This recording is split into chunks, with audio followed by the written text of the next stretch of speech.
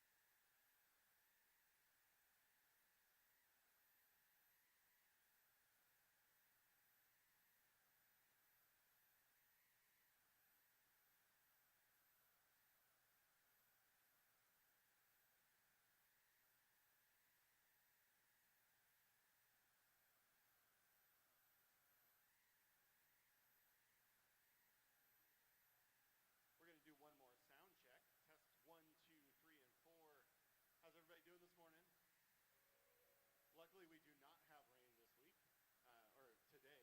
Last year was a little wet. I just need to not walk in front of the speakers because that would be bad. We'll get up here,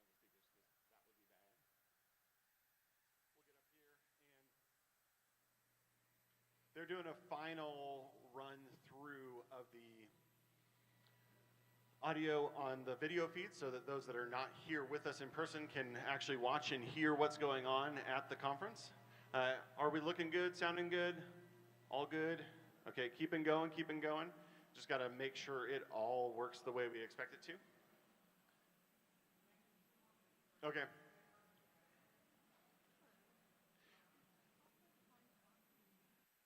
It wouldn't be DevOpsDayLA if we didn't start with a few AV issues first thing in the morning. So we'll give the AV crew a few minutes to get squared away.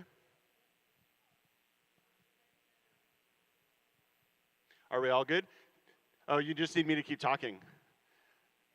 I don't know that I actually like hearing my own voice, but we'll go with it because it's a thing. And where did I lose? Okay, we've got people around. There are wonderful seats up front. I swear Cote does not spit. I've seen him speak a few times. It's fantastic. So please make sure you're making your way up towards the front to engage with our wonderful speakers. And test 1, 2. I'm just going to go ahead and just start doing my spiel, and then we'll go from there. All right, so welcome everybody to, I've lost track of how many times we've been doing this. SCaLE's been around for 21 years. I think that means DevOpsDay has been here over 15.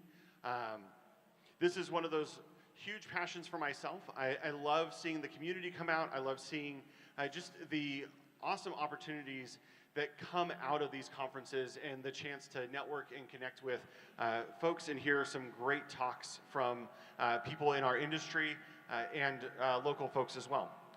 So, a couple of housekeeping things. First off, we'll walk this way. Am I good? All right. Couple of things. Number one, during lunch, we are going to have an unconference space similar to what we did last year. You will want to meet at the tables. Muriel, if you could raise your hand in the back, is going to be coordinating that unconference space. Additionally, for those that don't know, there is a piano up on stage. That piano is here for UpSCALE. So we are going to have live music, first time at SCaLE, at 6:30, going into the normal UpSCALE program at 7 o'clock. And with that, if I could bring our first presenter, Cote, to the stage.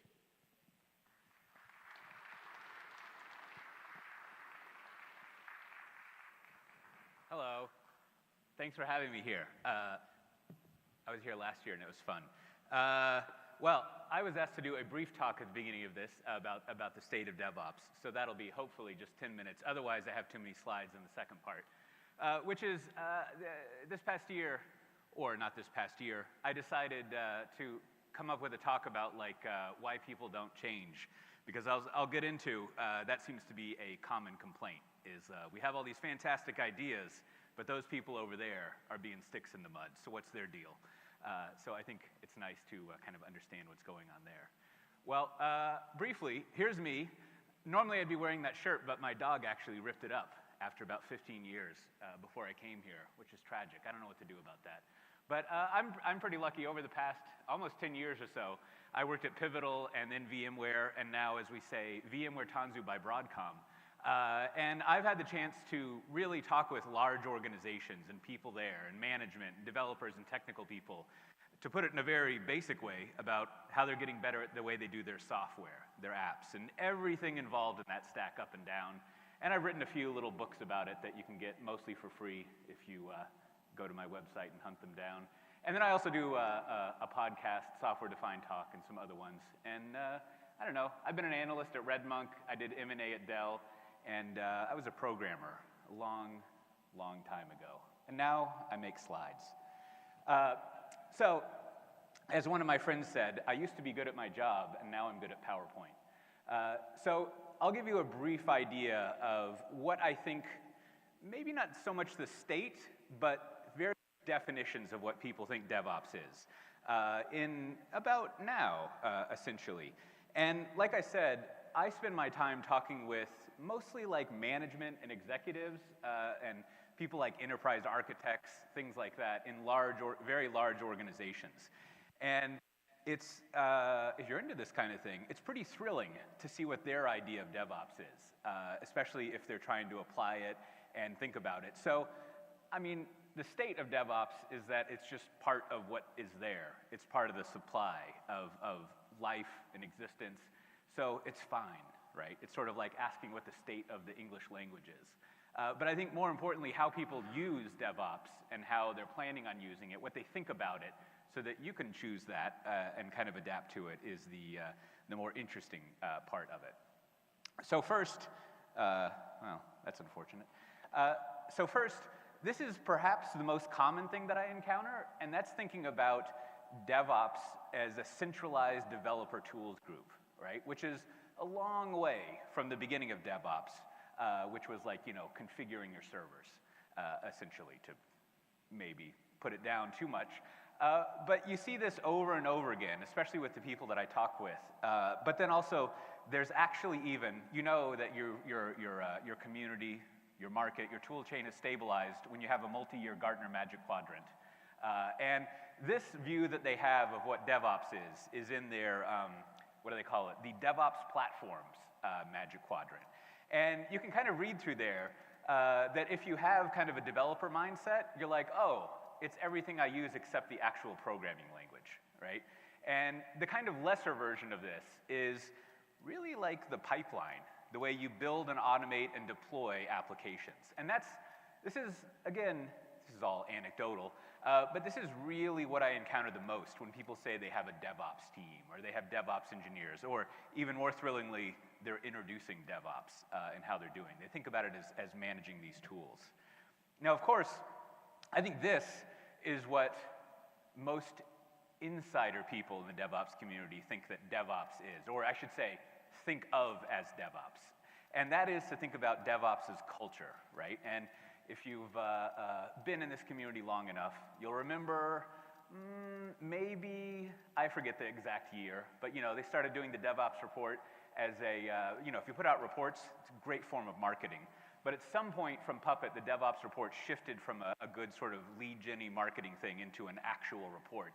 And it really moved very quickly into talking about not the tools, not things like that, but the kind of culture, the way that people think about how they do their job, the way they kind of build up the human dynamics, all of that kind of group stuff. And you know, of course, this is kind of like the hallmark, along with that chart that you see in the DevOps report every year, which I always think of as the awesome people are awesome chart, that shows you if you're following all the good DevOps practices, you do great at your company. I always want to see the data about connecting it to like revenue generation and share price and things like that, but I haven't really come across that yet. Not that it would diminish things, but it just would be interesting to see the relationship between those. And again, this is like the really DevOpsy DevOps people think about it as this way, right? This is where you get these ideas of like, it's not about the tools, it's about the culture, and it's all about the people. And I'll get into a little bit of this with the fearing change thing. Now, I also always like to point out, can you guess which one of these you're supposed to be and which ones are bad? It's like, you know, one of the funner things about this Westrum chart. So the next kind of view is that a lot of what DevOps is kind of the opposite of the culture thing, is really about the tools, namely getting the tools to be easier to use.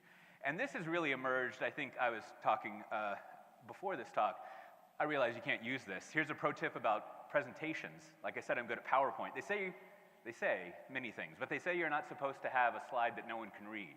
And I say they're wrong, because then what you can do as a speaker is tell people what's in the slide, and you just got this chart to pretend like you know what you're talking about, which I will demonstrate now.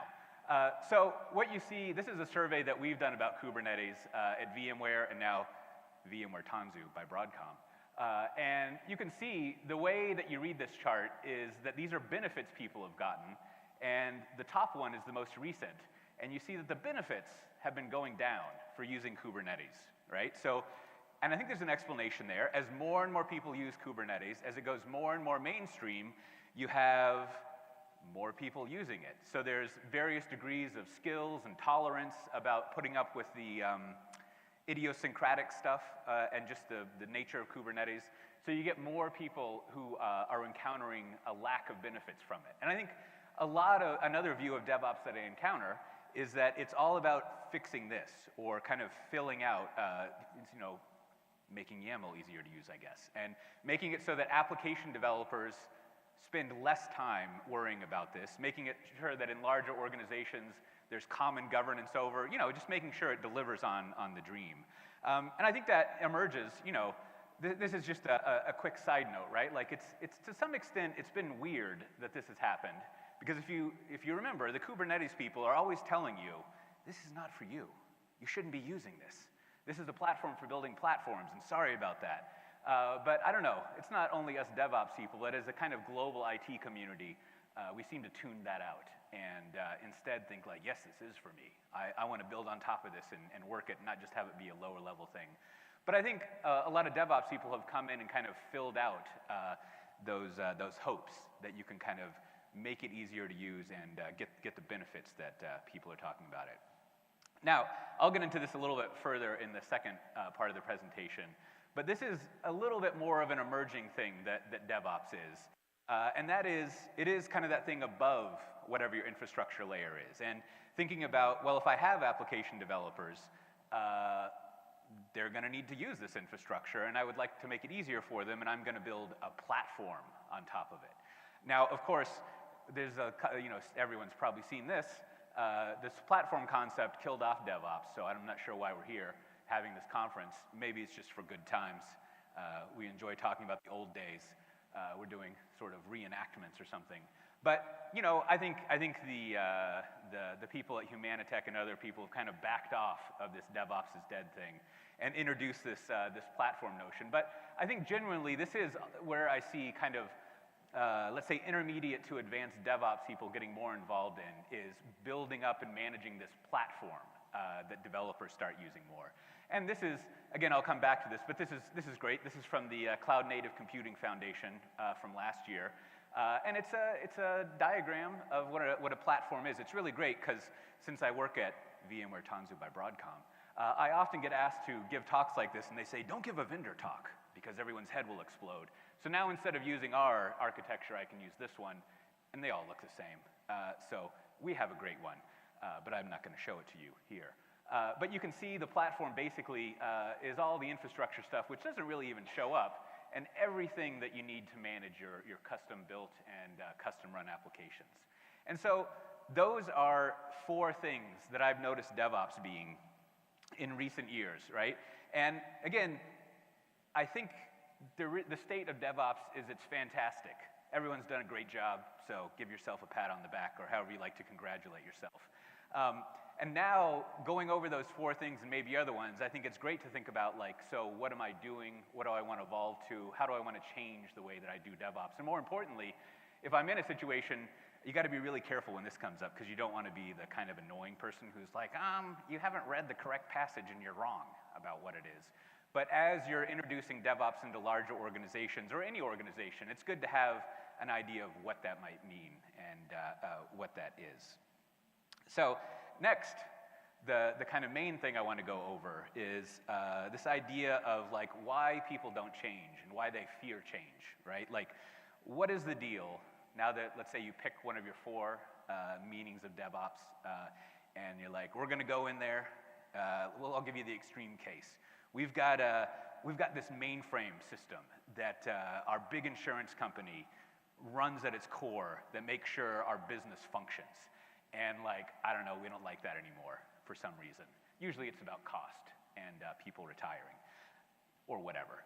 And so we want to introduce, whether it's a DevOps process, a mindset about it, or we want to introduce a cloud-native way of thinking about things. We want to introduce something where our developers can start deploying every week, right? You know, the original DevOps dream, which I think is a great dream to have. The more frequently you can deploy your software, the more feedback you get about what works if you're solving the problem, the better you can make your application. And if you're doing it right, the better you can run your business, which, you know, a lot of people in the technical world don't care about how well you run your business until the business is running poorly, and then you got to find a new business that's running better. So that kind of chain, I think, is very important. And yet, this is what people encounter all the time, is like, I've read all of the books, I've seen the talks, I saw this guy Kote talk about it, he talked about how it was awesome, and so why aren't people just changing to it? What's the deal with them? So what I want to go over here is kind of understanding why people might not want to change, and then my current theory about who the culprit is of why this change isn't happening. So first of all, if you read anything about change management, you know that any sort of corporate change management, regardless of YAML or anything else you're using, fails about 70% of the time. This comes up over and over again in the literature out there. You know, whether it's from management consultants to academics or things like that. So it's pretty discouraging, right? And it definitely is something people pay a lot of attention to. However, what's encouraging is that if you go research this stuff, you go look up where did this come from. There's actually, I think he's a British guy, and he's done several thorough studies that basically says that's a bunch of crap, right? Like, we have no idea how frequently things change or how frequently they succeed. And just to give you a little preview, if you dig it up, that 70% figure comes from, I think, maybe 1991 in Cotter and someone's book. And if you read the passage, they're like, in our experience, I don't know, it's like 70% of the time. And there's no real sort of like studying or something behind that, and it just has propagated through the decades.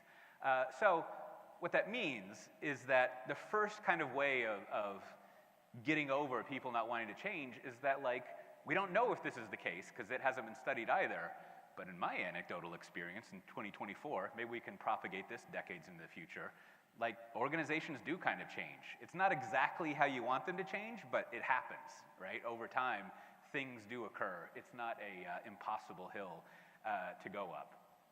Now, let's figure out where this resistance to change comes from, like what the deal is. And since in the DevOps community, it looks like most of you here are old enough to maybe have encountered this idea, so I won't explain the lore too much behind it. But, you know, we like our Star Trek analogies, all the way back to that velocity talk, as you may recall. And I think it's interesting to have a path of, there has been a lot of change driven by DevOps, so why is there this notion that people still aren't changing, right? Now, originally, way back when, it was like, we got to get these two people, developers and operations, to talk with each other. And, you know, here's how it happened at Flickr, so why wouldn't it happen this way at a 100-year-old insurance company in the future at some point? And I think, you know, this made a lot of sense, and I think, indeed, we actually have shifted over to this a lot, right? Like, now, of course, there's still plenty of infrastructure and operations people who don't talk with application developers very much, and application developers who think like, why would I need them? I can build all this on my own, and all sorts of nonsense. But it is a lot better than it was in, like, 2010, 2008, right? Like, the notion actually exists. Things have gotten a lot better. And now, over the past 3 or so years, we also had this idea.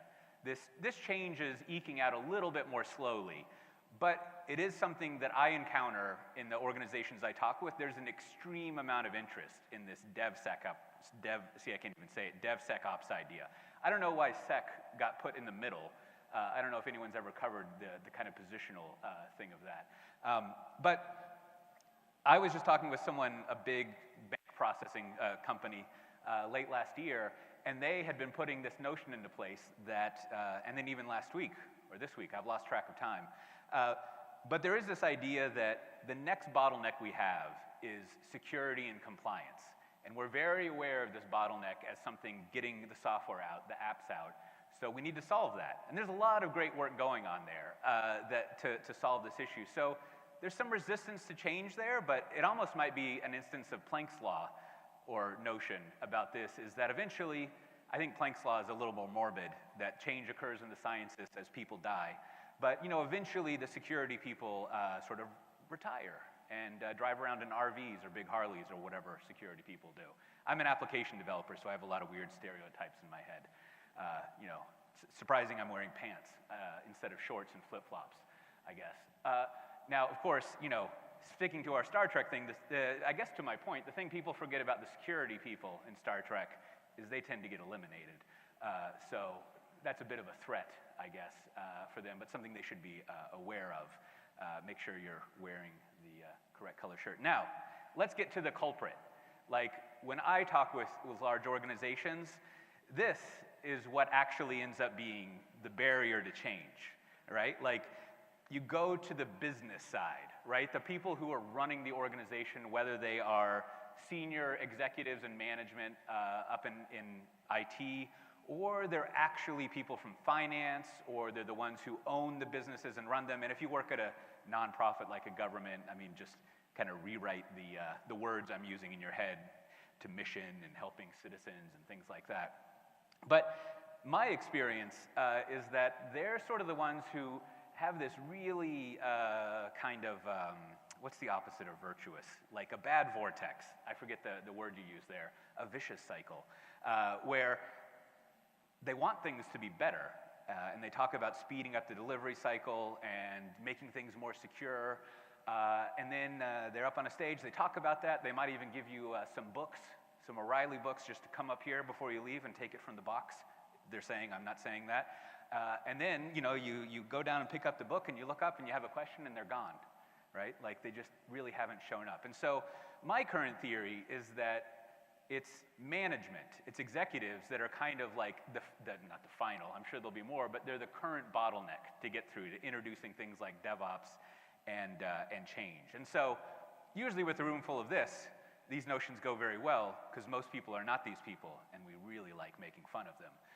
So now we can proceed into that. But more genuinely, I think there's kind of empathy and understanding of why management is a bottleneck, but maybe you can start to figure out how to apply these changes and get through these bottlenecks in your world.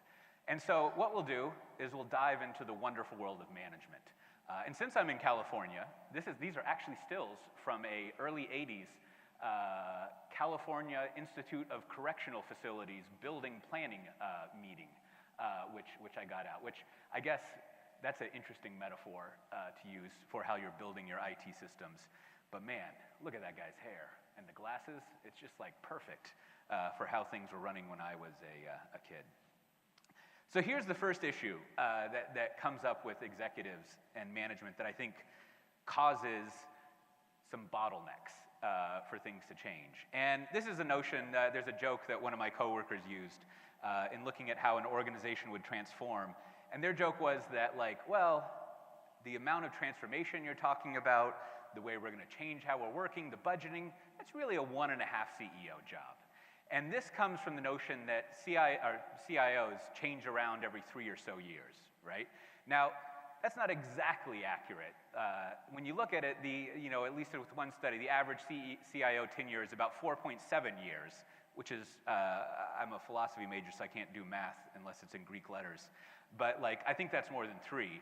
However, if you compare it to the CEO tenure, that's more like 7 years. Or you can think about yourself, your tenure at the organization you work at, right? And so there is this rate of change that does cause maybe the people in the organization to be like, that's nice, I'll talk to the next person when they come in here too, right? Like, you don't really, oftentimes when an executive comes in, they have new plans, otherwise why would you have a new one? And they want to change the way things are operating. But there's almost this mistrust that you start having. So I think it becomes really important for management, for executive, to sort of convince people about the stability of their desire for things to change. And then also when a new person comes in, to maybe not just like upend everything, right? To kind of understand where you're moving from. Because again, I'm sure the organizations you work in are fantastic and enlightened and over in that right part of the Western stuff. But lots of people I talk with are very jaded, and they're just like, I don't think anyone's going to change, like, because they keep doing this every 1.5 times. So the next thing that is a good perception of change, and again, a bottleneck of people not wanting to change, not wanting to fear it, I think is often the perception, in both directions, that management has when it comes to managing IT people, right? Deciding where funding should be, deciding what groups, what grouping you should have. If you think about the role of a manager, especially a high-up manager, like, you can't really do that much except kind of report on the state of the system and kind of decide, as if you've got one of those big maps and a wooden pole where you're moving little things around. Like, you don't have much control over things, so you have to reduce things down to metrics. Now, there was a great nerd fight last fall, if you remember, that kind of exposed this problem in thinking that exists in a lot of organizations around developer productivity, which I've been trying to think about, like, is developer productivity, is that even a thing? Well, of course, if you're a developer, it's not a thing. No one likes to be measured. I'm not sure if you've ever encountered this, but it's fine for other people to be measured, but when it comes to metrics for my job, that's impossible. What are you even talking about? Exactly. So as far as how I'm doing in this presentation, can't be measured. So it must be great. But this exposed this type of thinking that I think management still hasn't come through, especially in non-tech companies. And this was put out by McKinsey.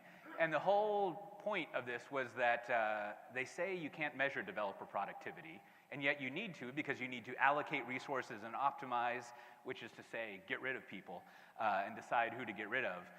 So we propose the following ways of measuring developer productivity, even though those wacky developers keep telling us they're impossible to develop and we don't know what we're talking about. And so you can see most of these, the ones in red are the McKinsey ones. And you can see that they're about activities that people are doing and evaluating the kind of worth of the people there. And this is very common when you talk to management people because it's how they think.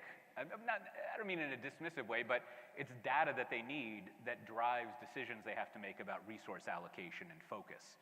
But of course, I think as our friend over here said, that it's true, like what you do when you have a more thorough study of how measuring developers, measuring people like yourselves, really what comes up over and over again, we keep coming up with like not very complicated, but different ways of describing it, is like one of the better ways to measure productivity is to go ask individuals if they're happy. And if they say yes, they're probably productive, right? Like, you kind of don't have to mess around with very many other things. There's all sorts of internal metrics and measuring yourself. Metrics are great as long as they're your own. Once they go beyond your team, terrible. Don't do that. But you see this in some of the more recent work on the, I guess it would be your right side, which I think is interesting. There's a lot of the, sort of like the children of the DevOps reports that have been coming out in those the other metrics that are great. But if you look through these, there's the classic kind of DORA and other metrics, you're measuring output, if you will. But there's also a fair amount of metrics about, like, are people just happy? Are they thriving? Are they in a good environment? And getting an executive to kind of do things in that way takes a big leap. And until you've shifted them over there, of course people are going to fear change. Because again, the metrics that are being gathered are all about who's not going to work here anymore. I guess on the positive end, they're about who gets a bigger bonus and promotions. But anytime you encounter a metric, it tends to be not great for employees. So then the next mindset for executives is just a little bit of like, you can kind of figure out this puzzle, right? So that CIO comes in, or a higher level executive, they feel this urge to change. And let's just look at incentive is an overused word, but let's look at the reward structure. So this executive wants to change things over, and if you look at the risk-benefit analysis, if they don't actually change, their compensation stays the same. They actually understand that if you don't change the way software works, the business is going to not function well. And so to them, the risk of not changing is high because the business is going to go poorly. And so, you know, it's not good if they don't change. Now, often, if they do change and they're successful at changing the organization, they're going to get famous, they'll get a promotion, they probably have a lot of equity in the company, so their share price is going to go up. And so while changing is high risk, the payout is very good for executives. So they're incredibly motivated to change, right? Now, if you look at an individual, it's not so great for an individual. You know, more or less, if you keep doing the same thing, you'll get compensated. If it doesn't change, you'll probably still have your job. Maybe like the company will do something else, someone else will come in, but like not changing, nothing generally happens. You keep kind of chugging along. And so that's kind of a great outcome. Stability is nice. Versus if you do spend time changing, are you going to get paid more? Probably not, right? Like you probably, if you're in most organizations, you don't have a huge chunk of equity. If you know what RSU is, you're not in this position. But like, you're not really going to get rewarded for it, except maybe like a cool hot dog festival or something like that. But the risk of changing is huge. Like you're moving to doing things in a new way, being with new groups. So it's all risk for an individual. And so really, is that valuable? Like probably not. Now here, I think it's pretty obvious what management needs to change, right? They need to have a reward for actually going through all of this change, which is kind of an impossible thing to ask, but it is like nice, right? Like, and this is another, again, going over this is like, it's a bottleneck to change because why would anyone change? There's really no payoff versus what you're already doing. I guess, you know, as technologists, we get really excited about new shiny objects and things, but again, culture is the real problem, not tools, as I've been told, which I don't really think is too accurate. But, you know, so you might want to learn new things and do stuff, but that's not really what a lot of large organization changes. Now, the final thing, or one of the final things, is that I think one of the bottlenecks is just management knowing what they're doing, right? And like I was saying earlier, you can't really do that much at a high level because you're not on the front line, or whichever line, metaphorically speaking, doing the work. And that was highlighted really well at a talk at DevOpsDay's Dallas a couple years ago, where I think he was like, I don't know, at some point the chief architect of Lean or something at Toyota, and now a consultant. And he was saying just the week before that, he'd gone to this corn distribution factory, which is a fun analogy. And there was a new CEO, who of course was the son of the former CEO. And in order to optimize that, so you know, you got a new executive coming in, they want to make changes, make things run better. The first thing that this consultant did was had the CEO go work on the line, sorting corn, and I bet you can guess what happened. Like within 10 minutes, there were many changes made about how the work was performed, right? So it's a little bit to ask to have your executives go in and like configure servers and program, but they need to think about like, maybe the people doing the work know how to optimize it, so I should let them do it, or kind of have a notion of doing it. And yet, a lot of times, people come in and there's not a lot of grounds up desire to change things around, and you get this corn sorting problem where the executive people have no idea how the corn is actually sorted. But that creates another bottleneck where just the ideas aren't too great. So then the next thing I think is kind of a lack of, and this is more in the IT world, kind of a lack of vision, if you will, right, that an executive has. Now, it's kind of nice to think about something like this as a vision, right, like as the goal that we have to simplify things. But this is not actually what this person from DBS Bank was saying. I always like to bring this up because it's a very good, I think this is actually a function that an executive can have. Like what she was actually saying is that something that I think is a lot more tangible for DevOps people and developers is kind of setting this mission about what's the point of us doing this, right? You're trying to rally people being motivated to change, not just optimize what they're doing, right? And what you can see here, again, I think is a great goal. They're a bank, and I don't know about you, but after this talk, I'm not gonna log into my bank and just kind of hang out with it, right? Like, I don't really want to spend a lot of time interfacing with my bank. And so if you have a notion like that for whatever organization you're in, I think it really helps guide you a lot in the changes that you're making, right? And oftentimes, to use a term of art, this vision is not that crisp, like the executives haven't thought through that in a way to motivate you. Now finally, I want to go over another thing that is difficult to use, but I've noticed is very important and very helpful. And that is that a lot of people, especially in the DevOps community, we kind of go too far on this notion that my friend Bridget wrote up a long time ago. And that is that, as I was joking about earlier, that whatever technology we use doesn't really matter, right? Which in general is kind of an interesting notion, but I think we lose out, to remind you about platform stuff, of thinking about how do we change our technology around, and maybe even how do we use the constraints of a technology to help drive or even force technological change, right? And if you have this notion that technology is easy and people are hard, then it's kind of easy to ignore selecting the technology you use as a way to force that change. And also, as a side note, you know, we're probably all technologists, in case you just came here to pick up some free swag and stickers. But just a pro tip, if you're in technology, you should never tell people technology is easy. You should always tell them it's extremely difficult, you barely can figure out what you're doing because it's so difficult, and therefore that's why you should get paid a lot, right? Like, you don't ever want to tell people that what you do is easy and can be achievable. So remember, people are hard. Well, outside of our community, tell them that people are difficult, sure, but technology, whew, even more difficult, and I'm gonna need a raise to deal with it. So I see, like, when I see organizations put this platform in place, what they're doing is they're saying, this is how we used to call this an opinionated platform. They're actually deciding this is how we operate, right? This is how you configure things, how you deploy them, the middleware that you use.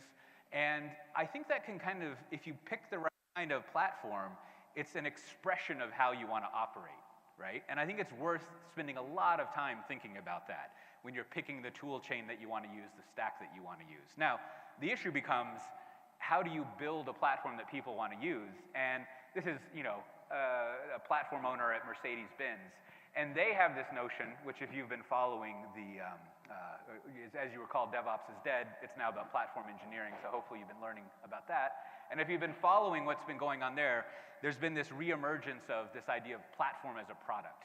And that is managing the infrastructure or the platform as if it is, can you guess, a product. Now, the thing about a product is hopefully you have customers. And in that case, your customers, in general, are the application developers.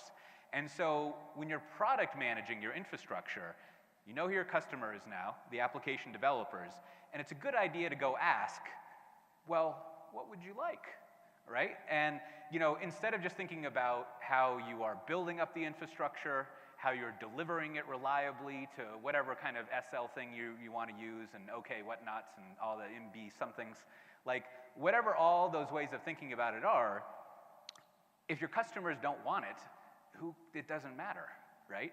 And so this is a notion that I think is genuinely kind of new, at least in widespread use, is to, as you can kind of think about here, go to your customers and ask them, so if you don't want to use my platform, what do you want to use, right? And really product manage that. And probably in this community, like, people know what product management is, but the great thing about product management is it's very well understood. Product management is easy, people are hard, right? Like, you can look it up and, like, get a lot of instruction about it. There's ways of messing it up, just like there's a way of messing up frying eggs, but, like, it's really hard to mess up because it's very prescriptive and there's lots of proof behind it. So this is an example. This is a survey that I made sure we just made for free. But, like, you know, you see people who are building, have that kind of DevOps as platform mentality, putting up, as you can see, figuring out how to connect together the network. But they go out and they ask the application developers what they're struggling with, what they need help with. And that, generally, if you ask people what their problems are and you solve it, they generally use your technology and get beyond not wanting to change. But it requires that product management approach. And, you know, it generally works. Like, here's my ongoing collection of technical things of putting a platform in place. People are always kind of suspicious of a platform, but there's all sorts of great proof points over the years that it works. Not only for technical effects, as you can see, but again, all the way back to the business side of things, just achieving whatever your organization wants with it. And then, you know, if you're really interested in platforms, we have a great Cloud Foundry one you should check out. You know, I always know you're not supposed to talk about how you get your bills paid, but I was at configuration management camp the past 2 years, and I realized no one follows that rule. They just suggest the solutions that they have. But if you want like a notion of what a platform looks like, you can look up that reference architecture. There's all sorts of platforms out there, and they've been built up over the years to really be that, here's a tool you introduce to get beyond people's notion of not wanting to change if you product manage it, right? If you think about how you build up and provide this platform. And you know, I think it's a good way to get beyond that fear of change. So hopefully that gives you a notion and some understanding of if you're in an organization and it seems like you and your friends or your co-workers have some notion of what would be great. You're getting this push from above to do something different. And like seemingly month after month, year after year, things are just the same, right? Hopefully you have a few things in a toolkit to go and kind of diagnose what the issue might be and try to understand how to get through the bottlenecks and the barriers that you would have. And with that, thanks for having me. I couldn't really see how much time I have left, but I'm happy to answer any questions.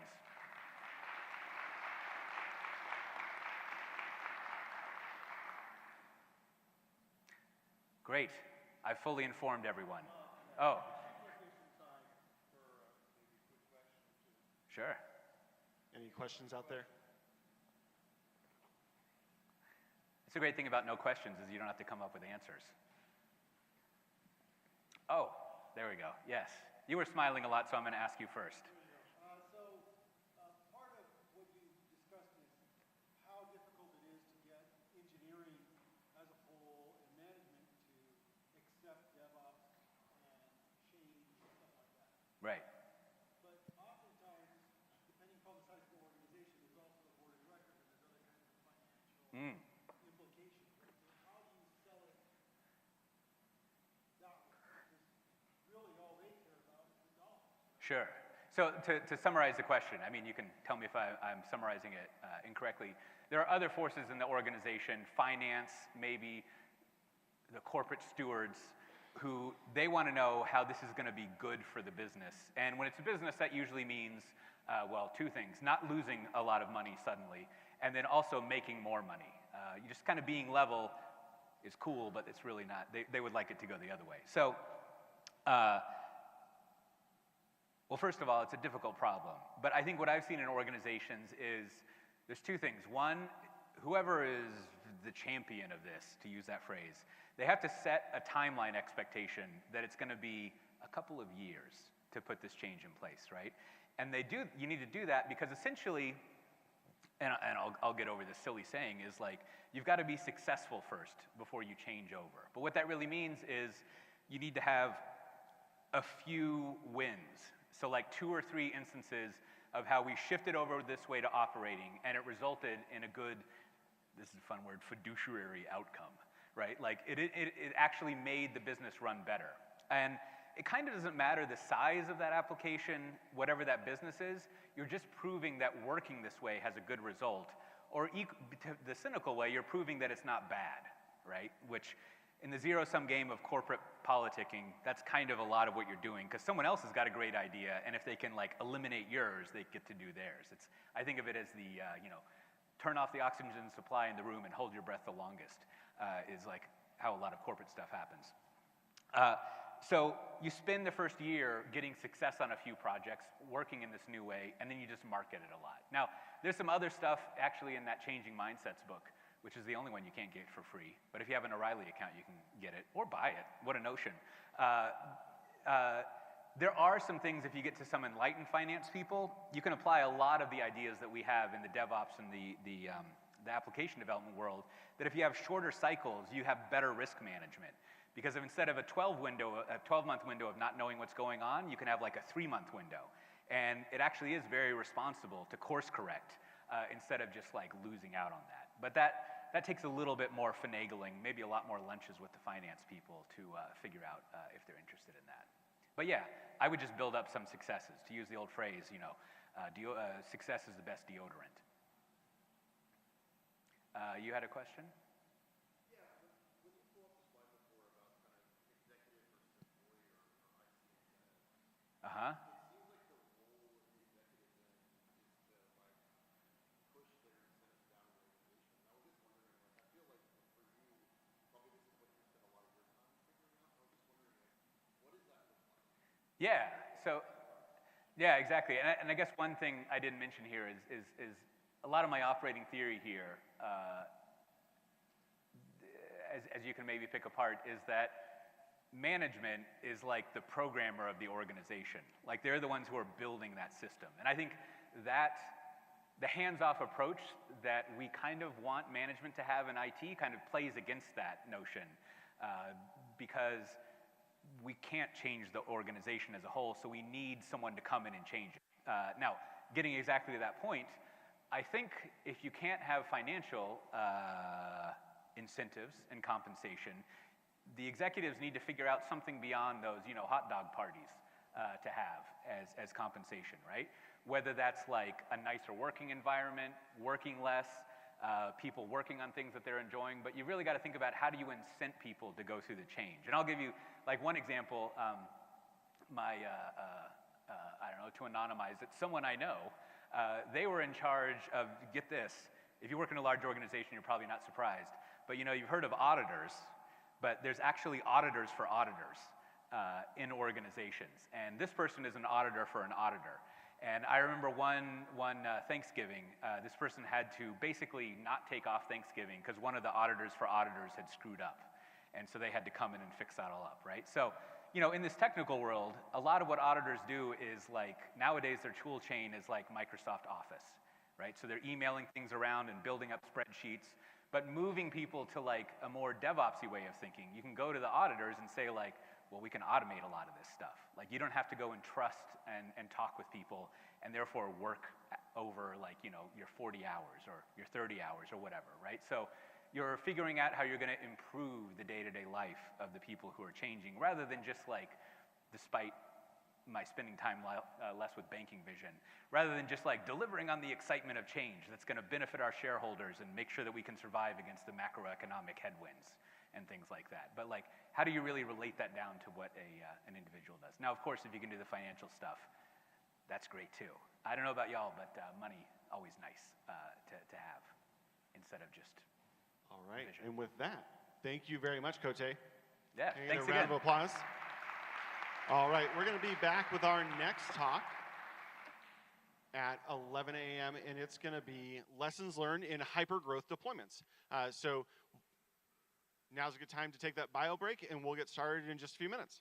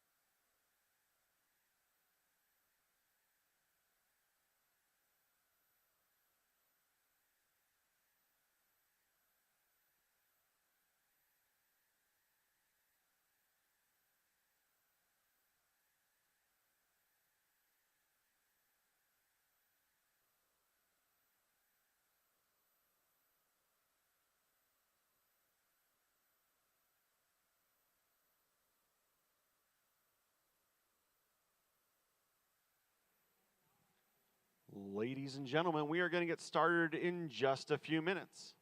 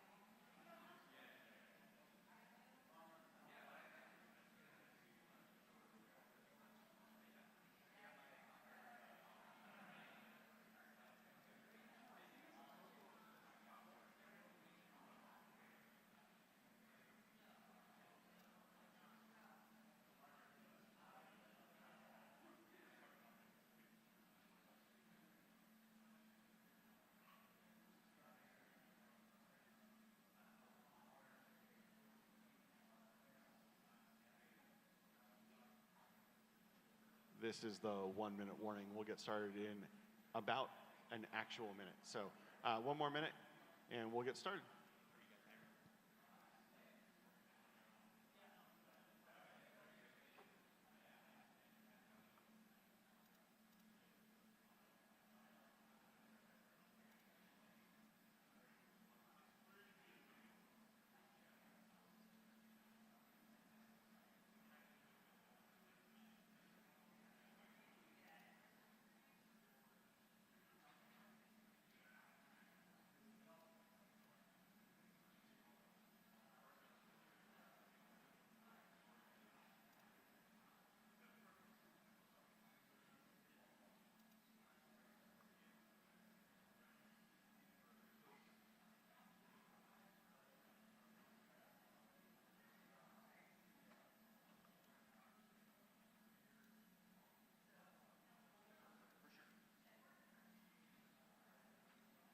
All right, we'll go ahead and get started. If I can bring to the stage our first sponsor, Doppler. I can get a round of applause. Thank you. Thank you, everyone. So my name is Hamza, and I lead the solution engineering team at Doppler. Doppler is a secrets management platform that acts as a source of truth for secrets all the way from local development to production. It's a single pane of glass that allows you to orchestrate secrets, have access controls built in, have secrets rotation, dynamic credentials, all of those things within that single platform. So we have a booth out there. Feel free to drop by if you want to talk about it in more detail. And yeah, thank you, everyone. All right, and our next sponsor, DNS Simple.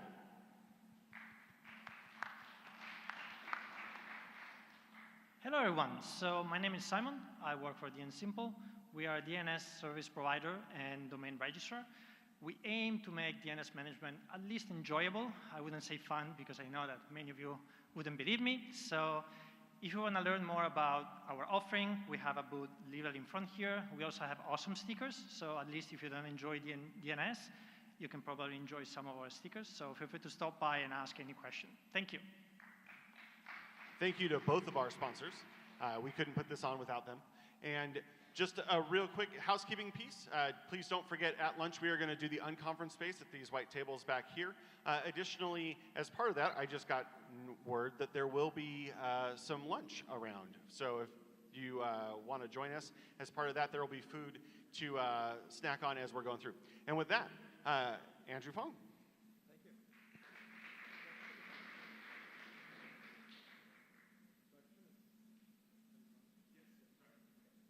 Let's see if this works. Okay, there we go. Thank you for having me today. It's amazing to be here in person. It's been I think I've done 1 or 2 talks since we've been doing more in-person events. And I also want to say thank you for spending the time here today, because I know time is really valuable, and it's a big time commitment to come to a conference and spend time listening to us talk. So thank you for that.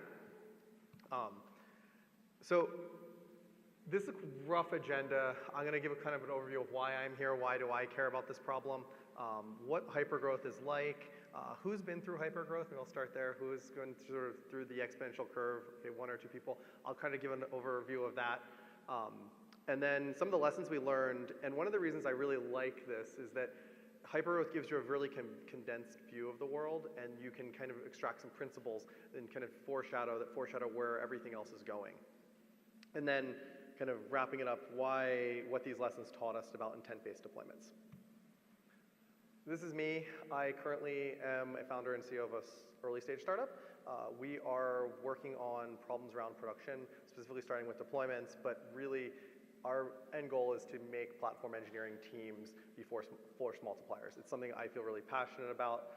I've spent probably the last 22 plus years in infrastructure, maybe 25 years in infrastructure. I've seen a lot of things, I guess, over the years. And across these 3 eras of sort of the internet that I've seen, there's been one constant. This room is big, but anyone want to venture a guess as to like what's the, just you can shout it out, like what one constant over the last, say 20, 25 years of the internet has been? Anybody? Nobody? Yep. Growth? Okay, good guess. Bugs? Things break, okay. I'll go with something even more fundamental, interns. So I'm actually here today because of interns. In 2016, I was running the production side of Dropbox, and I spent almost a decade there, but at that time, I had been focused on reliability and cost. And I remember at the time our head of cloud engineering asked me, he said, hey, Andrew, can you spend some time and talk to the rest of engineering? Just like figure out what's going on. I want to understand what problems there are, because we were really focused on getting gross margins down. And I spent some time just like walking around engineering, talking to engineering directors. And it was amazing. It was actually more like a gut punch. I shouldn't say amazing, because what's going to come next is kind of terrifying. 3 engineering directors told me that they had interns in their one-on-ones crying. And a 4th one told me that a staff engineer that we had just hired quit after 3 weeks. And the common theme around this was that this idea of developer effectiveness, this idea of getting things to be super simple and lowering the cognitive overhead, it wasn't there. And for me, that was sort of like just light bulb moment, like this is what I want to do, this is what I'm gonna do from now on. It's gonna be what I work on, whether it's at Dropbox, whether it's at a startup as a CTO, whether it's founding a company. And I spent a ton of time just sort of soul searching to figure out, okay, what is that thing? And it's really that moment when like listening to this problem with the interns crying solidified that for me and said, okay, this is why we do DevOps, this is why we do infrastructure, this is why we do platforms. It's because there's someone on the other side of that. It could be an intern, it could be a staff engineer, but they're trying to do their best work, and in this case, we're an impedance to that. And for me, that was sort of an untenable situation. That's why I'm here. I think you're here to hear about hypergrowth and what it's like to do this in hypergrowth. It's a great learning experience. I was at YouTube in 2008 through 2012, and this is kind of the growth curve that we looked at there. It's kind of crazy how fast and how many users were adopting the platform at the time. And I had started my career at AOL and was spending time in video, and the reason I joined YouTube was because I wanted to watch The Daily Show whenever I wanted to watch The Daily Show. It's actually the reason. AOL was not making enough progress to that, despite the fact they had Time Warner, and YouTube seemed to be a better bet for like watching The Daily Show whenever I wanted to. So I joined YouTube and saw it grow through about some sub-billion users to like almost a billion. And at the time, we were taking on 24 hours of video every minute. That number in terms of scale is, in a day, we would upload more uploaded video in one day than the entirety of Hollywood down the street would produce in its entire existence. And this is roughly 2010. So you can imagine sort of the scale they operate today. And so we had to solve a lot of problems. Like the tech that exists today didn't exist back then, right? Like a lot of the things that we had to build and had the problems we had to solve, we had to do them with a much more rudimentary set of tools, which we're going to talk through, but why they can sort of mirror where we're going with the world today. At Dropbox, this is kind of the growth curve there. This is the growth curve there. I joined 2012 and was there through 2020. We went from about 50 million users to 700 million users, so another humanity scale product. And we doubled our infrastructure every year. And when I say doubled our infrastructure, I think when I joined, we had about 400 databases. When I left, we probably had between 12 and 15,000 databases. And keep in mind, hard drives are getting bigger and computers are getting faster, so like some of this density is compressing. We were building, to support this system, we were doing things like the database storage systems they were fully consistent, sub 10 millisecond sort of write latencies with cross-shard transactions at that scale as well. And so we were building systems to handle that. But the system I think that taught us the most was a storage system. And so it's a storage system that started with 0 bytes on disk. And over the course of a very short period of time, we moved 1 exabyte of storage out of S3 to our own infrastructure. And we did that in 24 months. And when I say we did this in 24 months, this is turning up data centers domestically, building an international backbone at a terabit scale, qualifying and developing hardware for servers. What else do we have to do? We had to build a storage stack. We started with 0 code, and we actually built a storage stack that is geographically redundant, has over 29s of durability.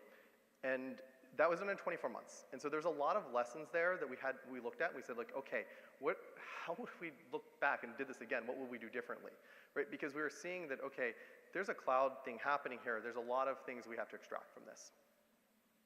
And so for me, the reason I enjoy Hypergrowth is this is sort of what the normal organization's lifespan looks like. You have this like very long, multi-year, you get to iterate. You have, who here has like quarterly planning cycles that last forever, and like really the next one quarterly, I see a lot of heads nodding. One quarterly planning cycle goes to the next quarterly planning cycle. You can't move an exabyte of data in 24 months if you kind of go through that. You have a process that looks way more like this, and you just basically try to fix the problem as it comes up. And so that's what Hypergrowth feels like. It feels like this sort of constant hamster wheel you're always on. It's unlike anything else I've experienced in sort of engineering.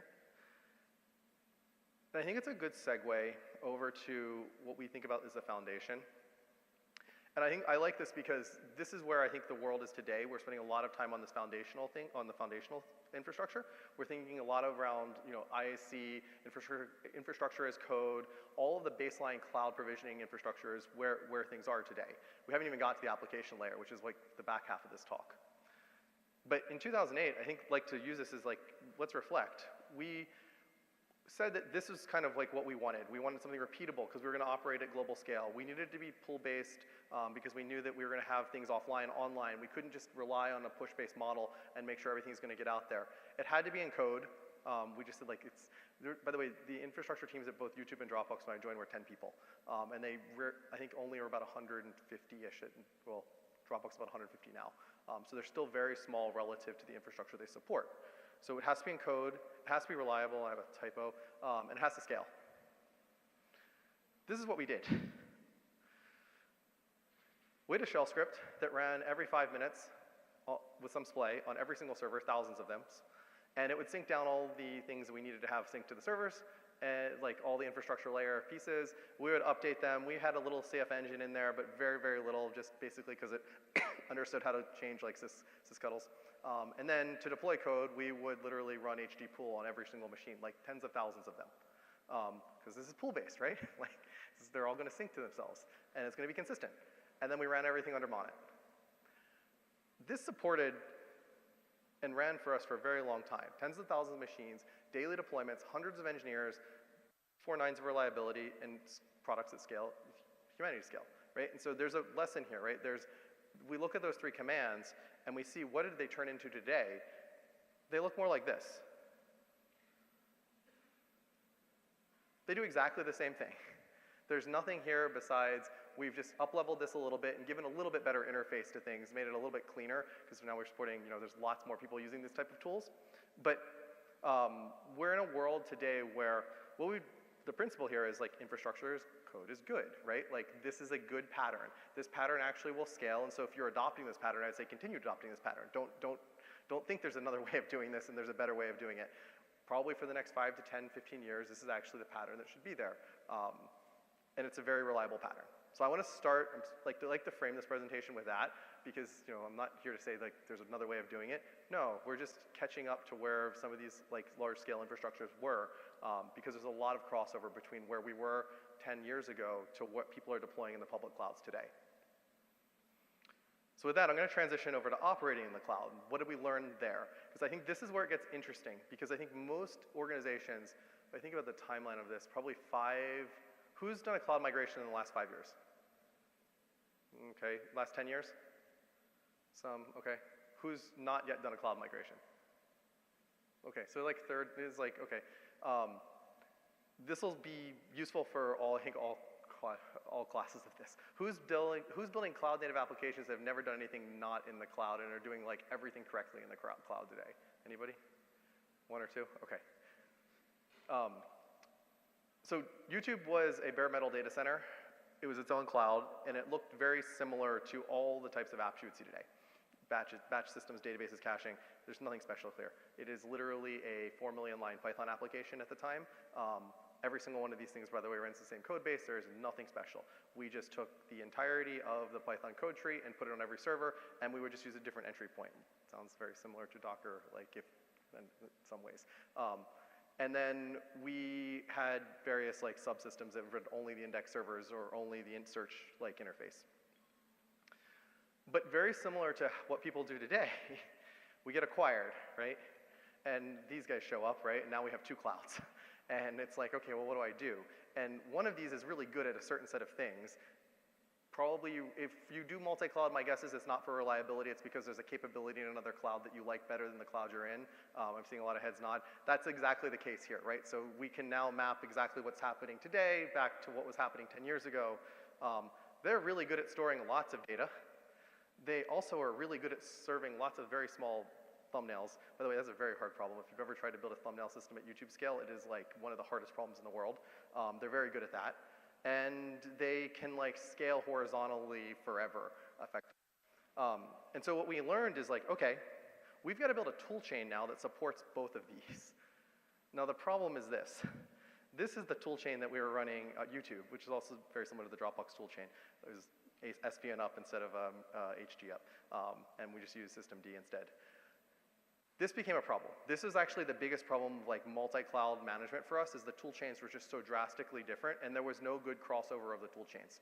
And I'm guessing if you're in Amazon and Google and you're like, I've got G-Cloud and I've got AWS CLI, they look very different. Terraform makes it a little better, but like it's not great because not everything I'm guessing is Terraform, and it's just a pain to manage these things.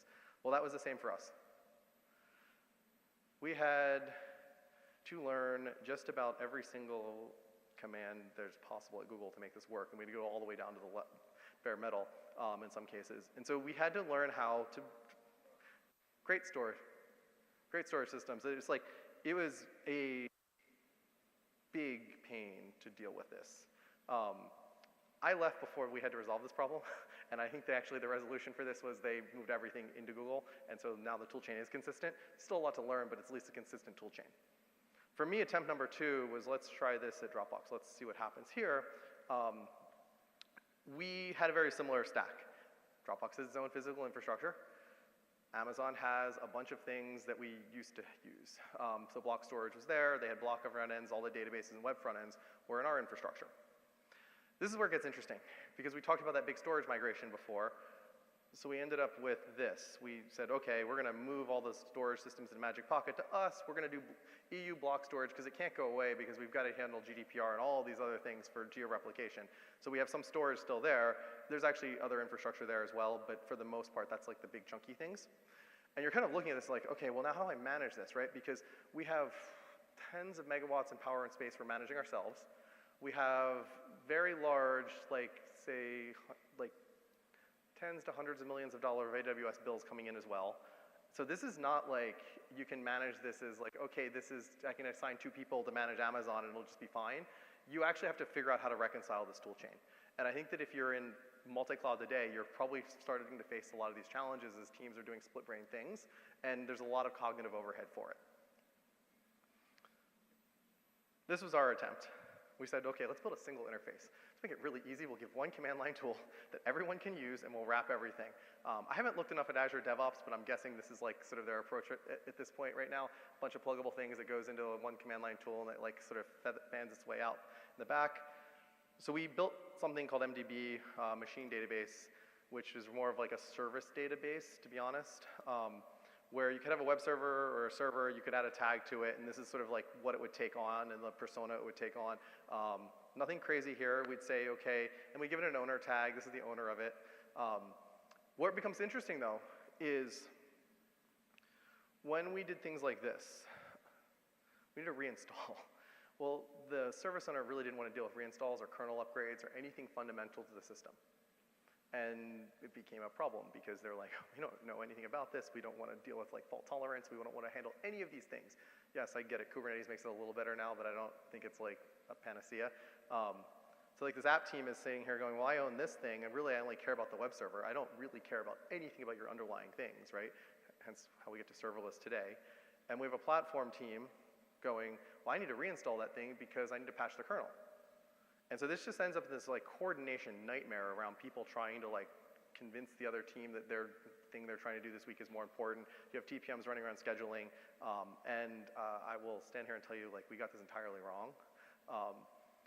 I think that there's, you know, hindsight being 2020, I think Netflix, and I'm gonna walk through this now, Netflix came up with a much better pattern for this. And they have a blog out there called it's on a website called manage.delivery, I'll have them in the end, where they talk about how to separate this in a little bit more elegant way. And I'll walk you through that right now. So you have a person, right, that typically just wants to ship code. They don't care about anything else.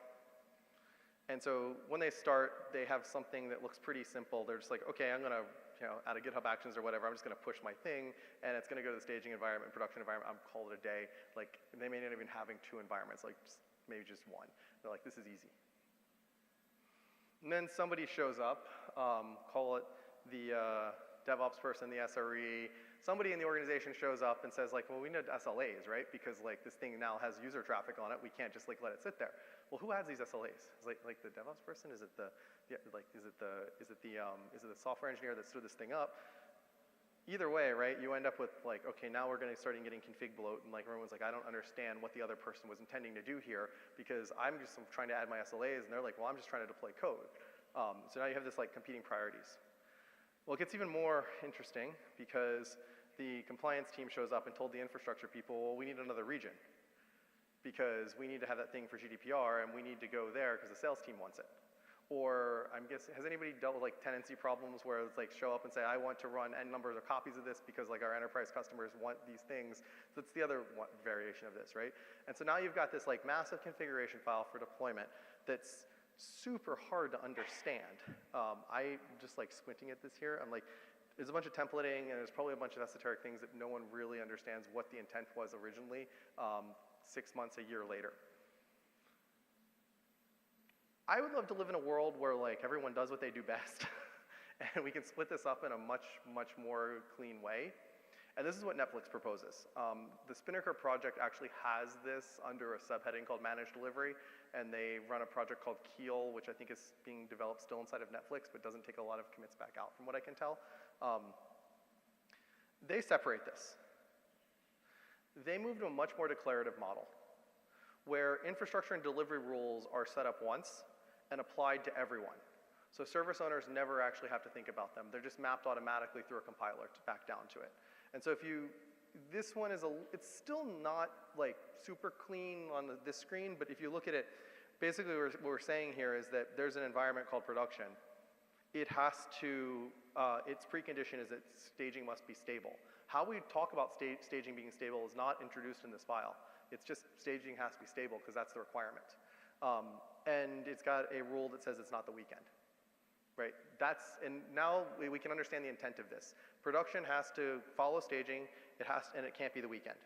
And we also can abstract the infrastructure. We're not talking about what a cluster or anything like that. We're just saying there's a runtime called production US on Ks. Could it have easily been production US ECS or Lambda or whatever else, right? Now the infrastructure person can manage their portion of this, and we're bridging this together here at delivery time. This is just infrastructure to delivery, business rules plus the baseline. And then they propose, let's move this out to separate infrastructure from service. Let's have the infrastructure people deal at the bottom layer and the delivery teams write delivery rules because that's what they're responsible for. They're responsible for the delivery of the thing. And then the service teams just need to worry about like the basics of their application. How many replicas, what's the image, like what code is going out. It's like we remove the cognitive overhead and we join this at deploy time, right? We can put a compiler in place here effectively to figure out what the dependency tree looks like. And so this much more declarative mode, right? We have what were 3 pieces now, and what happens is we actually join these and we build a desired state out of this, as opposed to having some imperative configuration that's like if this, then this, and all these different regions. We can write this once and then map this back into a single desired state. And so what we learned, and I've learned this through sort of looking at the Netflix folks, and I think Dropbox towards the end of my tenure, we moved towards this. We found that declarative scales way better, way better from a developer standpoint. And Kube has a lot of these properties. The problem is it's not mapped universally through the organization across all the various pieces of infrastructure you have. And so bridging this all together, it's not a desired state of everything. It's just like little tiny slivers today. And so what we were striving for at Dropbox is to like figure out a way to bring this all together. I think Netflix actually has done a very good job of doing this, about bringing a bunch of these pieces together in one place. Okay, so now we've solved the baseline infrastructure problem, right? We've said like infrastructure as code is good. We've now also, so we can deploy that. We've said like, okay, let's build declarative states. That's a step up from where we were managing pipelines and trying to get everyone and figure out what's happening. And it's like codified in a TPM's head or a release manager's head that's trying to figure out what's the next person I talk to make sure these rules happen. I mean, for me, when I was at YouTube, we had every single person in the engineering team would get on IRC when we did a deployment. We had probably 200 to 300 engineers, and they would sit there, and a TPM would run through a 200-line spreadsheet. We'd each validate whatever we're going to do, and that process could take days. And so, like, as we added engineers, as we added these things, like, it just scaled, like, the deploy times just kept going up and up and up and up. We went from, like, being able to deploy daily to, like, weekly, and it was very, very painful. Had we had something like this, it would have drastically changed sort of the game for us in terms of, like, where we could actually have asked teams to interface with. The next lesson, and I think this is probably what the farthest from where I see the world today, this is my personal view on this, is that we still live in a world where there's a lot of belief that like production is a static thing, that if I set these rules, it'll never change. And I have this like data center, and I'm gonna put my things in this data center, and that's gonna be good. Let me ask you this. Who here manages more than one system? Okay, this is easy. More than 2 systems? Okay, so all the hands are gonna stay up. Anything more than 5 systems? Okay, so everyone manages distributed systems now at this point, right? Like that is a constant. Let's just assume like the cloud is a distributed system at this point. Everything crosses boundaries now. There's no more, okay, I have my application, I'm gonna put it on a server, and this is gonna be my thing with my PHP app and my MySQL thing, and that's all it's gonna be. It is a distributed system, which means that everything crosses boundaries. And as much as I would love to live in a world that's like Amazon, where everybody has to have interfaces that are well-defined and everything can break at any given point in time, I'm guessing no one here really lives in that world. Yeah, it's like, pragmatically, right, like we don't know the dependencies we take in a lot of cases. So I would postulate that control is an illusion for most people. Like, we want to have this control, but maybe another way of thinking about it is like, what if we just gave up the control? What if we didn't actually try to have all the control to exercise across the system? And here's the reason why. For service dependencies, in your own infrastructure, does this group feel like they have pretty good understanding of their service dependencies? Or like 50-50? Okay, one, yes. No. It's like, I'm guessing if I said like, enumerate all your dependencies, people would have a problem doing that today. That's just in your infrastructure. Do you know your cloud dependencies? Like for example, do people know that like EC2 and S3 are not a non-blocking switching fabric? Meaning that like you can overload that, and I have been in an environment where we've overloaded that. That's a dependency. Like, we need to know that in order for us to try to copy exabytes of data out through EC2 instances. It will break. So there are underlying fundamental cloud assumptions there that you fundamentally can't know at this point. In the hardware world, right, maybe you can go pretty low, but in the cloud you can't. It's, there's abstraction layer, abstraction layer, abstraction layer. And so you have dependencies you don't even know about. And the last one is, how many people have application teams deploying apps that take SaaS dependencies? Anybody have this? Okay. Do you know when your SaaS providers are doing upgrades or changing things? Okay, see, yeah. So this is complete illusion now, right? How many of you even know which new dependencies the app teams take on SaaS providers? I'm guessing that's also a very low number. Security may have a better view, but like, no, okay. It's hard, right? So like, the best you can do is defend the thing you have, right? You can't actually try to enumerate the dependencies and manage it that way, right? Like, we're just gonna assume that failure is gonna occur, and so now we have to adapt to like when failure happens. So okay, we're all aligned, change is constant in the cloud. Now let's get to like deployments. Pipelines are really bad with change. Pipelines are like probably, like it goes in one direction. It's a singularly linked list in a lot of, from that perspective. Let's like look at an example of this. This is a deployment pipeline. Okay, it's gonna go out like that, right? This is the steady state best case that can possibly happen. How many of you have had this scenario where, let's say, production US just decides to blow up? What do? Do you roll back? Do you fix production US like out of band to get it to keep going? Do you go and, I don't even know, like start a new pipeline just for production US and then like stop, cancel this? Like, okay, this is now like, it's hard to reason about as an operator. Put yourself in the application or the intern's shoes. What does the intern do? They have zero clue how to handle this problem, right? Like, so we're building systems that are like not feasible for people at like the higher altitude here. So this is painful and slow. We can take a lesson from open source world, from Netflix, from a bunch of places. Convergence engines are a thing. People use these. They're not, they adapt to real-time change. You can set desired states, say, and then have an engine try to bring you to that desired state, exactly the way Kube does this. What if you could do this like everywhere instead of just inside of the one place called Kubernetes? That's been the sort of what Netflix has promised with SCaLE and a bunch of what they've built in managed delivery and Spinnaker. It's not a panacea, right? But like it takes you way farther because you can take that same system, right? The same failed mode here. And now you can resume, right? If something happens, you can resume there, you can pause, you can do all kinds of interesting things. And if you think back to I should have put a slide here. If you think back to the declared states of like how the environments work, parallelism now becomes easy also. Because if you understand the dependency tree, you can unwind this dependency tree, right? And you can say, I didn't actually say at any point in this conversation that like these things had to go in that order. The pipeline just made them go in that order because that's how we wrote this thing. But in a lot of cases, it may not have been actually that's what I wanted, right? It was just like it, by coincidence, happened that way. Let's make this a little bit more complicated because now cloud systems are way more complicated than our previous lives were. Let's consider this use case. We're gonna roll from version 1 to version 3. This is what happens today, right? This is what probably your normal deployment pipelines are gonna look like. We're assuming like one day per release. It's called a storage system or something like that. Timescale doesn't really matter. This is just to be helpful here.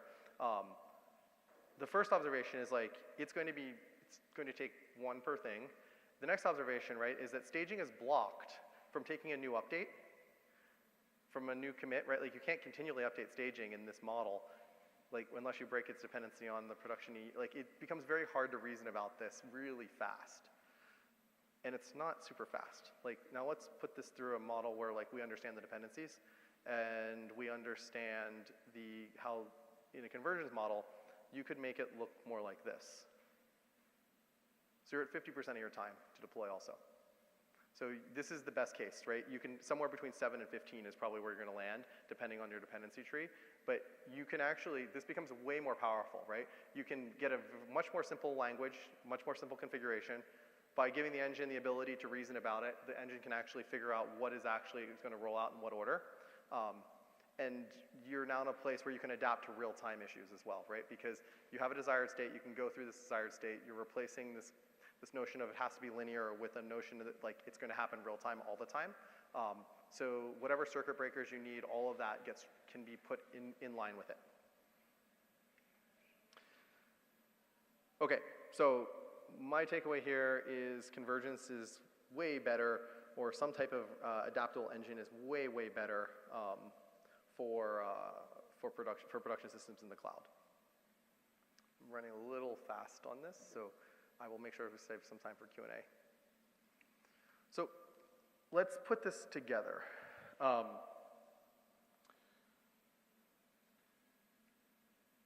I like to think of like modern intent-based delivery systems. I think we're on a place where the current, and here's I'll summarize the argument as this. When we did lift and shift to the cloud, the tool chains did not evolve.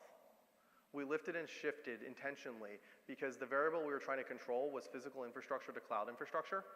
And so we effectively moved things from point A to point B with the exact same tool chain we had prior. But we've agreed that change is constant now in the cloud, and things are like, we can't control the dependency tree the way we used to think we could control it in the physical environments. So now we actually have to go back, right? Like, this is what we had to do when we built storage systems, is we had to go back to first principles and say, like, what are we gonna do now that we have this thing that we moved here very quickly, which is manufactured growth? How do we manage that thing in this new environment? We haven't actually gone through that journey yet, we're just starting it. I think infrastructure as code was the very beginning of this.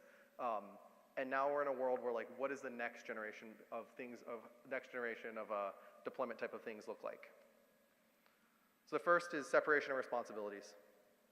Like, we need to be in a world where service teams can define how apps were managed, how infra can define how infra is managed, and we need a way to move that out to production environments without those two teams blocking each other, right? Infrastructure is a complicated problem now. It's way more complicated than it was 15 or 20 years ago. So now we need to have, those teams need to be able to handle that stuff independently. A good example is like who had to deal with the log4j bug? Security. Okay, one hand going up. Everyone knows the log4j. So what if you could upgrade everything independently without the service teams even worrying about it? Like most systems today, it's very hard to do. I don't think Kube even gets to that level of like, how do we solve that problem? Those are the class of problems that infra teams and security teams are faced with now, right? Like that's the class of problem, and they don't have the ability to like understand what's happening up stack. So there is a separation of responsibilities and interface that needs to be there. I would say declarative, this idea of desired states is way more powerful than sort of like the if-else's that we have in the current sort of CI world, CI systems. I would also say that like your CI system probably should not be your deployment system at this point. It's way more complicated than just point A to point B. We're not printing gold master CDs anymore. We're actually deploying a distributed system. I think the other one is adapts to real-time change. Again, if we were deploying gold master CDs, there is no change, right? We print a physical thing, so a pipeline kind of makes sense. We get one artifact at the end, that artifact is shipped out to everybody's computer. I worked at AOL, so like I feel like I can say this. We had a CD and we shipped it. That artifact is very different than the artifact we're shipping today. And so I think that necessitates a change in how we think about delivery. And I think you also have to abstract infrastructure.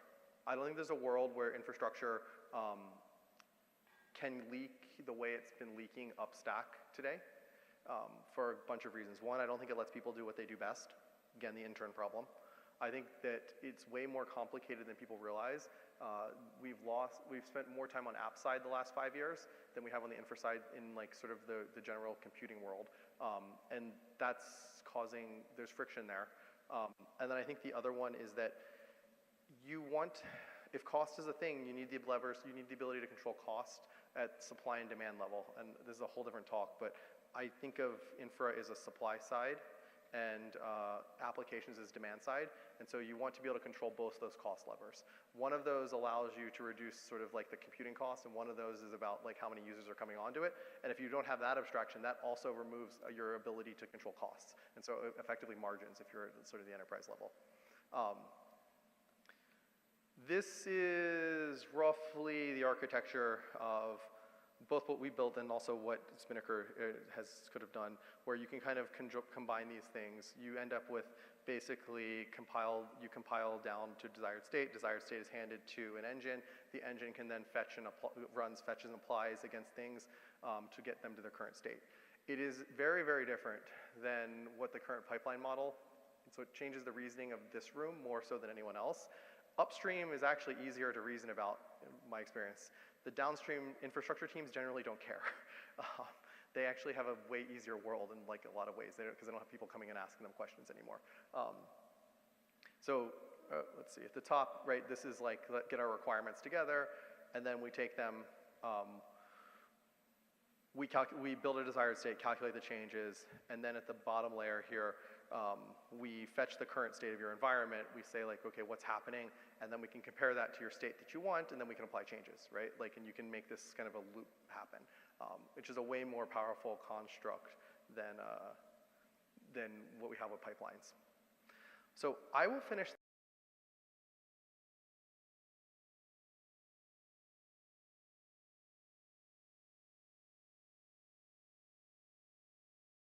I came here. If they don't tell me, and I will send them out in some way, shape, or form, or you can just go to the URLs.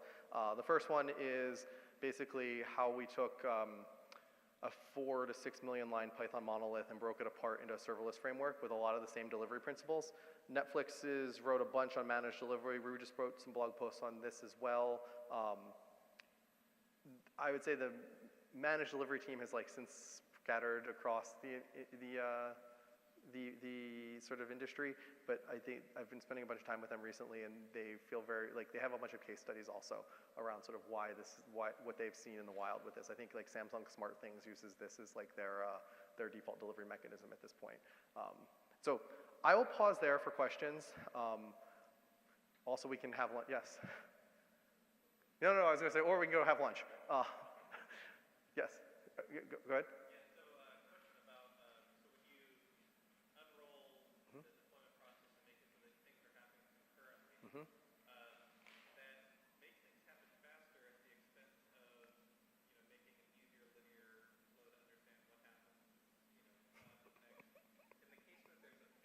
Mm-hmm.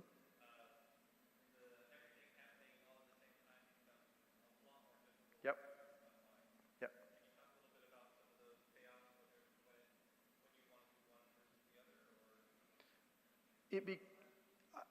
My philosophy on this is that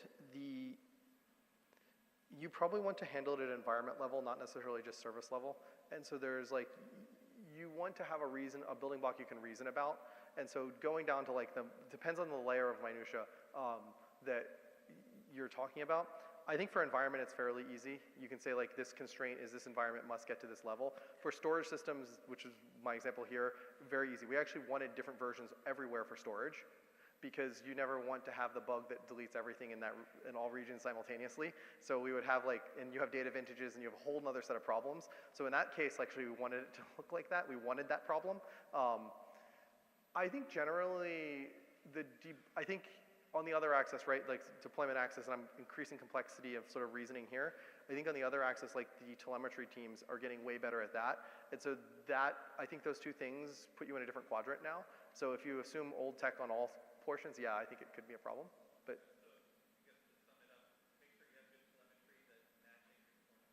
yeah, I think you have to up-level these things. I don't think you should up-level one without doing others and these type of things. Yeah. Yep. Yeah, when you talk about separation of concerns, Mm-hmm.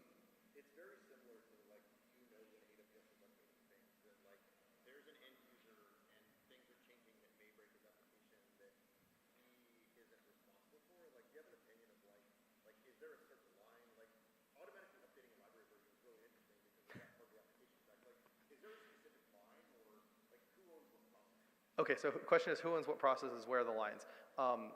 I think that, every team I've ever managed, I had a concept of like, at a very coarse level, serving path versus non-serving path, that's like super easy to draw, like batch versus not batch. Then you get into the core libraries versus not core libraries. For my teams and my philosophy, it's very hard, like some of this doesn't translate well. I believe in one of, not N of. So one RPC system, one version of everything effectively, and so then rules around how fast you have to converge to said version. And so the answer to that is like, I'm sort of sidestepping your question by saying like there's going to be a layer at which like this stuff has to go out and you're going to do this, and there's like a very small set of people that control that, and then there's like everything else sprawl on top of that. Yep. PCF, what do you? So in PCF, when they construct the changes, rollbacks or whatever, developer is like respace, and then that's the command, so they know what they do. In this model, I would put this on the build side. You know what's going out, and so you can keep a catalog of that, and so you can kind of put the back pressure to say like, okay, these things need to get in a certain place. The way we handle this in my previous lives, where we would actually put different gates on, like they end up being human gates. When I say human gates, human back pressure gates, making it painful for them to do something else until they update. Then you're talking about like making it less painful to update. So I think of it as like build system of what I want the end state to be, and then automate those individual pieces. I actually not very strongly opinionated about what tech is going to have to happen where. It's just going to be what is the human, how does that pain for the human be very low? So in my previous life, build system team would have handled this. They would have made sure that we would have had some sort of report. The deploys would have been blocked if you weren't at a certain level. And then if you weren't actually, if your services were not deployed within 30 days, we started sending pages to you. We're opening tickets and we started sending pages to you. It didn't matter what time of day it was. Like, that, this is the thing. So we'd open a SEV or something like that against the team and use that organizational construct as like back pressure. I don't think there's a clean way that I've seen yet to do this. Service owner is going to have to, is going to have, yeah.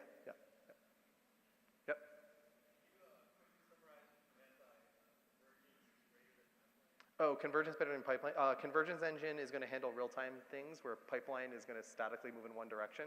So you can't really make a pipeline go backwards. It's another pipeline at that point.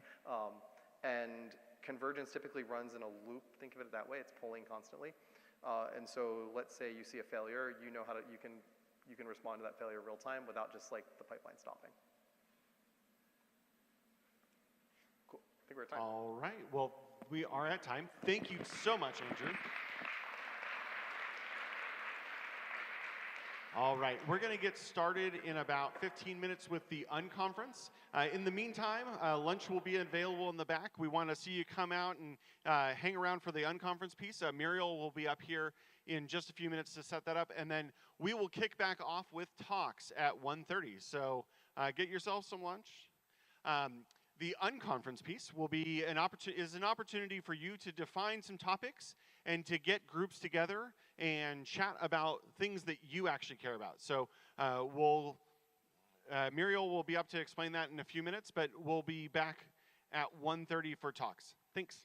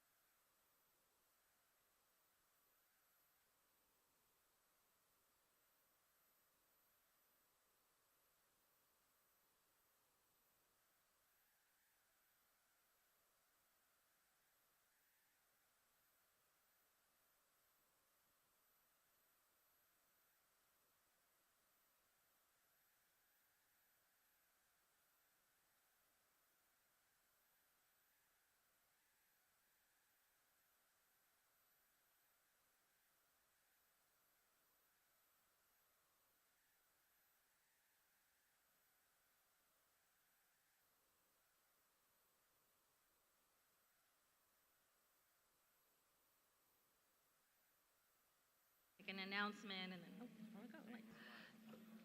Hello, everybody. Welcome to our Open Spaces lunch. My name is Muriel, and this is, I think, my third year helping out with DevOpsDayLA, and this is our second year of doing Open Spaces lunch, so thank you all for joining.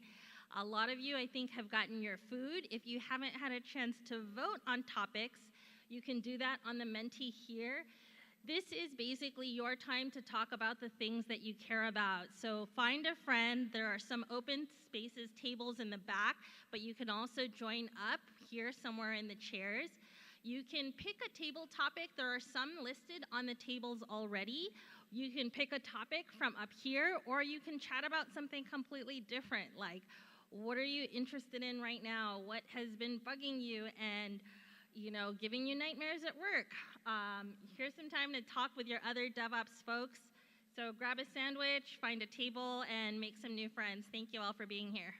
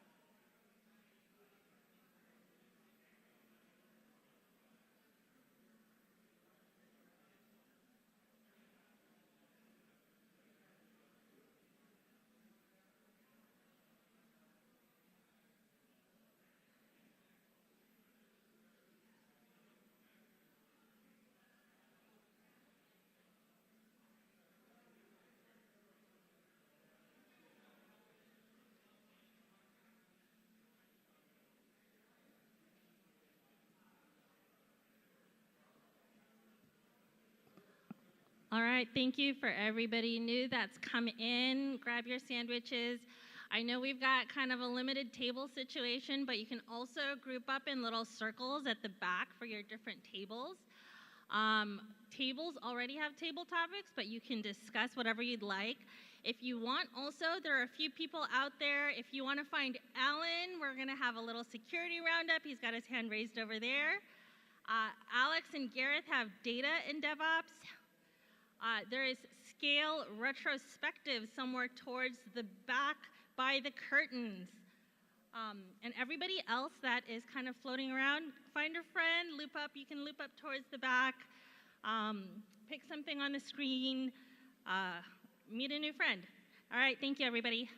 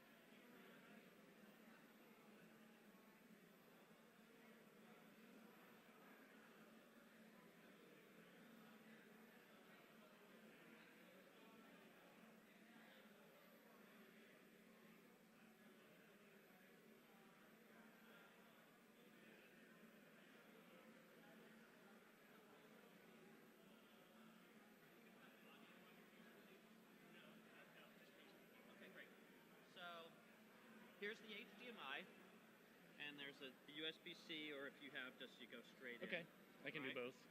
So I would go straight if you can. Straight That's to usually- USB-C? No, or just- to yeah. HDMI? Okay. Yep. And I'll leave this up there because other people don't. Sure. This will be your microphone. You can Okay. talk with this here, Yep. or if you need, we can put this lav on you. Okay. This is fine.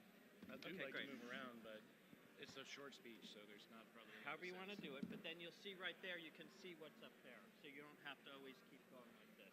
Perfect. Okay.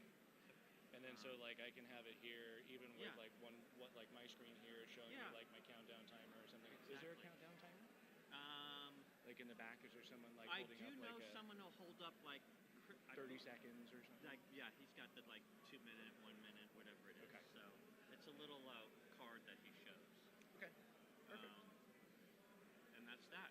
Awesome. Good? Yeah. Thank you so much. Yeah. Appreciate it.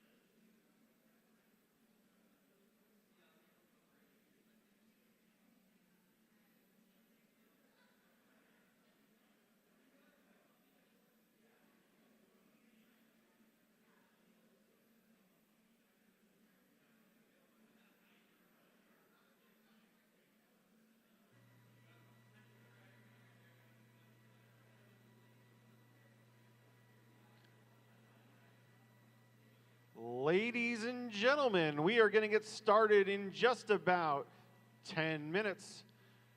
Now's the time to make that final bio break and find a fantastic seat. We've got some great speakers lined up for after lunch, so we'll see you in about 10 minutes.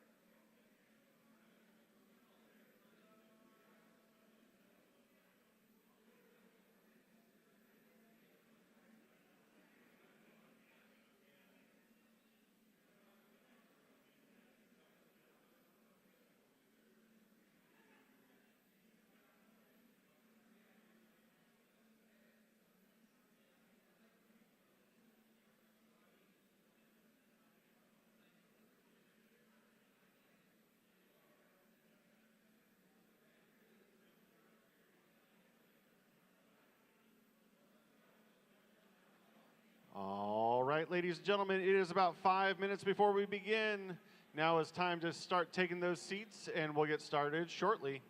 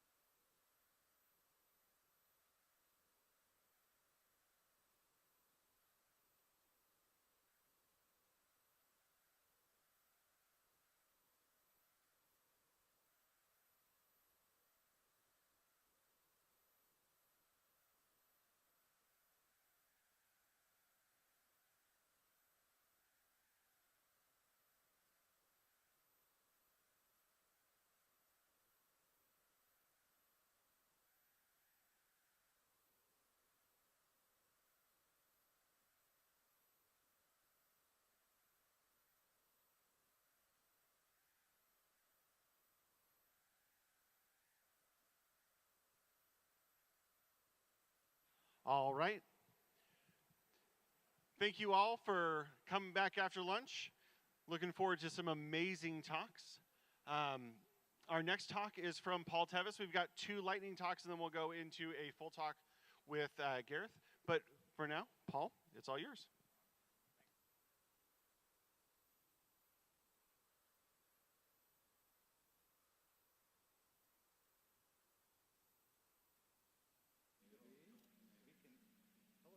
Back, can you hear? Oh, now they can hear me in the back. All right. Everyone's lunch sitting okay? A little sleepy? Yeah, so my slides will advance automatically every 20 seconds, so this should keep all of us awake. But it's also the way we're getting through this in 15 minutes. Once I hit this button, we'll go. Hi, this is 3 heuristics for fostering high-trust generative culture. My name is Paul Tevis. I'm the people and culture guy at the tech conference, as I usually am. Anyone? Anyone? Okay. I started my career as a software engineer, engineering manager, spent some time as an agile coach, and spent some time in learning and development. Now I run a small company with my 2 business partners where we help organizations with their interpersonal and cultural practices in ways that produce better business results. And that's what I'm here to talk with you all about today. So let's get going.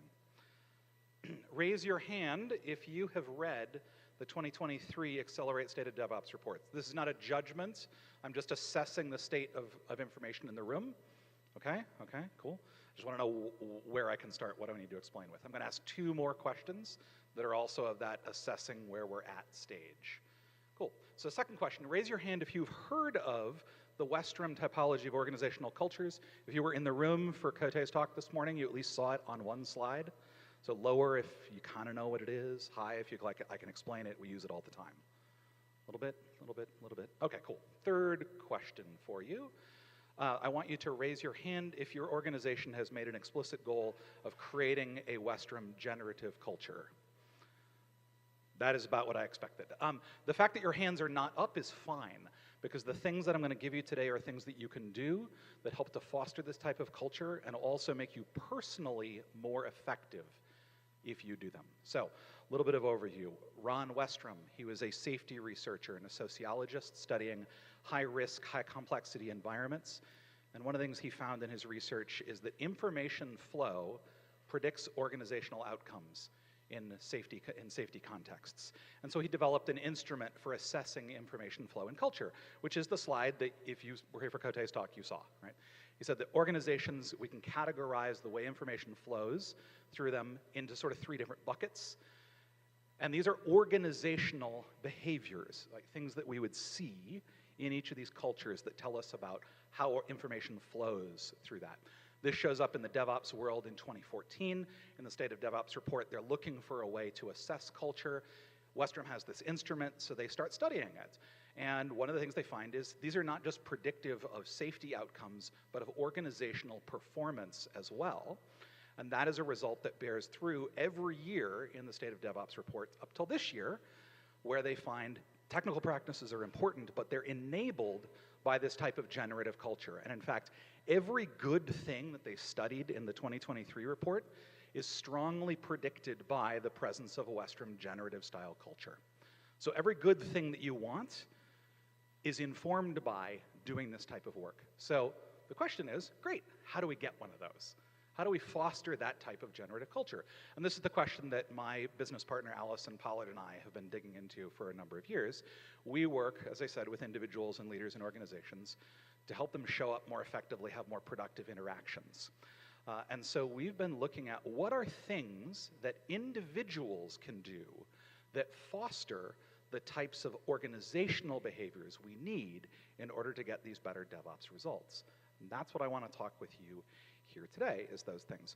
We want to focus on individual actions because, as John Shook reminds us, the way you create cultural change in an organization is by acting your way to a new way of thinking. You don't try to convince people that they should do a thing. You get them to start doing the thing, and that then causes them to learn stuff and to realize, oh, there's actually a better way of doing this. So what are individual guidelines for action that we can use that help us get more of this stuff, that help us to get higher degrees of cooperation, that help us to train our messengers, that help us to do these things? So that's the lens. Individual actions that predict organizational behaviors that get us better organizational results. So where we start with on all of that is conversations.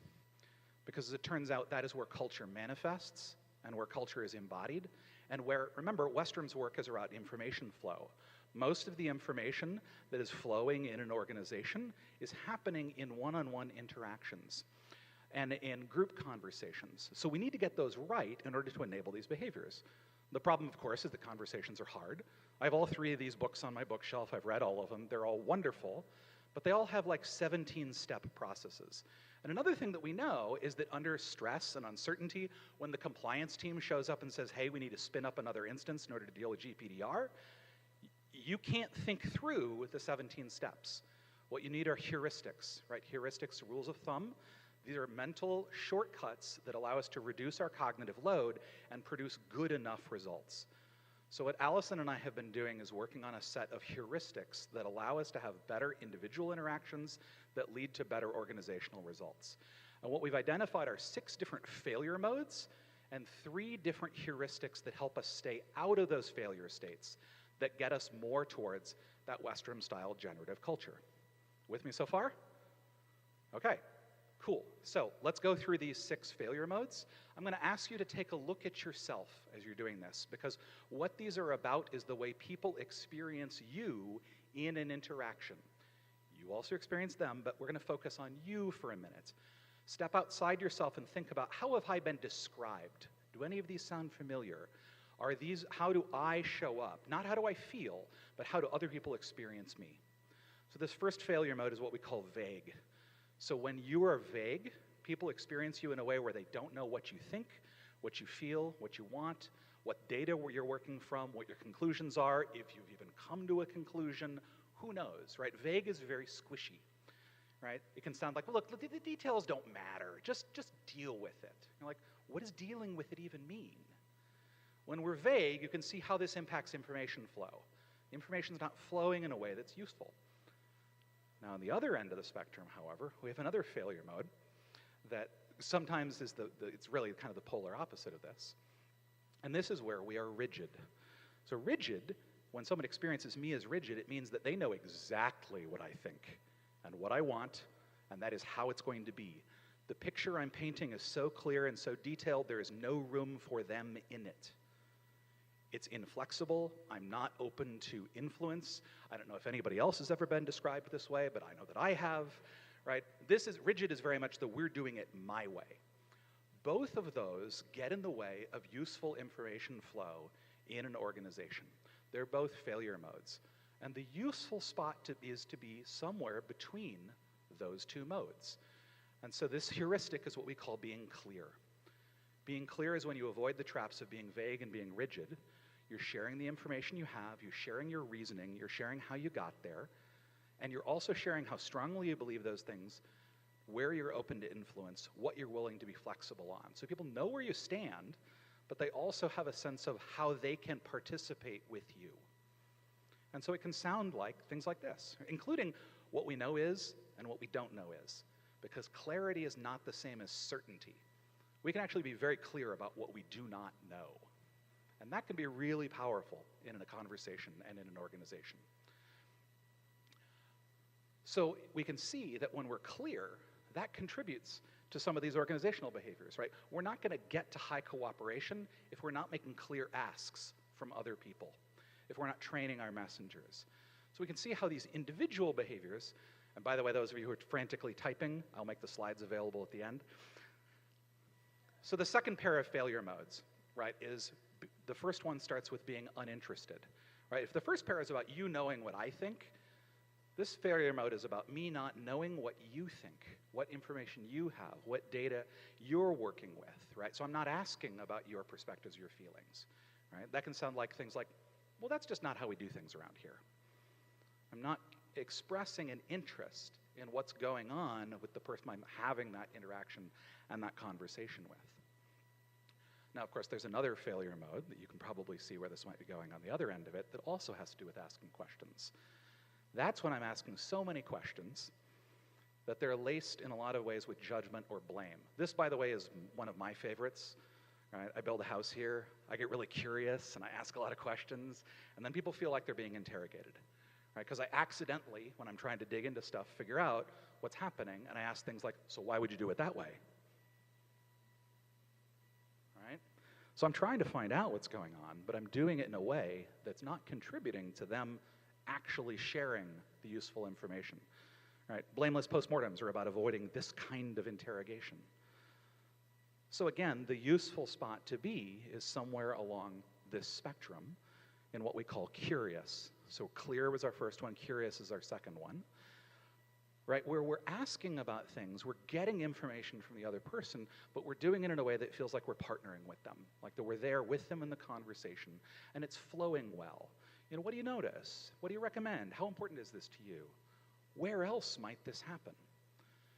Because when we individually start to get curious, when there's a pattern of curiosity in our organization, then we can see how this maps to some of those other behaviors at the organizational level from that Western generative culture standpoint, right? Where we start to see things like failure occurs, we get interested, right? We engage in inquiry, right? Something new and unexpected happens. How can we capitalize on that? What can we do?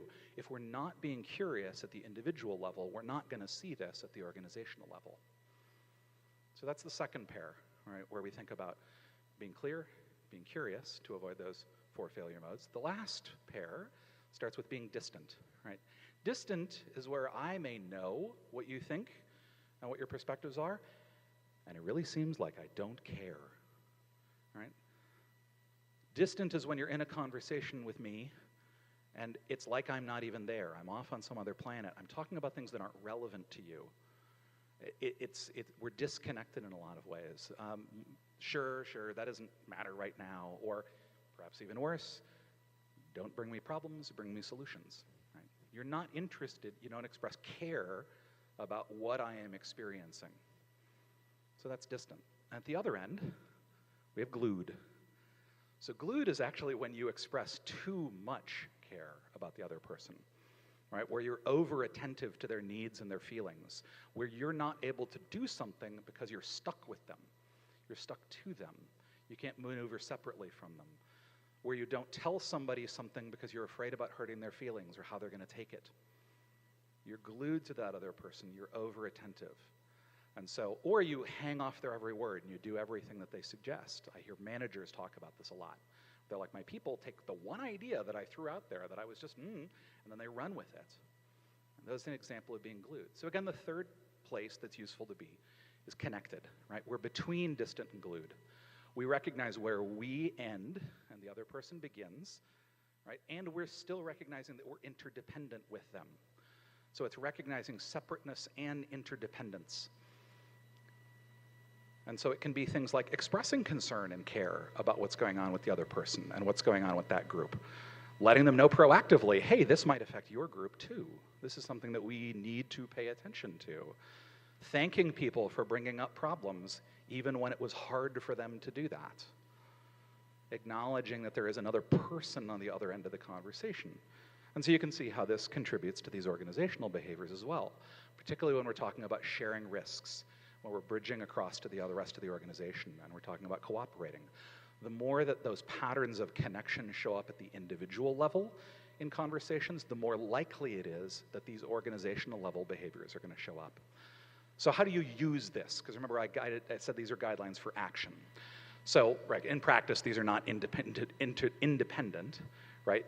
When you start to be a little less rigid, you're almost certainly going to start to be a little more curious. But you can start to think about, how do I usually show up in an interaction? And if I'm planning a conversation, I need to go talk to this person about this thing, you might say, if I just YOLO this conversation, where am I going to end up by default? I'm probably going to be here. Is that going to be useful for that conversation? So instead of doing that, which sliders might I want to move? Okay, maybe I want to try to be a little less vague. I want them to experience me as a little bit more clear, or as a little bit less interrogating. And so you can start to think about, what are adjustments that I need to make in order to help that conversation, that interaction go well? Now, here's the important part. What happens in your head doesn't actually matter, because this is about how the other person experiences you. They don't interact with what's up here. They interact with what's out here. So you need to start to think about behaviors that help you to move those sliders. And one of the guidelines for behaviors that Allison and I have come up with is, what is something you can do, say, or ask? If it isn't something that you can do, say, or ask, it's probably not a behavior. So what might I say that's going to allow me to be less vague and more clear? What might I do that's going to make me seem less distant? How might I adjust my behavior, right? And then during a conversation, maybe you didn't get a chance to plan for it, the compliance team just showed up, right? You can ask yourself, you can assess, where am I at right now? How is this person experiencing me? Are they experiencing me in the way that I want them to? And if not, what can I do, say, or ask to adjust that? And finally, you can, after the conversation, say, where did I land with them? Did they experience me as rigid? I might even go ask them later. Did I seem a little inflexible on that point? Yes. Okay, great. What did I do or say or ask that caused me to land there? How can I learn from that for the future? So this is actually a bonus heuristic. This is a thing we call plan, dance, retro, recognizing we can use clear, curious, and connected both before, during, and after our conversations. So we can plan better ones, dance in the middle of the conversation, and retrospect afterwards. That is a lot in a very short period of time. I'm very excited about this work. I love talking about this. I appreciate if you come and find me. There's a QR code here if you want to go find the slides and a worksheet. The rest of the material is all up there. Thank you for your time today. Thank you very much. And our next speaker is going to make his way on up. And while he's getting set up, we are going to get a word from one of our sponsors. Come on up, X Matters. Can I get a round of applause for our sponsors?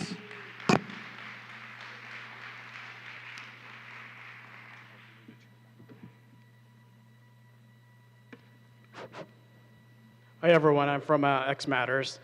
The way our product works is we every time things break or things go wrong, we make sure that your business gets back on track before it affects your customer.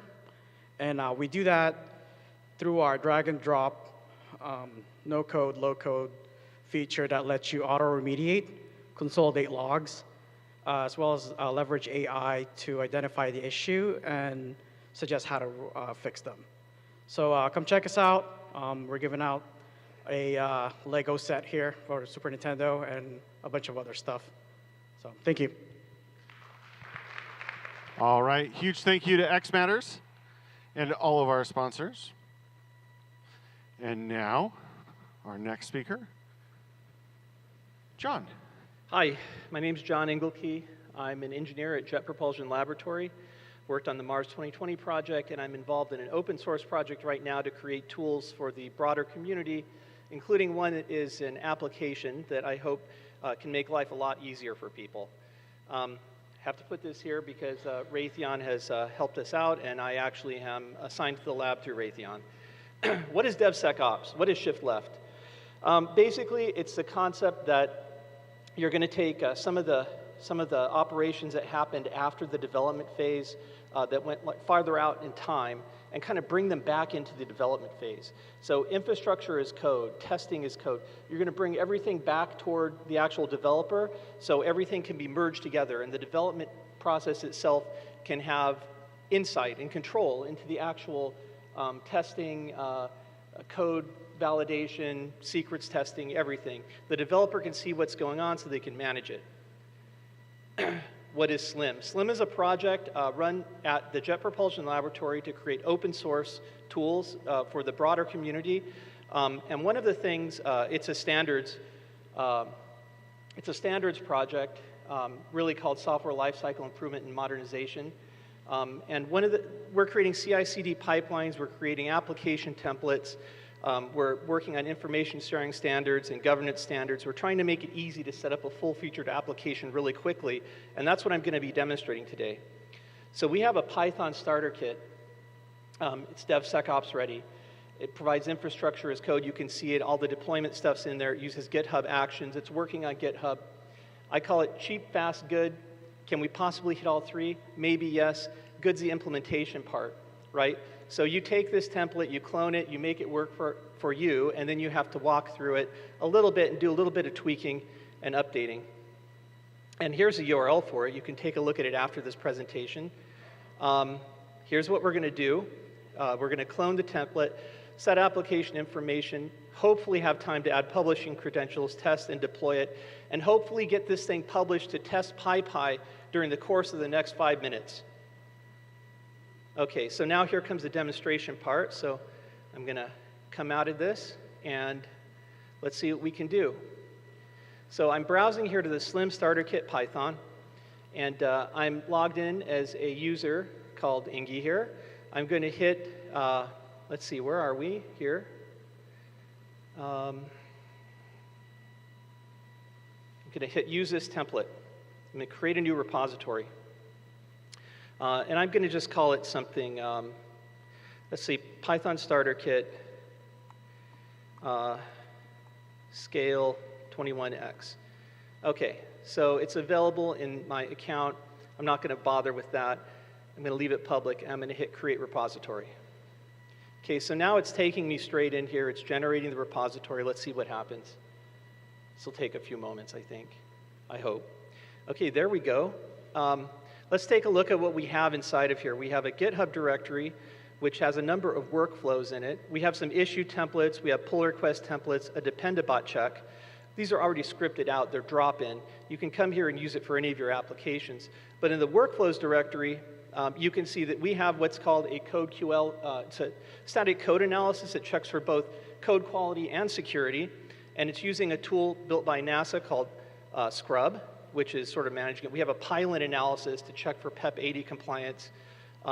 We have a Python publish, GitHub action, and a secrets detection.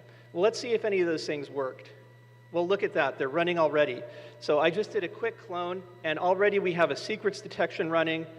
We have a Pylon running, which runs successfully, and check the application. Let's take a look in here and see what it said. It actually created a report for us. Let's take a quick look at it. Look at that. I just downloaded it.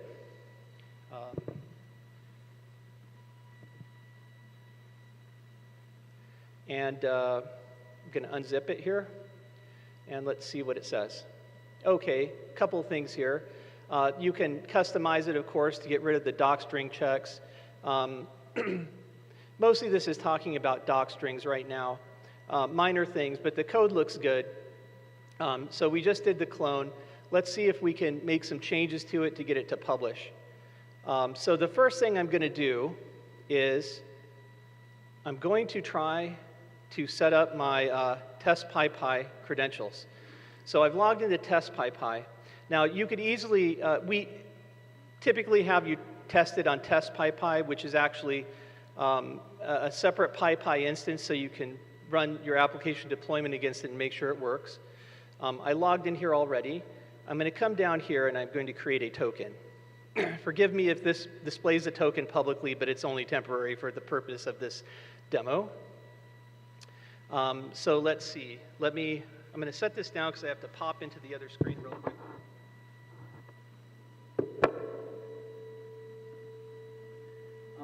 Let's see. We're going to come down here, check out our instructions. So we have to create a shared PyPy API token.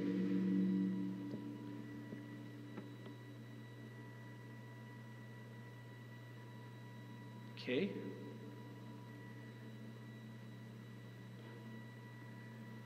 All right, so let's create it.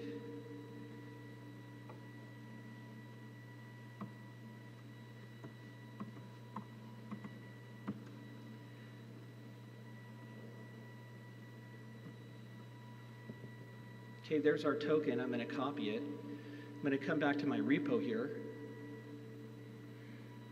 I'm going to dig into the settings.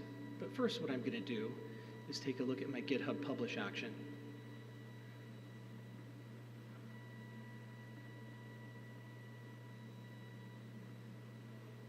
And you can see in here that actually, if I can get it to scroll, it's looking for PyPy_API token. So it's looking in there for that and token, okay? So let's go back to, just want to make sure.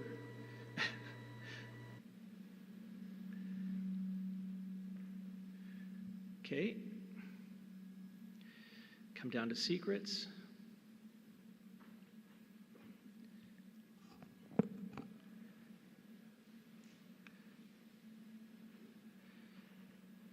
Okay.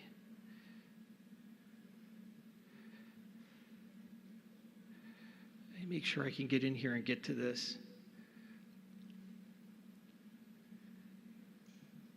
No, it's not that.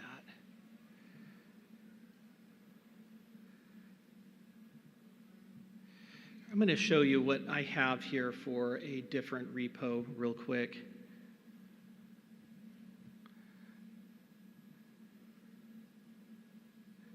Then I'm going to run through, let me run through the updating of the application. I think we're a little short on time. I knew this would be a little specious. But we did see our our GitHub Actions run and actually do the code analyses.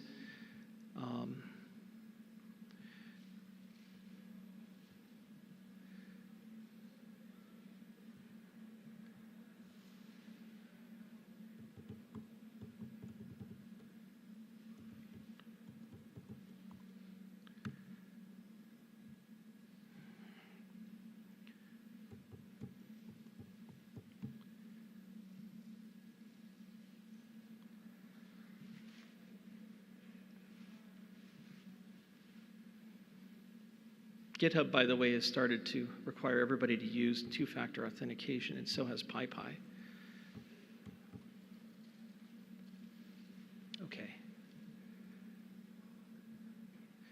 These are obfuscated here.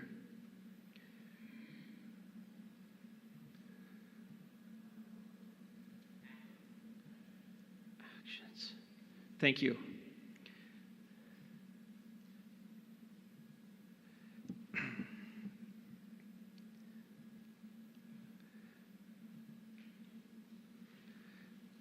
Okay. Well, let me walk you through modifying the application real quick so that we can see what has to change in order to make this publishable. Although I think it would be publishable without it. Well, what we've done is we've made a, using modern Python tooling, so there's a pyproject.toml file. What we've done is we've come in here and we've called out the places that actually have to be changed in order to make it publishable. So for instance, this one is going to change the PSK-SCALE 21X.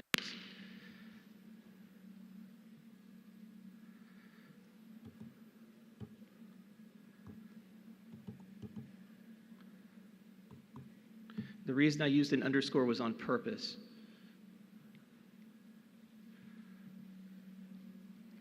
Okay, second thing we have to change is we have to change the setup CFG file.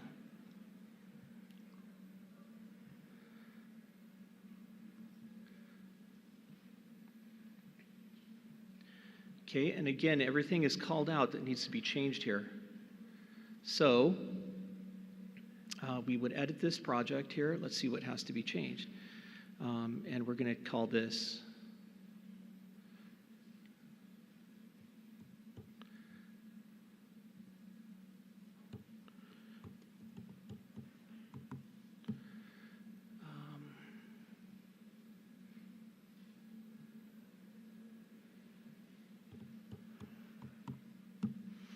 it was a little bit aspirational to do this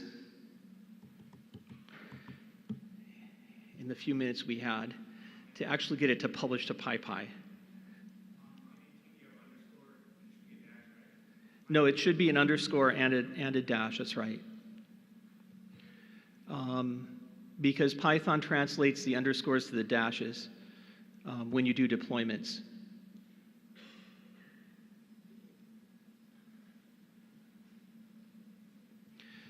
Some of them need to be dashes and some of them don't.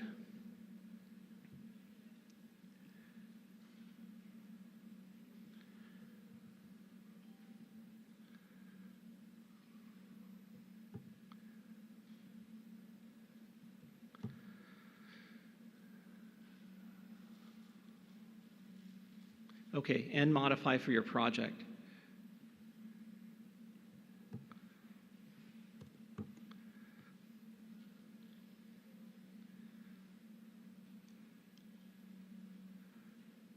Okay, I think that's what we want.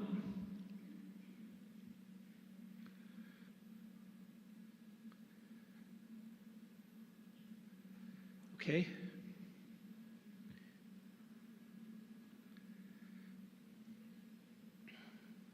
I'm going to edit one more thing.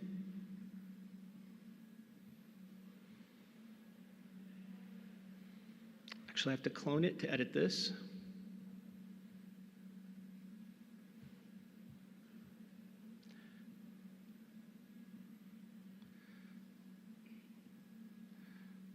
Okay. I'm sure somebody will let me know when I'm running out of time. You're just about there.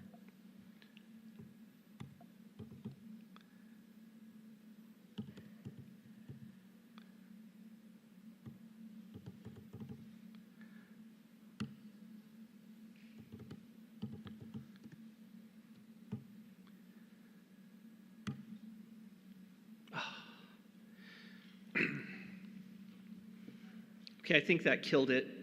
I will summarize what I've done so far and how close I am to actually publishing it.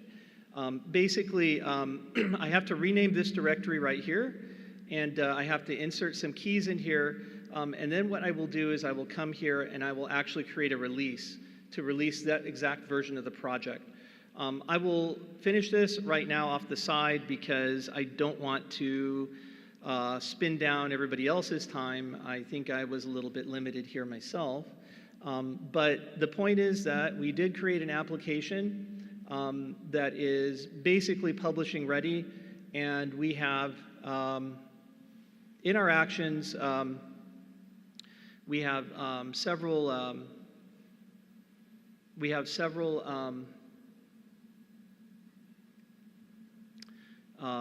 several actions already running straight out of the box when we did the clone. So thank you very much for your time. Thank you very much, John. And thank you for battling the demo gods, because they never give us the easy path. So thank you. Gareth, if you want to come on up and get started. And I've got Rin from Honeycomb as our next sponsor. Give it up for Honeycomb.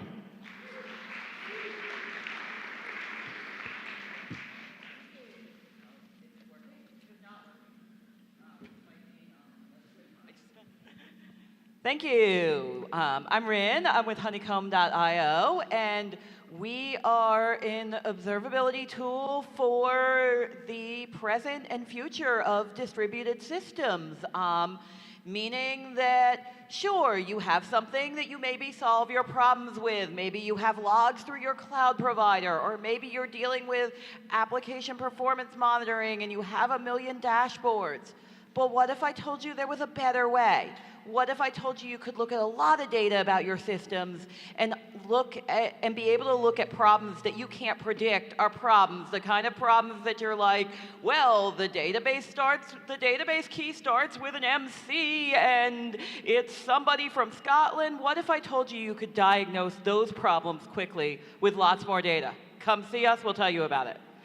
We're right outside and we'll be in the SCaLE Expo Hall the next 2 days. Thank you. Thank you to Honeycomb and all of our sponsors.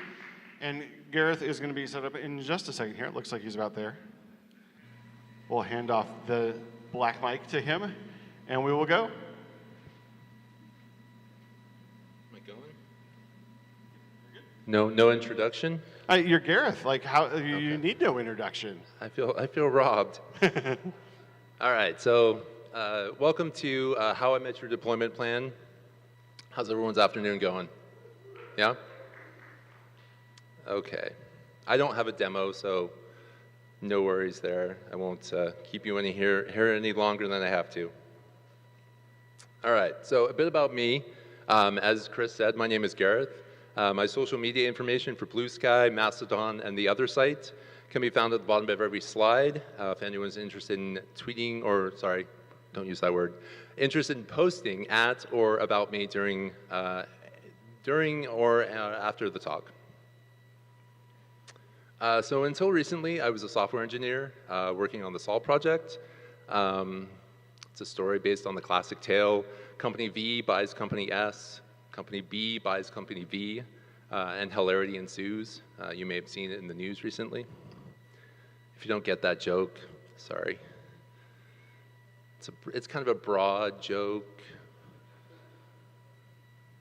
Couple laughs. It's complicated. Thank you, Jeremy. I was fortunate enough to spend my days working on open source software. If you have the opportunity, I highly recommend it. I'm also a former DevOps engineer, so if anyone is interested in doing a group therapy session outside on being on call, I will lead that. I'm also a vegetarian, but I'm not a militant vegetarian. So if I see you eating meat, I will only silently judge you in my mind. I'm also owned by 2 cats and a dog. So if anyone has any tips on working from home with pets, please come find me. In another life, I was part of a team that organized and started a free and open source conference here in Southern California. Some of you may be there now. Because of my involvement in the conference, I have a unique understanding of all the work that goes into hosting a conference, and I know all the craziness that's going on behind the scenes. For a fun story, ask me about the time a very large, expensive IBM server got lost at the LA Convention Center, and I almost ended up going to the Grammys. If you haven't thanked the organizers of both SCaLE and DevOpsDayLA, please do so. Just a quick warning, so no one gets upset during the talk. This is a talk on deployments, so I'm going to talk about deployments, and we're going to get to scenes and characters and whatnot of How I Met Your Mother, but that's later. This is a mullet talk, so business up front, party in the back. And a quick spoiler alert, this presentation contains information on the characters and the storyline, as well as scenes from the TV series, which aired from September 19th, 2005 to March 31st, 2014, for a total of 9 seasons. So if anyone has not seen this sign and you're concerned about spoilers, you're welcome to leave the presentation now. Since we're going to talk about deployment plans, we should probably define what we mean by a deployment, or what I mean by a deployment. For the context of this presentation, a deployment refers to the process of making a software application or system available for use. It involves taking a code, configuration, or any necessary resources and setting them in a live environment where users can access the application or system. Deployments can vary widely depending on the context, such as deploying a website to a web server, deploying a mobile app to an app store, or deploying a machine learning model to a production environment. The goal of a deployment is to ensure that the software is available and reliable and performing as expected for users. So now that we've defined what a deployment is, we can define what a deployment plan is. And a deployment plan is just that, a plan. A document or documents that includes all the details required for a deployment or deployments to happen. And it should be a living document, one that is updated following each deployment, or copied from a template, updated with relevant information for that particular deployment. If you haven't documented how your deployments happen, then much like Indiana Jones 4 and 5, or a 4th Superman movie starring Christopher Reeve, your deployment plan doesn't exist.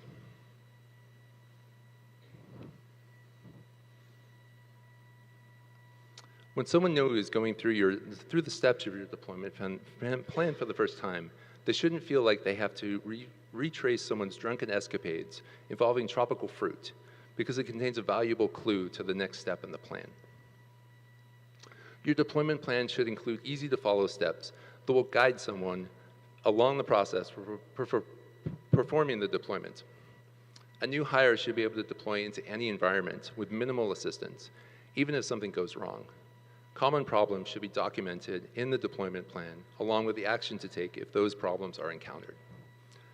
If those problems are related to the software being deployed, perhaps include links to the issues as reminders that those problems should be fixed before the next deployment happens. If the new hire runs into a problem that is not documented, that is a perfect opportunity to update the deployment plan for the future. And your deployment plan should be easy to find, stored in whatever documentation system your organization is using, whatever that might be, Wiki software, Google Docs, or stored in a Git repo alongside the application source code. Anyone in the organization should be able to easily find and review the details of your deployments, both past and future. Throughout the series, there is a long-running joke about the details of the job of one of the main characters, Barney Stinson. When asked by his friends what exactly he does, his standard response is always a single word: please. We later learn in one of the final episodes that please is actually an acronym whose meaning and purpose is only known to Barney and a few others. When thinking about the contents of your deployment plans, avoid using acronyms and terms only a few select individuals know. Ensure all terms are clear and obvious in their meaning.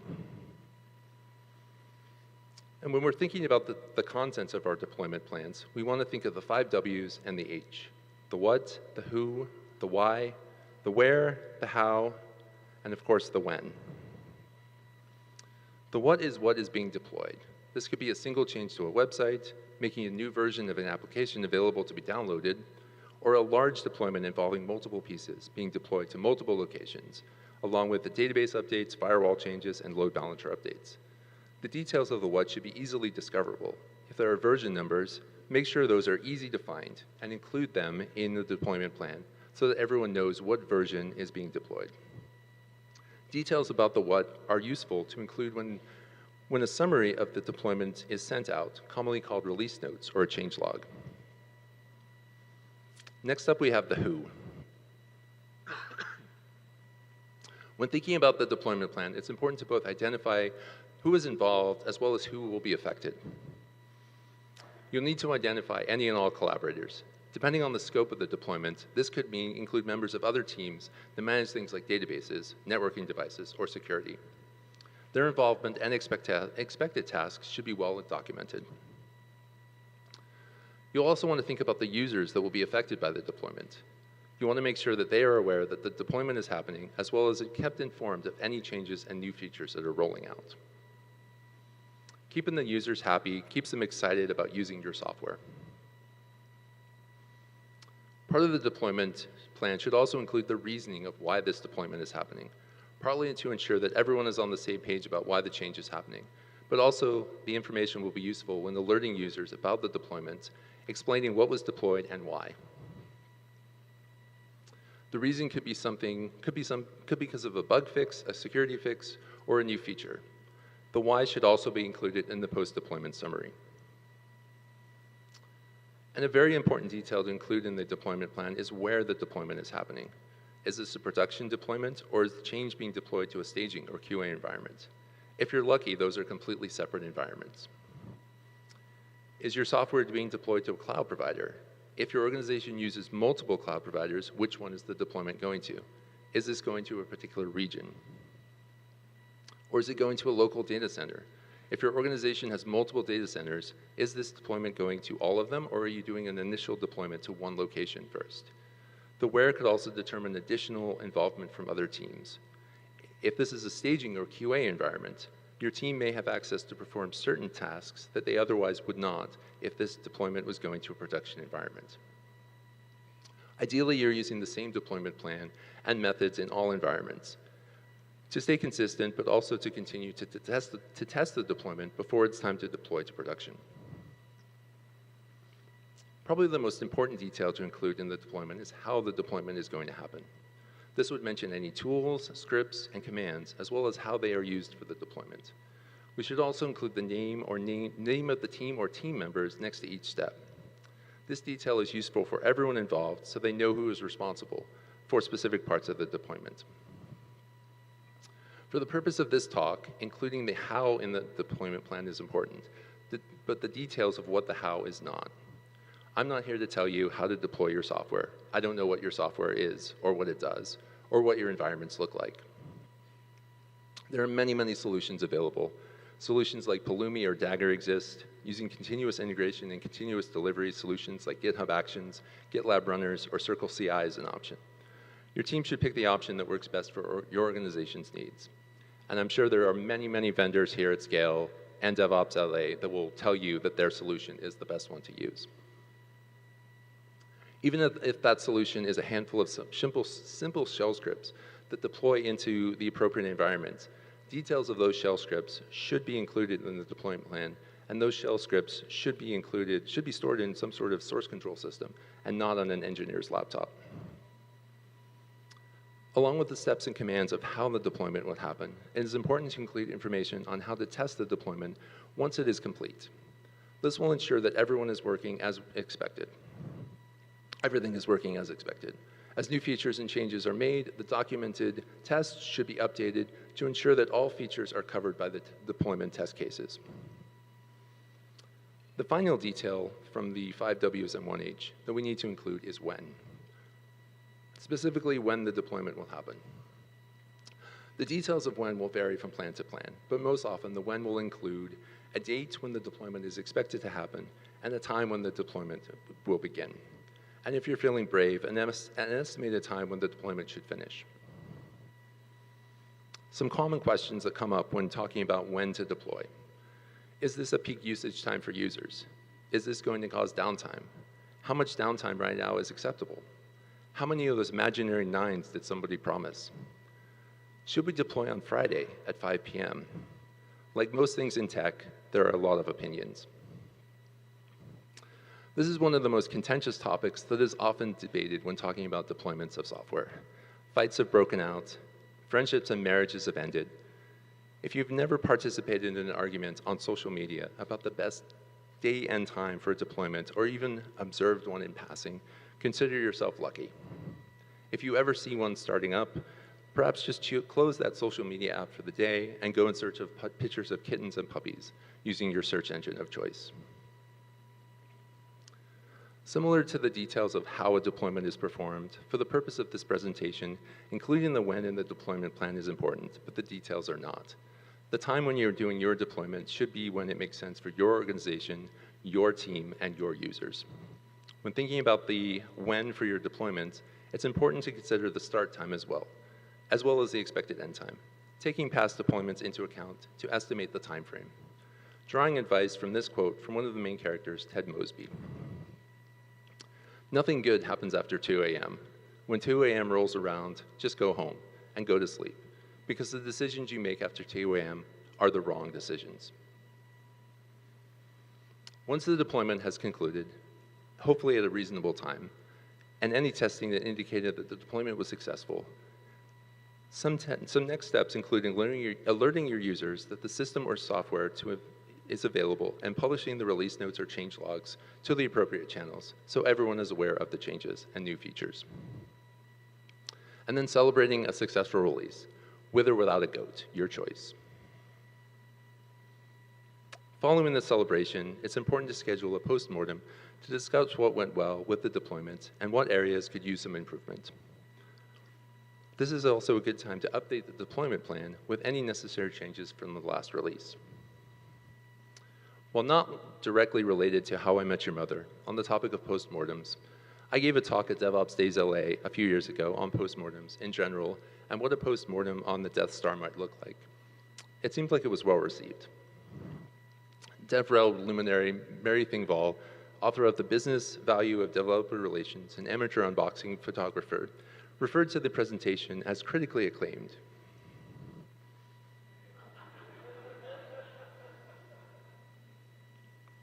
And open source community expert Jono Bacon, author of People Powered and Art of Community, and the creator of the heavy metal polka fusion music genre, referred to the talk as an arresting performance. If anyone is interested in hearing more about my thoughts on postmortems, come find me in the hallway track. So the TV series How I Met Your Mother has 5 main characters: Barney Stinson, Robin Schabotsky, Ted Mosby, Lily Aldrin, and Marshall Erickson. We're going to talk about these characters and look at what kind of deployments they might use. The first character we'll talk about is Marshall Erickson. Marshall is known for his kind and optimistic nature, often serving as the moral compass of the group. He's fiercely loyal to his friends, particularly his wife Lily, and his best friend Ted. He's known for his quirky sense of humor and his love for puns. Marshall is also a romantic at heart, often expressing his love for Lily in grand and heartfelt gestures. Marshall is a lawyer with a strong sense of justice, passionate about environmental issues, and often taking a stand for causes he believes in. Despite his career ambitions, Marshall's true happiness comes from his relationship with his friends and family. Throughout the series, Marshall's personality is seen as steady and reliable, even when his relationship with Lily takes a brief pause while she moves to San Francisco to pursue her art career. Marshall is seen as supportive and waits for her to return. Considering this, a blue-green deployment would likely be the deployment that Marshall would pick. A blue-green deployment is a strategy for deploying applications with minimal downtime and risk. In this approach, you have 2 identical environments, typically called blue and green. At any given time, only one of these environments is live and serving production traffic, while the other is inactive. When you need to deploy a new version of your application, you deploy it into the inactive environment. In this case, it's green. Once the deployment is complete and the green environment is tested and ready, you can switch the router or load balancer to direct traffic to the green environment instead of the blue one. Using this approach, you can ensure that your application is always available, since one environment is always active. And you can easily roll back to the previous version by switching your router or load balancer back to the blue environment if any issues are detected in the green environment. Marshall is known for its consistent and dependable nature. Likewise, the blue-green deployment strategy aims to provide a consistent and reliable way to deploy applications while minimizing downtime. Marshall is someone you can always count on, much like how the blue-green deployment strategy is designed to ensure that your application remains available and reliable during deployments. Marshall's presence often serves as a safety net for its friends, just as the blue-green deployment strategy provides a safety net for applications by allowing quick rollback to a stable version if issues arise. Marshall's careful and thoughtful approach to decisions mirror the low-risk nature of blue-green deployments, which minimize the risk of downtime or errors during the deployment process.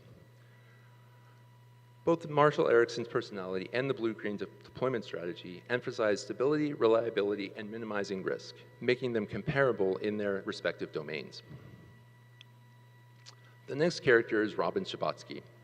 Robin is known for her love of guns, Scotch whiskey, and cigars, as well as her affinity for playing ice hockey and her passion for journalism. Depicted as having a somewhat guarded and reserved demeanor, Robin often struggles to open up emotionally to others.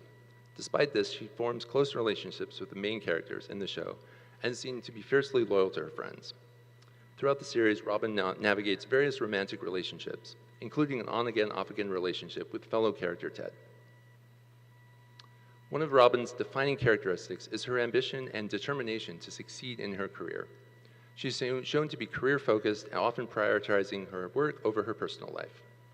Despite facing challenges and setbacks in her career, Robin remains resilient and determined to achieve her goals.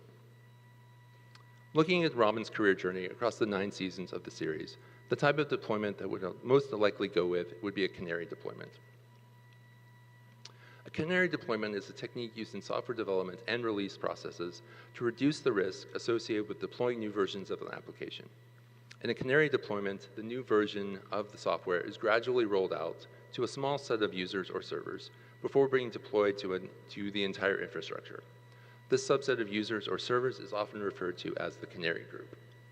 By monitoring the performance and behavior of the canary group, developers can quickly identify any issues or bugs in the new version of the software before it is deployed to the entire user base.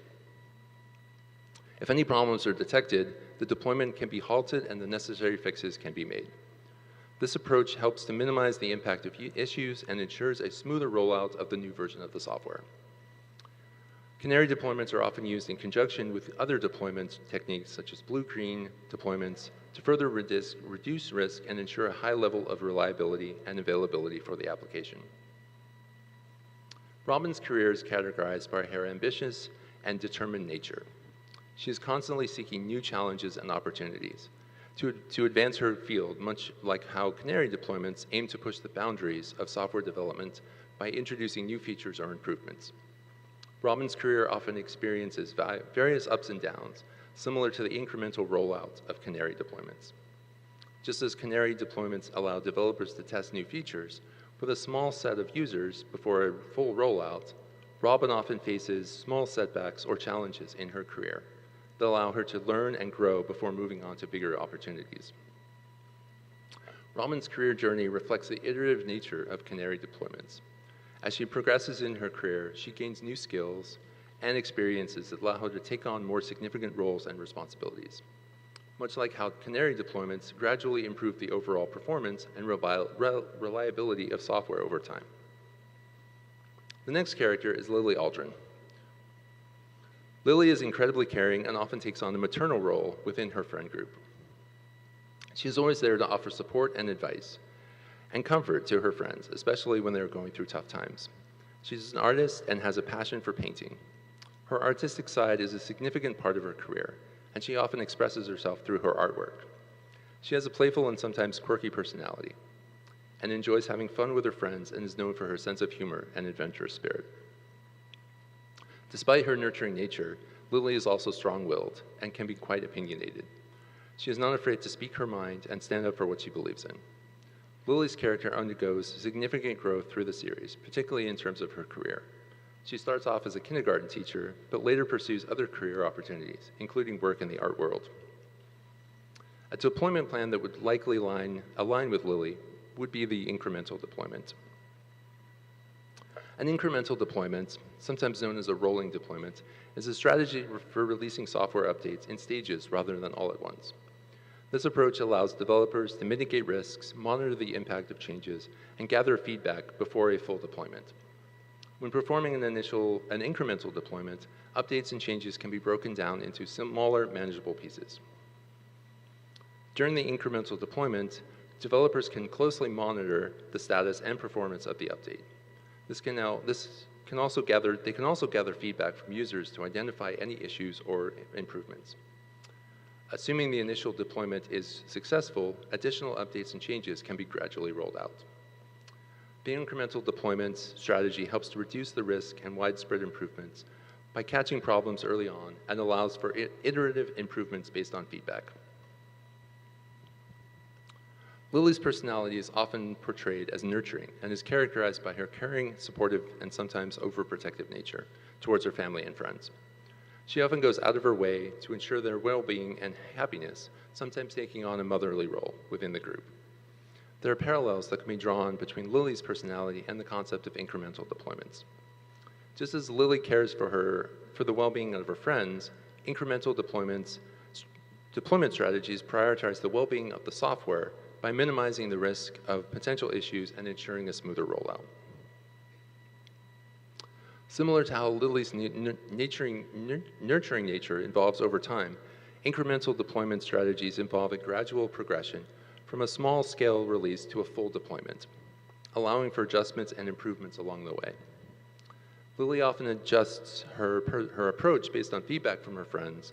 Likewise, incremental deployment strategies rely on feedback from users and monitoring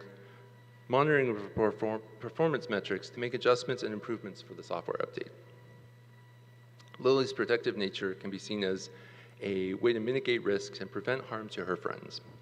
In a similar way, incremental deployment strategies aim to mitigate risks associated with software updates by catching issues early on and minimizing their risk. The next character is Ted Mosby. Ted is an architect in New York City with a romantic and often idealistic outlook on life. He's portrayed as a kind, thoughtful, and sensitive individual who is deeply committed to finding true love and settling down. Ted is depicted as a hopeless romantic, constantly searching for the one, and often jumping into relationships with high hopes, only to be disappointed. When we first meet Ted during the first episode, he professes his love to Robin on their first date. He's known for his long, elaborate speeches about love and relationships, as well as his tendency to overthink and analyze his romantic endeavors. Ted is also shown to be a loyal friend, always there for his close-knit group of friends, despite their quirks and flaws. He's particularly close to his best friend Marshall and Marshall's wife Lily, whom he has known since college. Ted's search for love is a central theme of the show as he narrates the story on how he met his children's mother to them in the year 2030. If Ted was to pick a deployment plan, he likely would start with a more monolithic approach. A traditional monolithic deployment approach refers to the method of deploying software applications where the entire application is developed, built, and deployed as a single cohesive unit. In a monolithic architecture, all components of the application, such as the user interface, business logic, and data access layers, are tightly coupled and packaged together. The entire application is then deployed on a single server or set of servers. Updates and changes to the application can require deploying the entire application, which can lead to longer deployment times and increased risk of error. Scaling a monolithic application can also be challenging, as the entire application needs to be replicated to handle increased load. Just like Ted's journey to find the one spans over several seasons, a monolithic deployment approach often involves a long and complex process of developing, testing, and deploying a large application. In both cases, there's a focus on a single large entity. For Ted, it's finding a lifelong partner, and for monolithic deployments, it's building and deploying a single unified application package. Ted often becomes fixated on finding a specific type of person or relationship, which can limit his options. A monolithic approach can limit flexibility in deployments, as all components are tightly coupled and must be deployed together.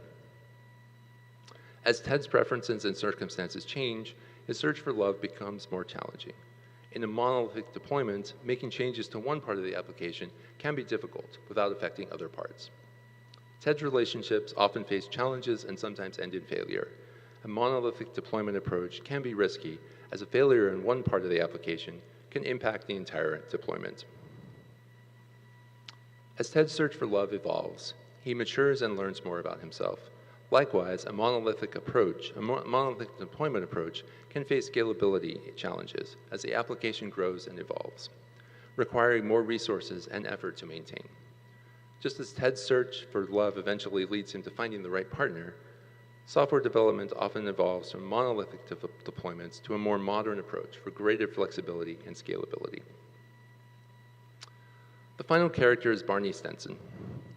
Barney is incredibly charming and confident, often using his charisma to win over others and get what he wants.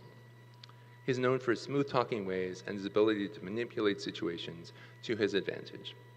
He's always impeccably dressed in a suit and tie, which has become his trademark, believing that wearing a suit makes him more attractive and successful.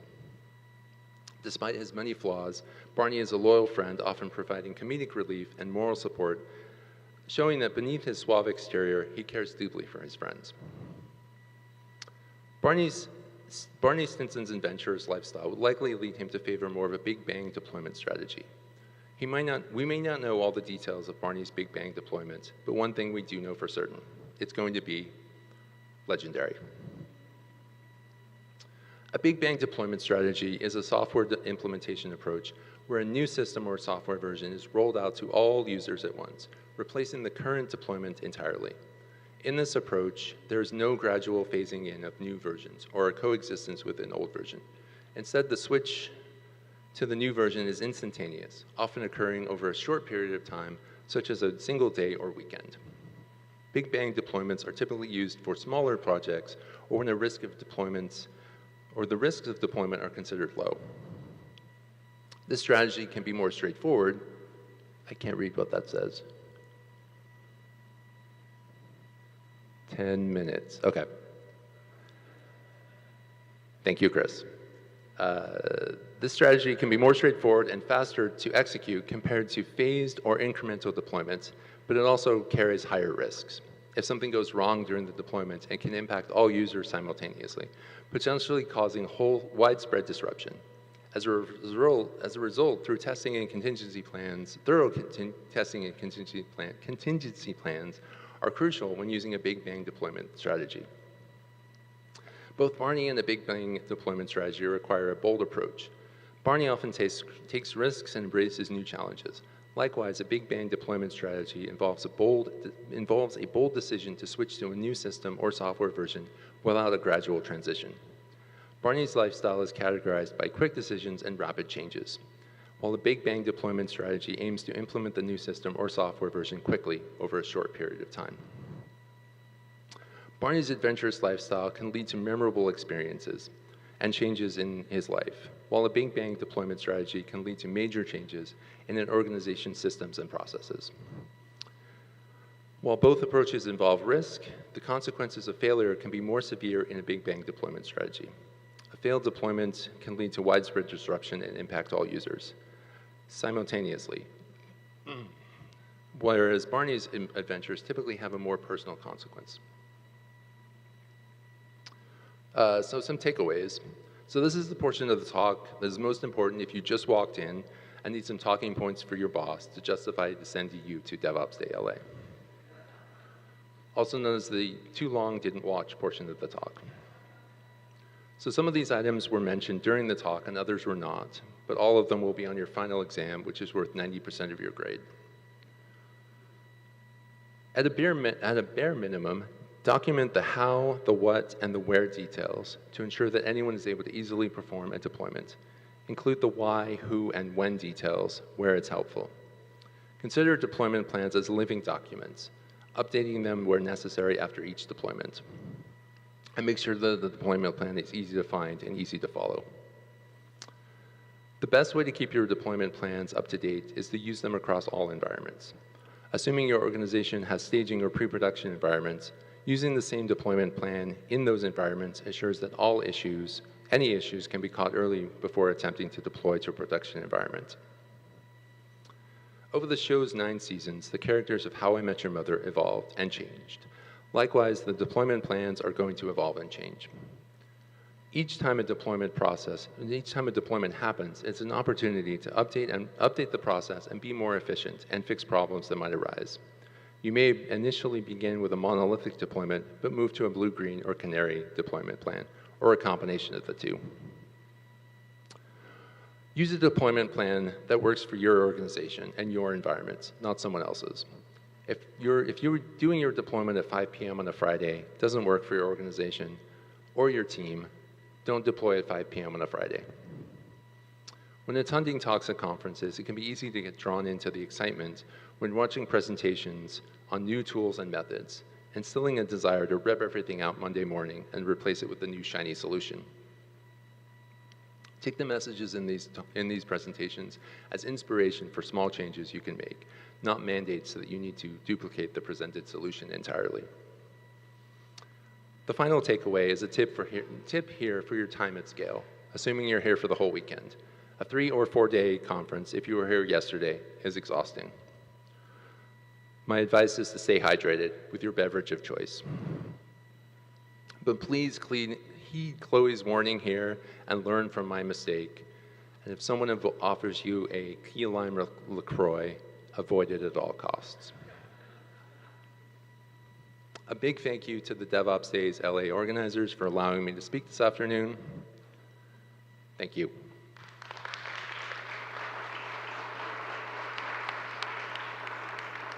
All right. Thank you very much, Gareth, for coming and joining us. We've got a short break, and then we will be back with some lightning talks at 3 o'clock. So please make your way back at 3 o'clock. Also, as a reminder, that wonderful piano you are seeing up on stage is part of UpSCALE tonight. You're going to want to make your way out for some live entertainment and some even funnier antics up here on stage with folks. So come on out for UpSCALE later on today. Go visit our sponsors, and we will see you back at 3 p.m.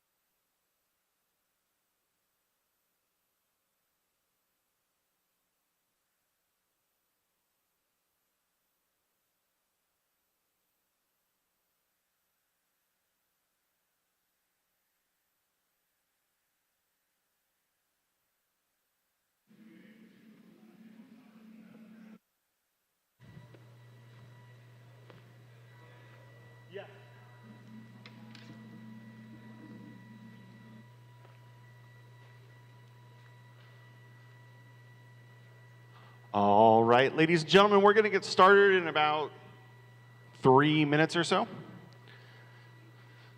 So in about 3 minutes, we'll get going.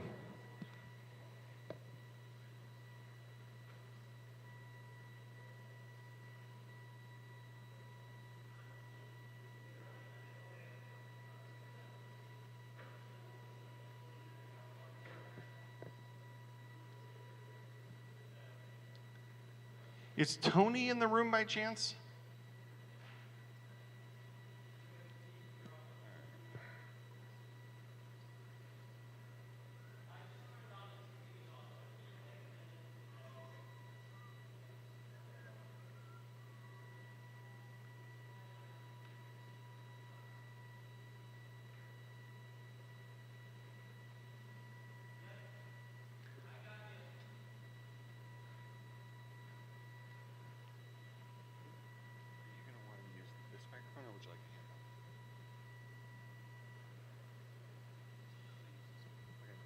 Start rousting. Yes, please. Also, I have not seen Tony yet, so. Okay.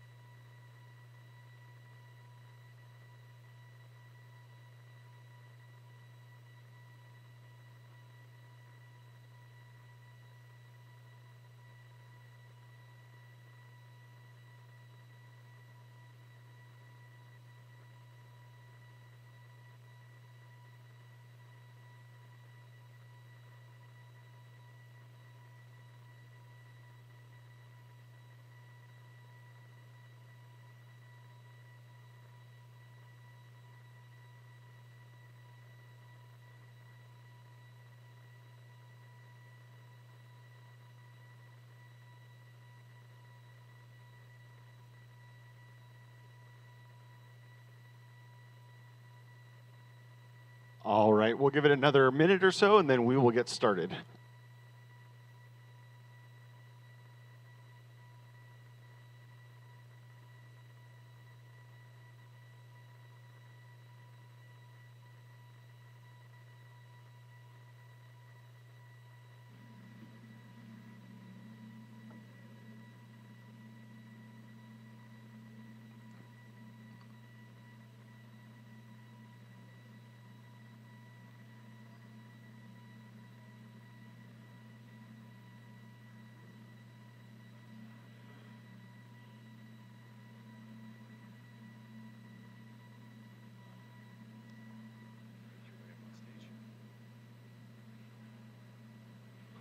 All right, ladies and gentlemen, I'd like to present our next sponsor, Sauce Labs. Thank you. All right, so Sauce Labs, my name's Titus Fortner. I've worked at Sauce Labs 7.5 years. We are a platform for test. How many people here are familiar with Selenium? We were started by the founder of Selenium. I am one of the primary authors of Selenium at this point. If you have any Selenium questions, feel free to find me. Started in Selenium, you can also do mobile testing with Appium. We support all frameworks now, Cypress and Playwright, XUI test, Espresso. Essentially, you write your code, you can send it to us, we'll execute it on our platform, you can execute it in your CI. We'll run the test, give you insights into failures, show you logs, give you information about failure analysis, screenshots, all of the fun stuff to help you better understand what's going on with your application. How many people have been frustrated by an application this week, a mobile phone app? They're so easy to be frustrated. Even bugs or just not working the right way. Making sure that your users can do the things that you want to do with what you want them to do with their application is crucial, and we provide the mobile devices, both emulators, simulators, and real devices, all platforms and manufacturers and versions for you to be able to see results. Can also do live testing, manual testing on any browser, operating system, mobile device, to get the information that you need to make sure that your users have the experience that you want them to. So, thank you. All right. And now, hey guys, in the back, can we mute the lectern mic, please? We're going to switch to the handheld. And with that, David, with the case to not outsource your metrics. Thanks, everybody. Hi, my name is Dave Southwell. I'm really excited to be here at SCaLE and DevOpsDayLA. I've been coming to this conference for a while now, and it's really exciting to get a chance to share this story with y'all, so I hope you enjoy it. And of course, thank you to DevOpsDayLA for having me. A little background about me. I was born here in Pasadena. I've been playing with computers since the 80s when I was a kid.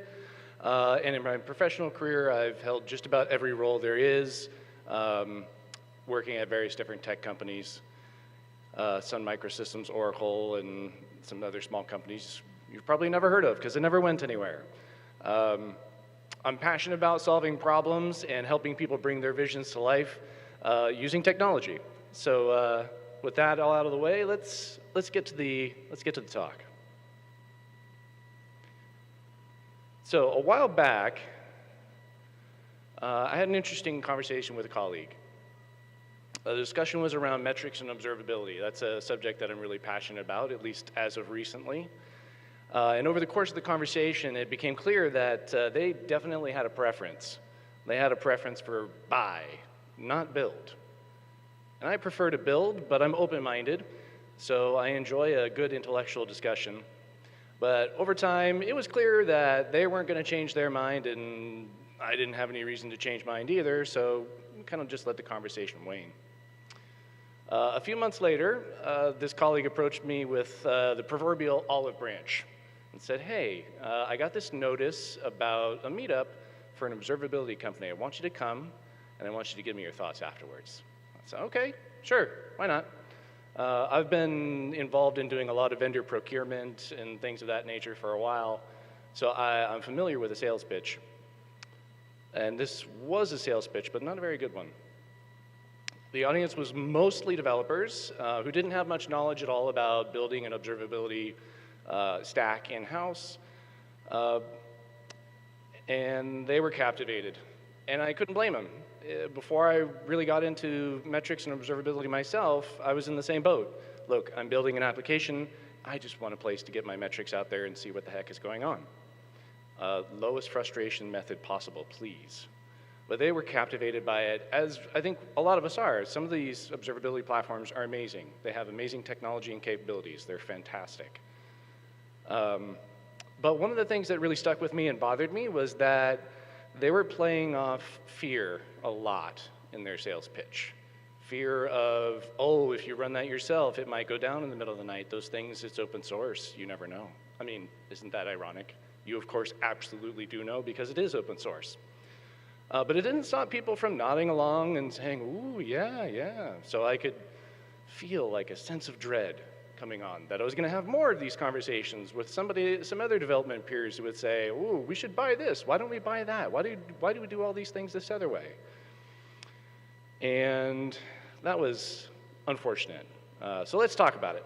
Let's talk about the case to not outsource your metrics.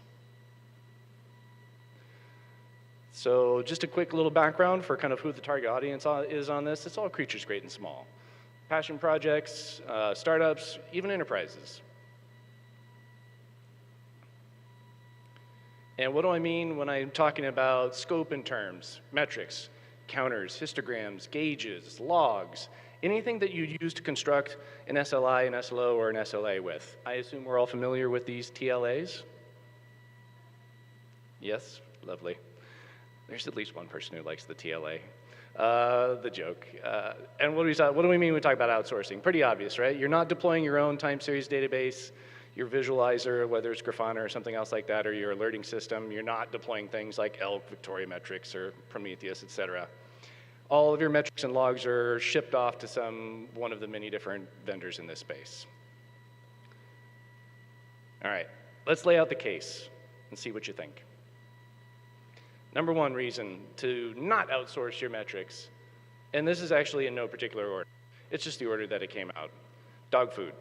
I'm actually not a fan of verbizing words, although I know that's not very vogue for our industry. A lot of words tend to get verbized, like Googling, which I had a problem with for a long time. Yep, I'm that guy. It's great to be able to acquire and build the skills yourself to run your own metric stack.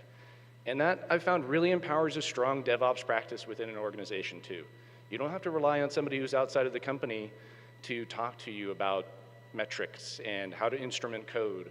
You can talk to your colleague who's right down the hall, who's probably in the same meetings that you're going to when you're developing your code, and get real-time feedback. They know the application as well as you do when you're building it, at least close to as well. So I think it's a strong way to encourage a DevOps practice. Availability. This was the fear, uncertainty, and doubt that I was talking about earlier that was being pitched by this one particular platform. Don't fall for it. I have real-world experience from myself and lots of other colleagues. You can run your own metric stack at massive scale, and these things are very reliable.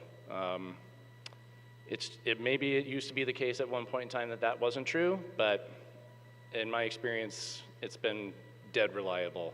Sure, there's failures, but have you looked at an SLA for some of the observability platforms? They're actually not that high in terms of nines, if you can even find the definition, which you probably won't find unless you enter a contract with them. By that time, it's too late. High fidelity, you're probably familiar with this too. Usually you're forced to make a choice. Oh, do I instrument this? Do I not instrument that? Do I use a custom metric, or do I just take one that's there? You don't have to make that decision if you've got your own stack that you're running. And you don't have to downsample ahead of time. You can downsample it later. There's no excuse to not instrument every part of your stack. Lastly, cost. I'm sure you saw this one coming. We've all seen those stories. Oh, I got a really big bill at the end of the month that I didn't expect. If you run your own stack, it's a lot more predictable. And you can really optimize and tune it to your exact specific use case. Okay, so I don't want anybody to get the impression that I'm trying to make an argument of this or that. It's not this or that. We're spoiled for choice. We have the choice to use both if we want to. There's nothing that says that you have to use entirely one or entirely another. It's a false choice. Don't fall for the false choice. And if you're not familiar with how to run your own stack or build your own metric stack, it's easy to learn. There's a ton of resources out there to bring yourself up to speed, and it really doesn't take a lot of time or effort. And some of the solutions that come from observability platforms are amazing. They can do the kinds of things that, well, yeah, if you've used them, I'm sure you already know. And that's it. That's my case for not outsourcing your metrics. Thanks for listening. Thank you very much. That was an awesome talk. All right, and while our next presenter gets set up, we actually had someone drop out. We haven't seen them today. So we're going to pull someone forward. It's going to be Michael Stonkey. But in the meantime, while he gets set up, I'd like to present one of our wonderful sponsors, Sigland. Hi, everyone. How are you doing? Thank you, thank you. Are you tired of your expensive observability solutions? Is your observability infrastructure getting too large? We have a solution for that. We have built Sigland specifically to solve that problem. We have built this database, observability log management and tracing database from scratch. It's 100x more efficient than Splunk. It's 1000x times faster than Elasticsearch, 54x time faster than ClickHouse for logs use case. And we also did a comparison against Grafana Loki, and we are 90,000 X times faster than Loki, specifically because Loki doesn't support aggregations, right? So give us a try. Your laptop can do pretty much 8 terabyte per day of volume, even the smallest laptop. For that same volume, you would need at least 50 such machines for Splunk and Elasticsearch. We can scale from 1 terabyte on one virtual CPU all the way up to 1 petabyte on 800 virtual CPUs. If you go to our blog, siglens.com, you will see all these performance benchmarks, public benchmarks that we have done, and the 1 petabyte test that we have done to compare for yourself. And we are open source, so Apache 2.0 license, so feel free to give us feedback or try us out. We came out of stealth 3 weeks ago, so we are very new. And we'd love your feedback on whether this solves your problem or not. Thank you so much. Thank you very much, Siglens. And now, Michael Stonke. All right. Hello, everyone. It's dark in here. So sorry about that, but I have no control over it. So I'm Mike Stonke. I'm the Vice President of Engineering at Phlox. We are a startup that is trying to solve portable developer environment problems. I'm not going to talk about much of that in this talk, but if you want to check us out, phlox.dev, we launched our product on Wednesday. So you could be like in the first 48 hours if you really want to be. So in my career, I worked in big enterprise, and then I went to startups that primarily did developer and operational tooling. So I've been in this space for, we'll call it 15 years at least, and I was definitely doing some of that stuff at Caterpillar as well.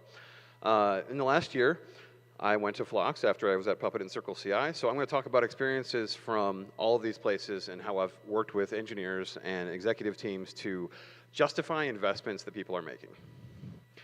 One of the things that I did when I was at Puppet was I worked on the State of DevOps reports. Who here has read a State of DevOps report before? All right. Who here has just heard the metrics? All right. Okay. No one even wants to raise hands. I'm just going to be done with that. It's fine. No. So the State of DevOps report stuff started at Puppet. Dora started at Puppet. I worked with some of this stuff from 2018 on as an author of these reports talking about engineering efficiency, technology delivery, things like that. So that's where a lot of this experience is coming from. When I left Puppet, I went to CircleCI, where I had this giant data set of what people actually do versus what they wrote down, what they did in a survey. So I was able to look and see, were they telling the truth on those surveys and things like that? Because I could actually look at real behavior, and I can tell you that there are some sizable discrepancies. If you have ever read one of these reports, these are like the 4 main metrics that everybody says you should be measuring, and this is how you know if your investment in DevOps is working. And today they might say if your investment in platform engineering is working, or developer experience tooling, or whatever it is that you've named it, still basically the same set of problems. So this is a page directly out of one of those surveys. And then you have a page that kind of describes how they cluster group everybody and tells you where people are and who's elite and who's not and who's in what tier and all of this. And so you start zooming in and you're like, okay, I was running an engineering team in 2022, and we filled out our own thing, and we ended up here in this elite 26%, best of the best. We're badass. Let's close up shop. Let's go home. Awesome. But I said I was going to talk about how you know your efforts are working. So when you have engineering, there are basically 2 types of things that everybody cares about. One is metrics of how the product is performing and what's going on. Those are usually more owned by product management, but product engineering sometimes owns them. That's great. Nothing wrong with that. And then you have the internal side of things that are going on, whether it's platform engineering again, or dev tooling, or DevEx, or whatever. It could be a lot of things. But the things that you're measured on are basically availability, the cost, the security, and the throughput. Those are basically the things you're measured on as an engineering leader. And then you can have like sentiment and adoption, which are more product management for the platform. Like, do other developers like to use your platform? Do they enjoy it? Do they actually use it? Things like that. If this was a much longer talk, I would go in depth on every single one of these. But because it's not, I'm going to pick the one that I think is actually the weirdest, which is developer productivity. And as an executive, I have to work with developer productivity a lot, and I think about it a lot. And everybody that's ever been a developer says, please don't measure me. I hate it. It sucks. And in some ways it does. But as a leader, I have to say, you're spending how much on payroll and what are we getting for it? So that's why we have these conversations. So, like I said, I was running this team in 2022, and we did our own assessment, and we ended up in this huge elite tier because, again, we're badass. So, do I believe that I was in the top 76%, or I was better than 76% of all organizations at least, and I was in a cluster with the top 25%? Not sure I do. Okay, so why is this telling me this? How is this information coming up this way? Oh, I see. For the primary application or service you work on, blah, blah, blah, blah, blah, fill out a whole bunch of other information. Cool. How many people work on more than one thing? Everybody. So when it says for the primary application or service, which one did you think of? The good one or the bad one? The best one or the average one? The one you were happy about today or the one you were mad about today? I don't know. I have no idea. I have no way of knowing this.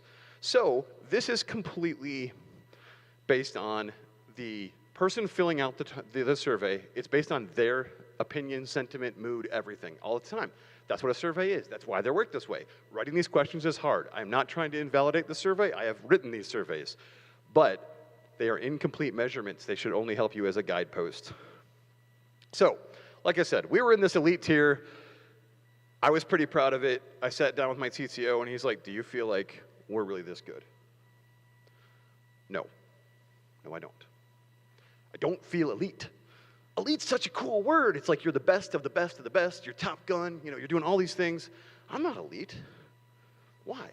Why don't I feel elite? What even is elite? Like, let's just back up for a second. If I'm going to be elite at technology delivery, what does that mean I'm going to do? So I went and had a long think about this. And I think if I was elite, if my engineering team was elite, it would be all about moving fast with confidence. I can deliver what I want at a very rapid clip, and it's not going to break things. That sounds elite. It also sounds pretty simple, but simple, not straightforward. So, the other thing that I always have to do with these metrics was talk to the rest of the executive team. You know, the CFO, the COO, CEO, all of those things about what's going on in engineering. The payroll is lopsided in that you're spending usually way more on developers than you are anywhere else in the business. And so you better be able to justify this stuff.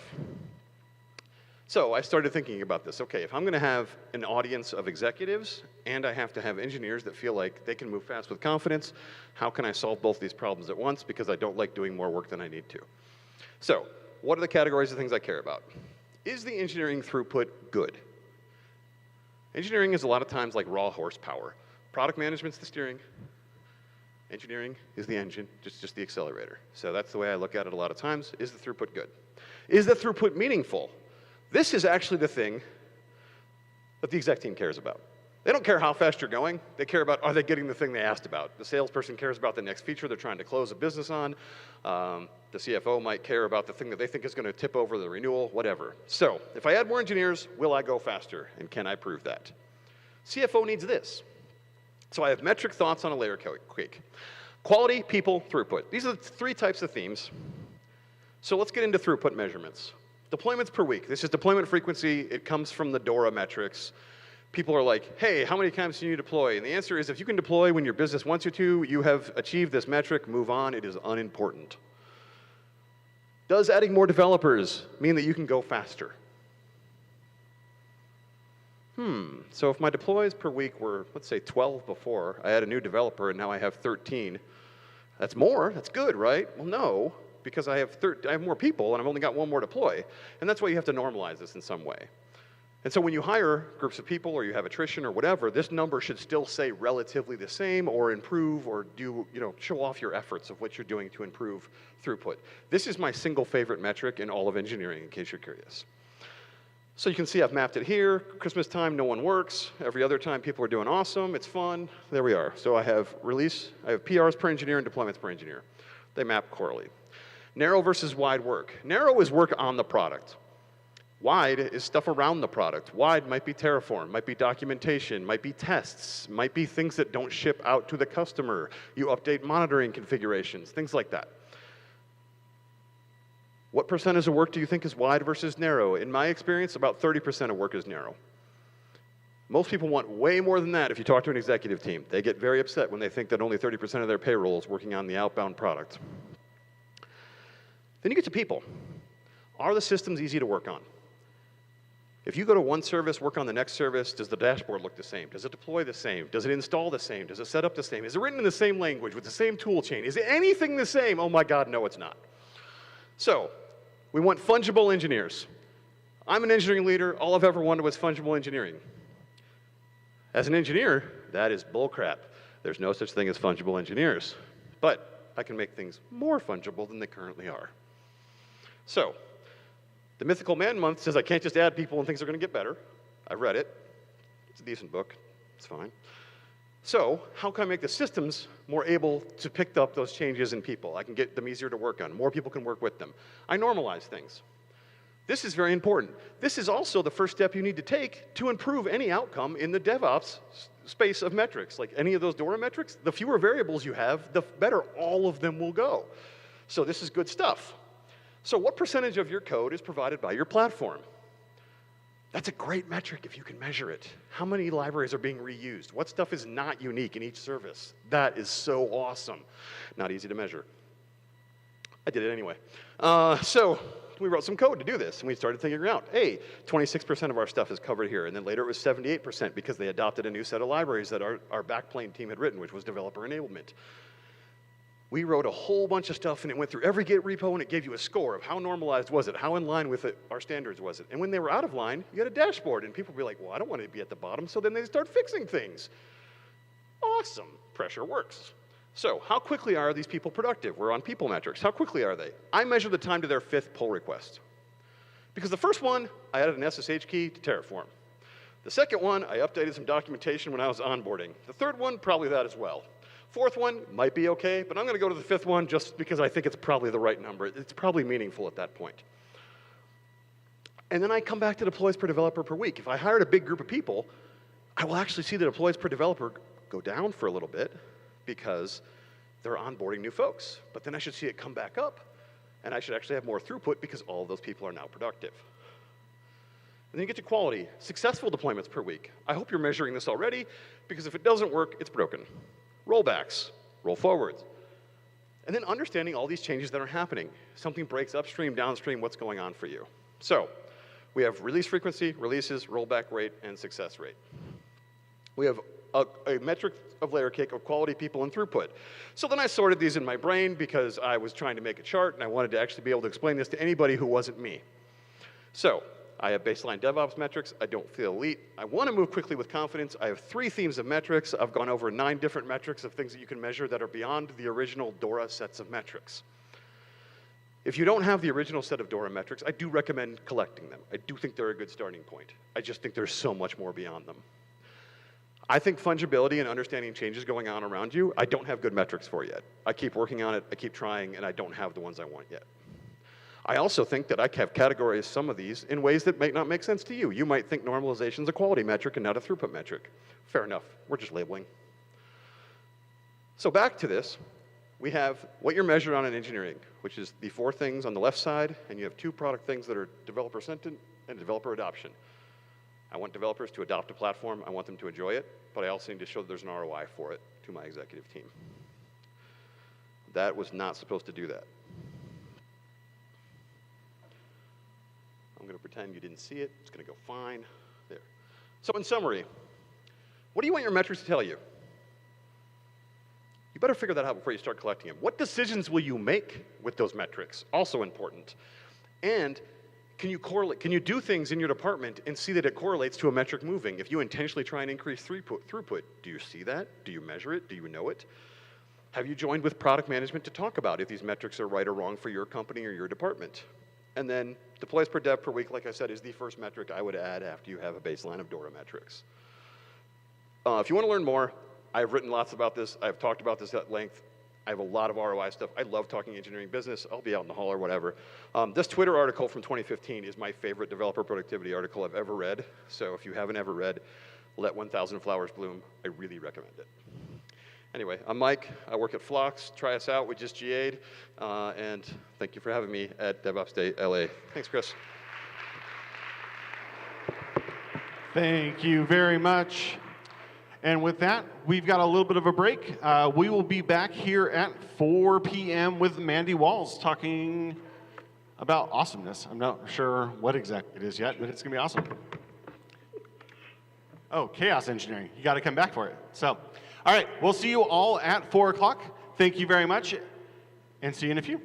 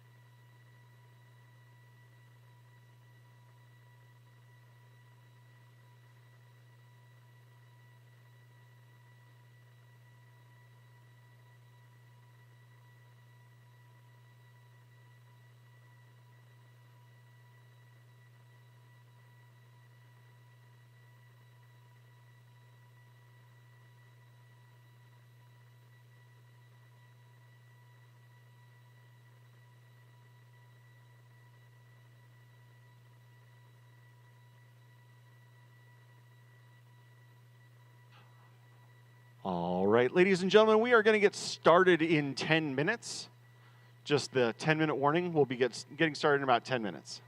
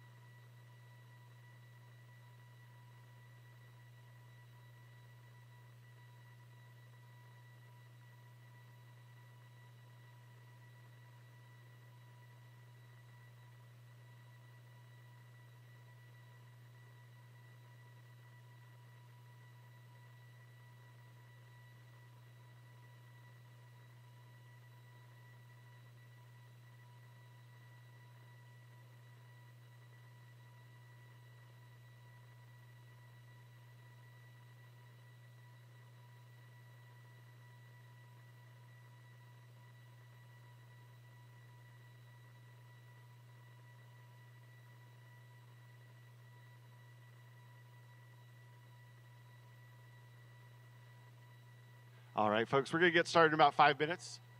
Just a heads up, it'll be another 5 minutes or so.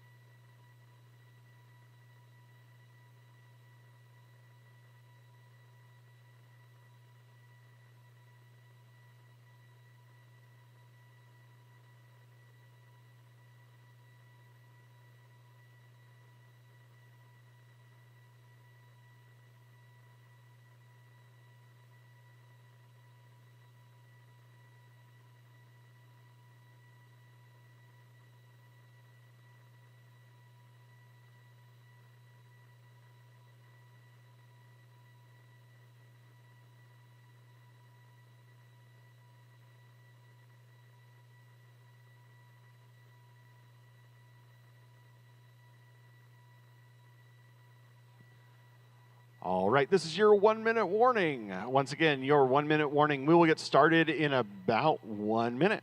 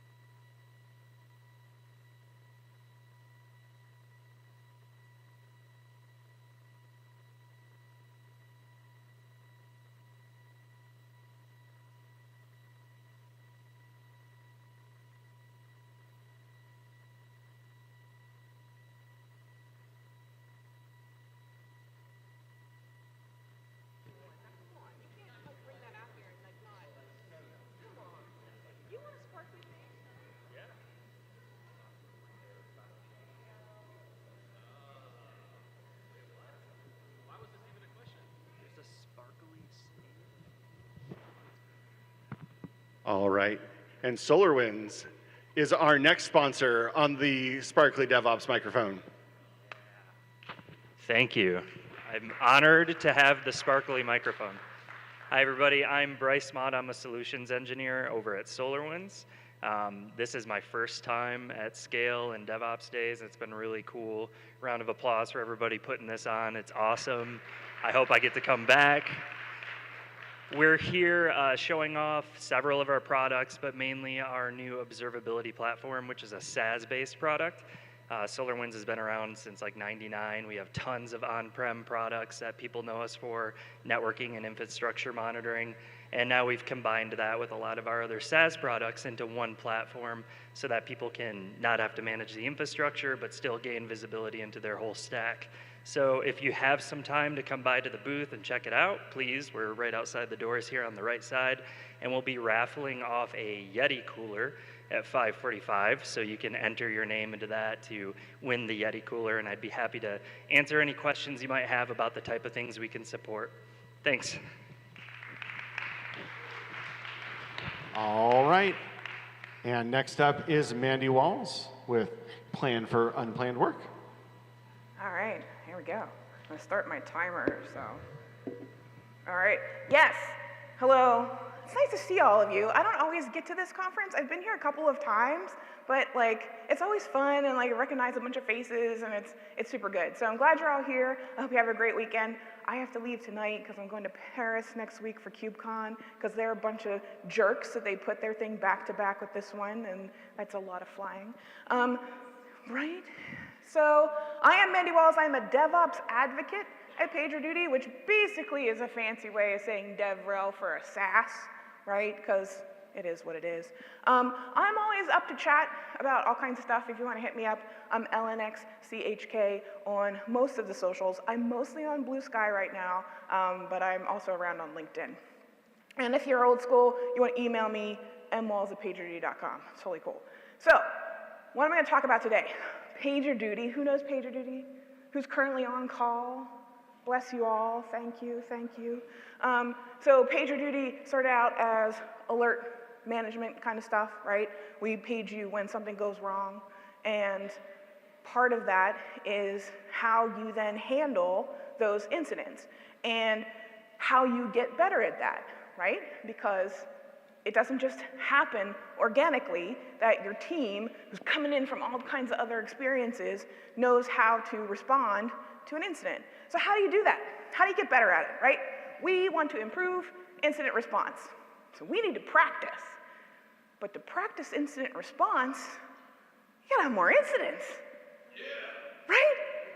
Only that dude wants more incidents, right? No one else wants to have more incidents. So you have to figure out, how do we go about building this muscle, building this practice so folks don't freak out when it's time to respond to an incident? Because things will break, right? Who's never broken something? Like, you know, like I don't recommend doing it on purpose unless you're gonna do it this way. So PagerDuty has a long history of this practice. I've only been at PagerDuty 4 years. The company's been around about 14 years. And the engineering team's been sort of practicing this in various ways, most of the life cycle of the company. So we call them Failure Fridays or Failure Any Day, and we'll talk about that in a minute. But it's a very explicit practice that the engineering teams take on as they're pushing new features into production. They want to know what's going to happen if something bad happens in the environment. So who's run game days? You have a practice like this? A couple folks? Yeah, not too many right now. And like, folks are kind of like, you want to do what now in production? You want to break things? No, don't. So, but we want to, right? But we want to do it with a purpose. We want to be intentional about what we're going to do. Now, the way some of this chaos engineering stuff got started back in the old days, right? Some of you were still in middle school. Some of us had not gray hair at the time. That Netflix was kind of notorious for this. Somebody would walk through their data center and just pull cables, right? Amazon too, right? They'd walk through the data center, pull a cable. Somebody has to figure out what happened. Hopefully it's not payroll, right, that they're pulling, but something went down, and then the rest of the team would have to figure out and coordinate and work through fixing it and dealing with that. Right?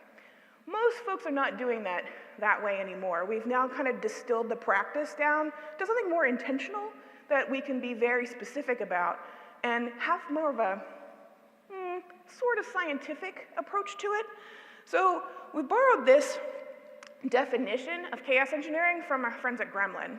And their definition is chaos engineering lets you compare what you think will happen to what actually happens in your systems. You break things on purpose to learn how to build more resilient systems. Right? Amen. So we're out there trying to figure out when I do change something or something changes around me, what happens to the things that I've created, that I've deployed, and how to work with that. But it's very intentional. And it becomes a way of validating all the assumptions that you have about your ecosystem. You have an engineering cycle. You're writing code, it's going into production. When it gets into production, how's it going to behave? You've got, like, you put it out there, it runs in a steady state for a while, and then we're going to say, okay, this new feature is running pretty well, but what happens if the dependency it has goes down? We think we have done some defensive coding. We hope we have, but we're not sure 100% that what we've got here is going to work. So we hypothesize about what might happen. Then we can run the experiment, we can verify that, and then hopefully we can put those production improvements back into the life cycle. And we'll talk about that as well. So we're hoping to make the practice part of our regular distribution of the code that we write. So we want to be intentional. Our goal is really to learn. We want to know exactly how things are hopefully going to work when they get into production. It's hard to know exactly, though, in a microservices environment. So there's always going to be things that are going to be in flux. Microservices environments, I feel like they're kind of like stepping into a river. Philosophically, you're not stepping into the same river twice, right? The water has rushed by you. And that's what's going on in microservices environments as well. Like all those other hits and customers and requests are all long gone. So we want to learn about what's going to happen when things go wrong in our environments. Our goal is to overall improve our reliability. We want to improve the resilience of the experience for our customers, right? It's all in service of making sure that our customer experience is maintained even when things kind of go wrong on the back end. There's lots of ways to think about that and to do that. But we're not after doing this because it's fun, even though for some folks it is totally fun. Like I think that dude over there, he's like totally into it, right? It's gonna be a good time. But for other folks, it can be pretty stressful. And they're like, okay, we need to have an end goal, right? And it is making sure the customers are happy. Even if you've got internal customers. Like if you're working in IT and you want to do these kinds of things, it's totally great. Now, when we've talked about game days and some of this stuff originally, they were very large kind of events. It's kind of like a carnival, right? When folks were still in the office, it'd be like a war room, and like everybody'd be in there, and then there'd be pizza, and it'd be very exciting. You don't have to do that.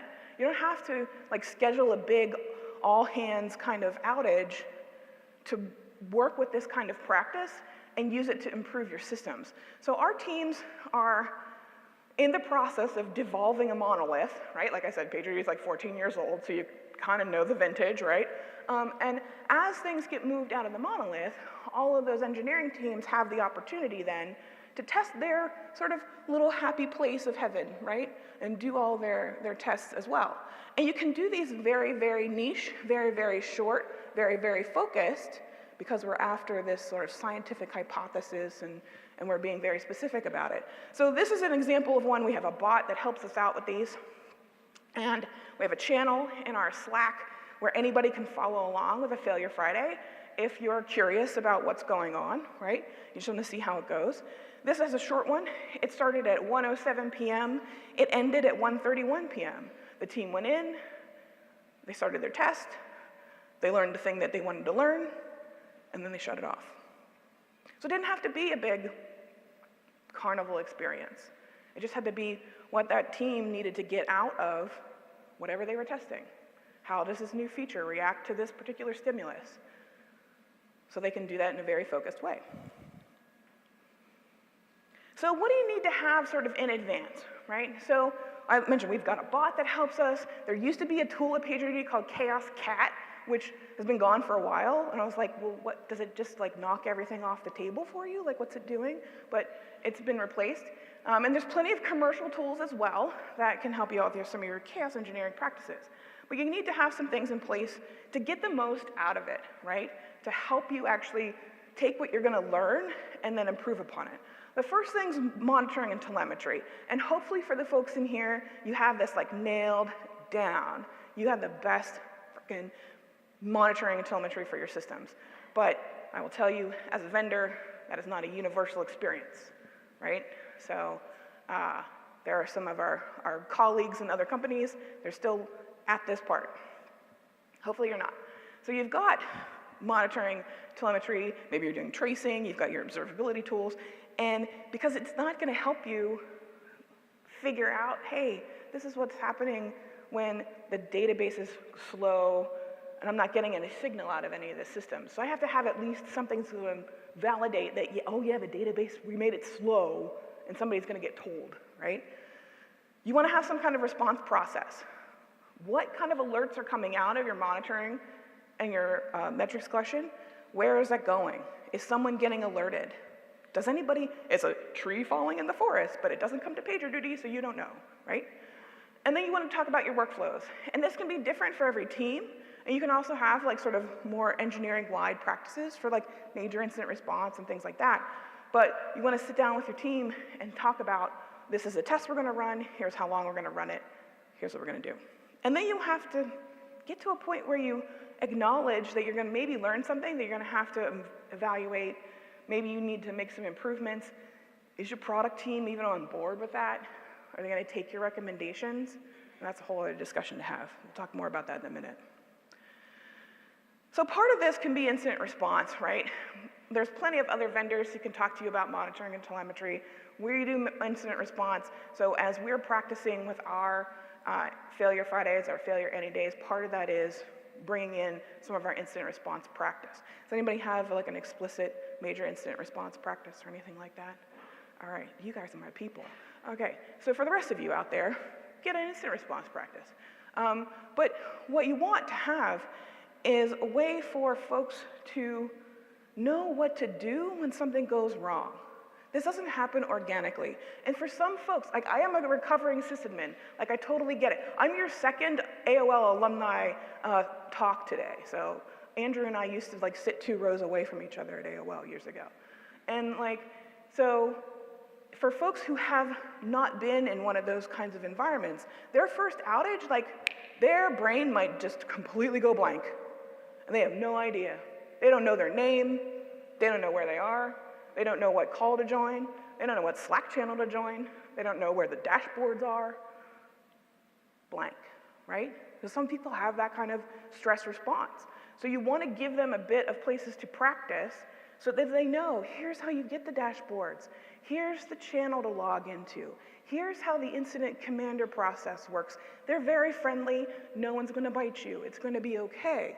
But a lot of folks don't get into that in a natural way. So you want to get to a place where you're practicing that. And these kinds of chaos engineering practices are really good for that. You are simulating an outage. You want to simulate what happens downstream of that outage, what your organization expects you to do. They expect you to respond to the alerts, come to the channel, log on to the Zoom call, and participate, right? It helps you get organized. It helps you be explicit about all of those things so that folks aren't second guessing themselves, that they aren't in the moment when it's a real incident, freaking out and not knowing where things are. So when we test IR during game days, there's a bunch of different things we can make sure are in place, because these are things that we don't want to have falling on the floor when there's a real incident, a real outage. Our first is our alerts. Are we alerting on the right stuff? If I'm putting a slow query thing onto the database, and I'm not getting anyone telling me that, there's no alerts coming out of that system, I'm not going to know if it happens in real life. If I take that back-end dependency offline, and none of the dependent systems tell me, how am I going to know, right?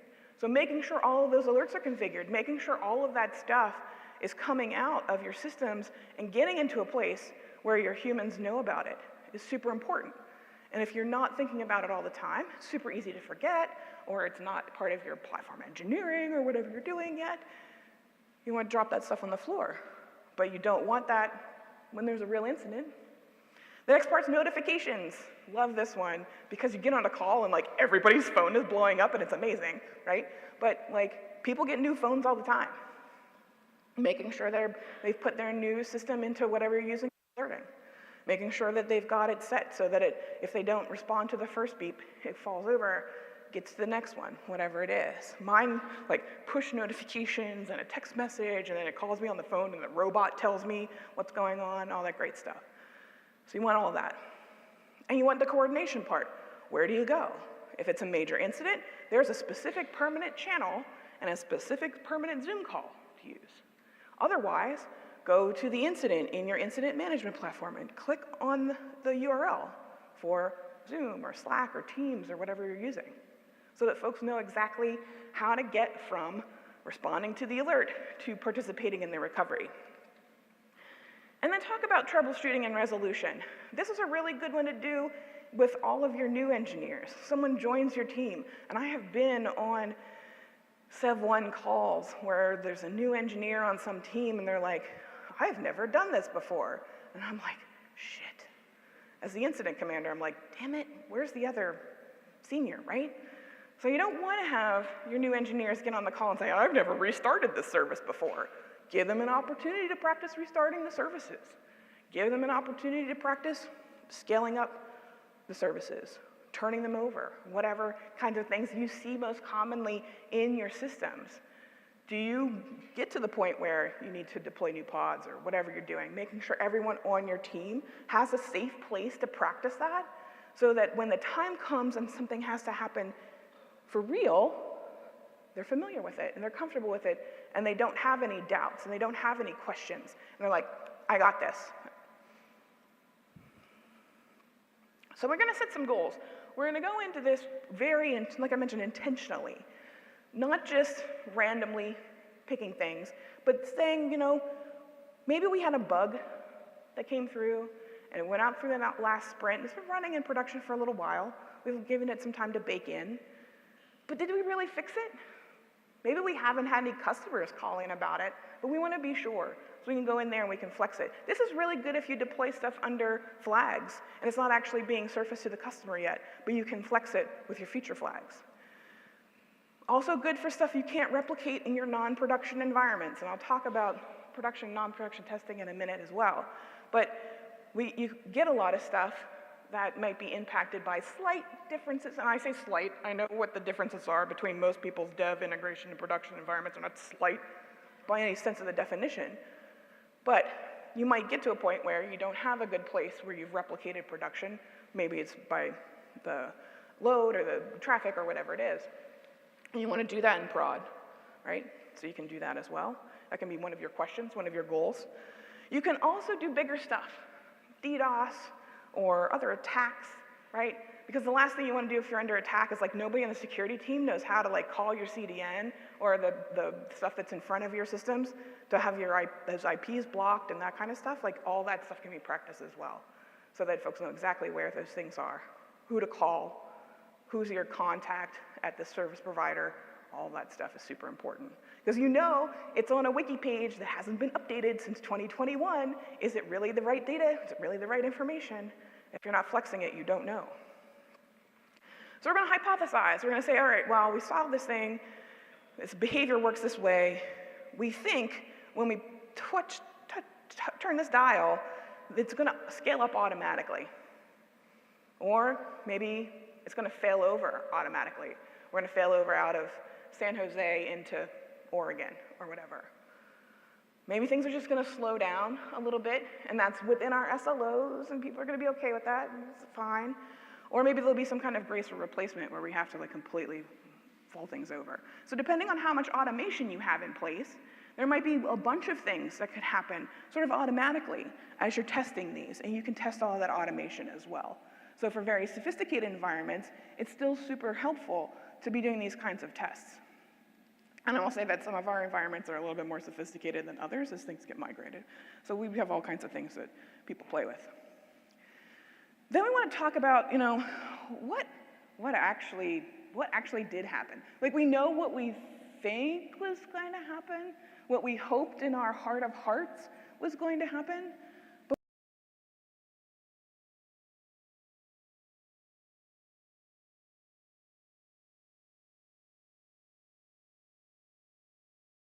pin out of something. So knowing exactly then what happened, super important, because then you know what to look for if it happens for real.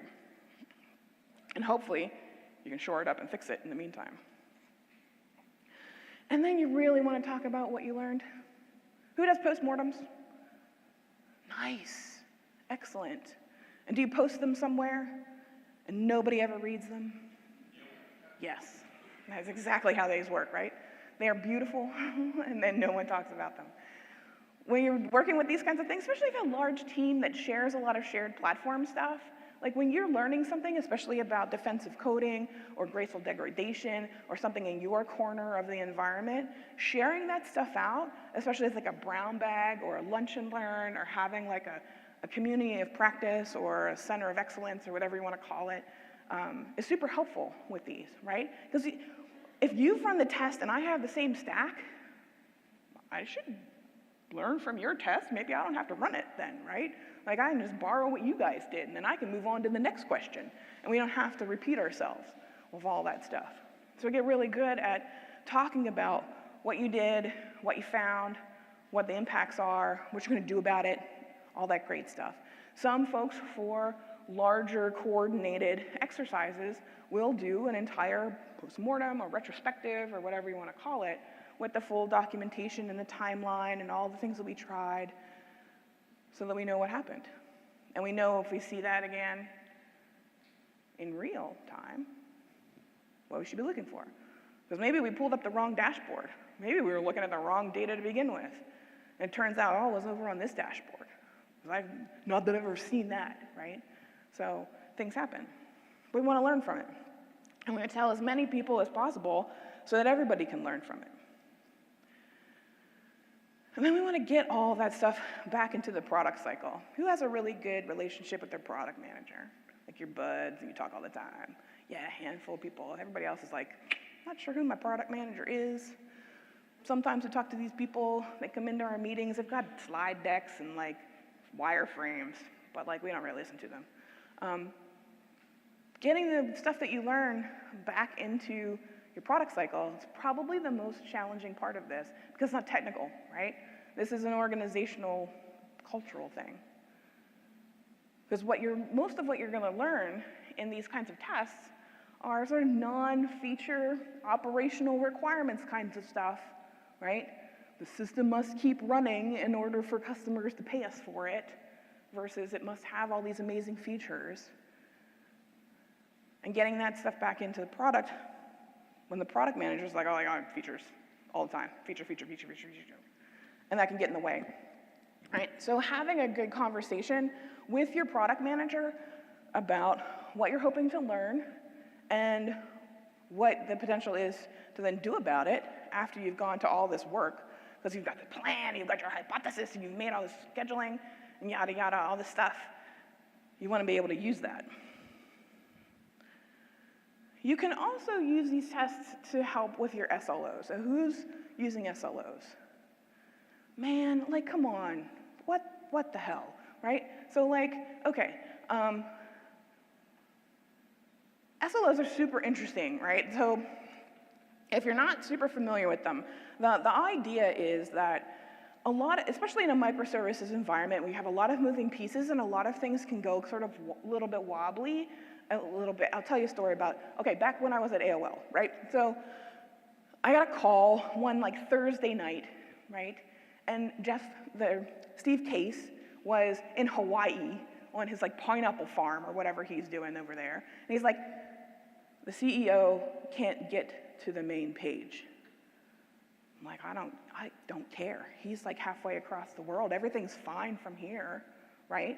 But that's not the call you want, right?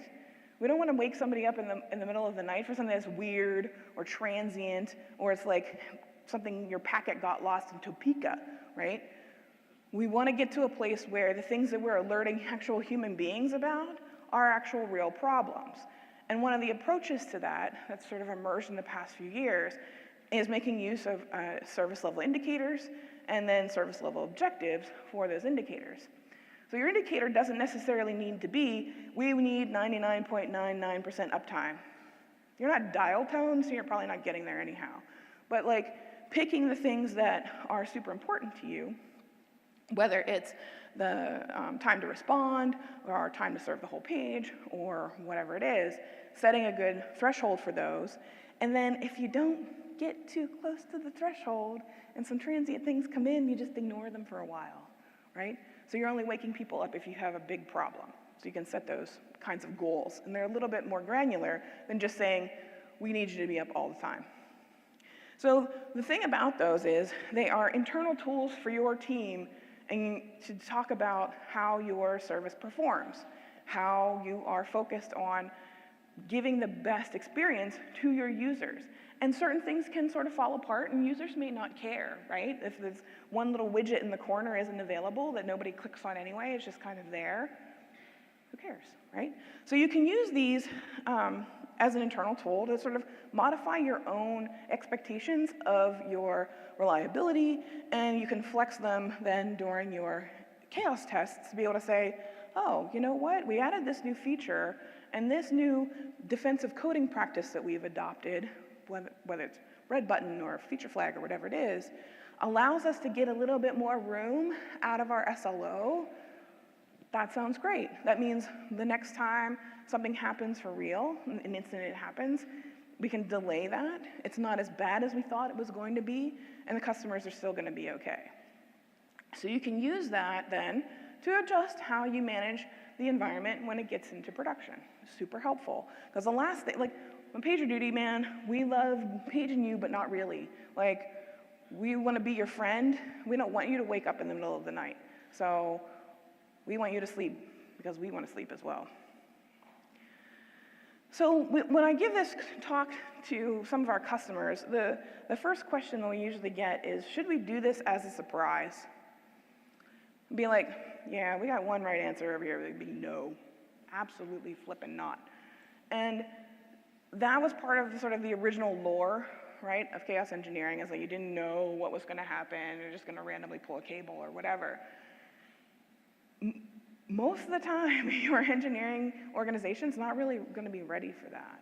Like, this is a practice that takes time, it takes effort, it takes a lot of organizational support, right, to dedicate these resources into this kind of testing.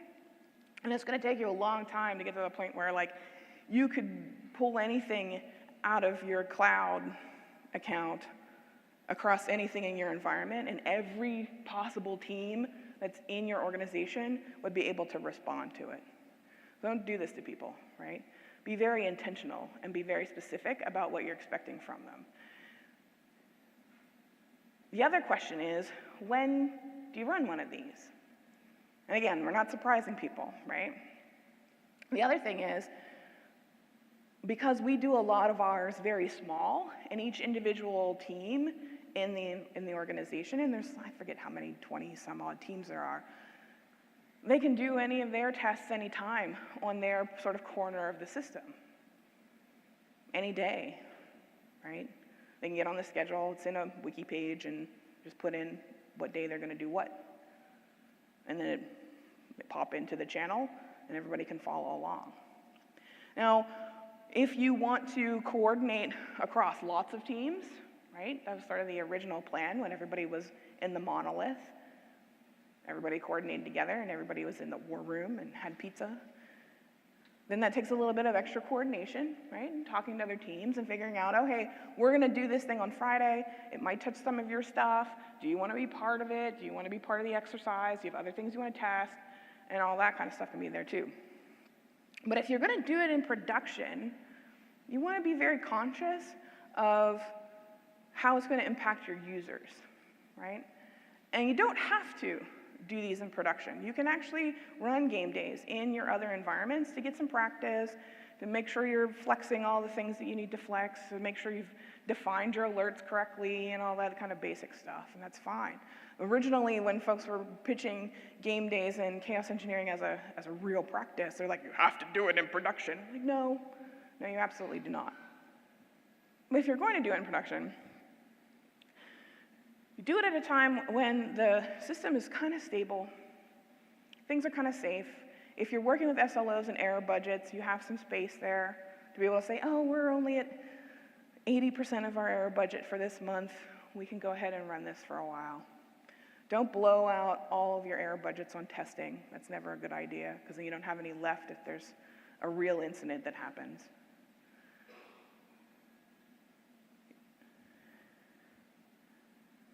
And then they ask, when do you not game day? Now, obviously, if your platform isn't stable, you don't want to run a game day, right? If you're having some errors and you're trying to fix them, that's great. You should be trying to fix them, right? But at the same time, your customers don't know what you're doing. They don't know that today's instability is a test versus yesterday's instability, which was actually a bug, right? So make sure that you're preserving the customer experience, your user experience, when you're doing these kinds of tests. The other thing that comes up is another non-technical question, because everybody loves a reorg, right? But you don't game day, you're nuts, but you don't game day after a reorg, right? Someone's just inherited a new service, and you're like, we're gonna game day on this tomorrow. And they're like, I don't even know, I don't have permissions to this stuff yet. Like, they're not gonna be able to help you, and it's not gonna help them, right? So make sure that the platform's been stable for a while. Make sure your org has been stable for a while. Make sure your other tooling has been in place for a while so that people have a good experience of learning from this entire process. Because you need to get things out of it. It is you're putting time and resources into it. You want to get stuff out of it, right? It's not just fun, even though it kind of is. So that's the summary there. So we have a bunch of resources about this. We have, like I mentioned at the beginning, PagerDuty has been doing these for a long time. So we've got a couple of blog posts about the things that we've been doing, how we approach it, and there's an earlier post and then one from last year that sort of updates on how things change as the org grows, right? Because we have a lot more engineers now than we did when we first started. The tooling has changed because this part of the industry is maturing and it's now been commercialized. So early on, it was a lot of open source projects, a lot of like ad hoc kind of things, a lot of homegrown stuff. So a lot of those things have been improved. I also have on the link there, I had two of our senior engineers on our live stream on Twitch last year to talk through some of that history and share some of their experiences with this as they've kind of matured the practice. One's our staff SRE, and one runs our DBRE team. And so we went through some of the practice there. So if you're into taking a look at some of this stuff, that one in particular is super interesting because they did kind of get into some of the things they learned, some things have been changed. We learned about the demise of Chaos Cat, unfortunately, and all that great stuff. But if you're looking for ways to get started, things to think about, things to talk about with your boss, right?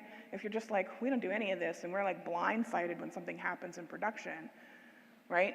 You break it down into the components that you want to try and improve, right? We want to have a plan, but you can have a plan for your alerting and how you want to make sure that it's okay. You can have a plan for notifications and making sure that everybody has got the stuff that they need and knows where to go and the coordination and all that kind of stuff. And then you can have a plan for what do we actually do when we have an incident in production.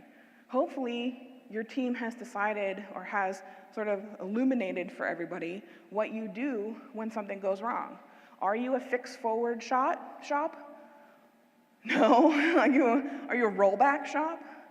Are you a pull it and pray and hope that somebody's going to fix it offline and then you're going to try and backport it into the configuration management, or somebody's going to fix it live and then it goes back into GitHub, hopefully someday, right? So have a plan about all that stuff and make sure you're sharing it with the other teams in your organization, right? That's part of making sure that if you have to change teams, you want things to be good over there too, right? You don't want to have some dark team in the corner they don't know anything right. Be intentional about what you're hoping to learn and what you're actually going to do. You get on the failure any day call and they're just like, I don't know, should we try and bury the dependency, or should we slow things down, or should we try some IO test or whatever your solution provides? Be intentional of that beforehand, especially because a lot of what you want to do here is practicing around recent features, recent fixes, things that you are working on in service of the customer experience, obviously, but things that you've been working on most recently are really good places to pick up and say, hey, we added an index to the database. Let's make sure that this is going to help us. And then make sure you can use what you learn. If you don't have a really good relationship with your product manager, or your engineering manager doesn't have a good relationship with your product manager, help that, right? Have a chat. Have some conversations. Make sure you are catching what you're learning in the kind of language that the product folks kind of understand. Here's what we learned when we tried this test and we buried this dependency. Here's where the traffic dropped off. Here's where people abandoned things, right? They just left. Where'd they go? Are they going to come back? Who knows? But then you can show that to your product manager to be able to say, hey, we need to shore this up. We need to make sure that this component that's very, very key to our user experience is behaving well, is performing where we need it to be performing, so that you can prioritize the things that you learn off these tests. And that is sometimes a hard discussion to have. If your product manager is very feature-focused, you can get in there. So, thank you for coming to my talk. As I said, the resources are there.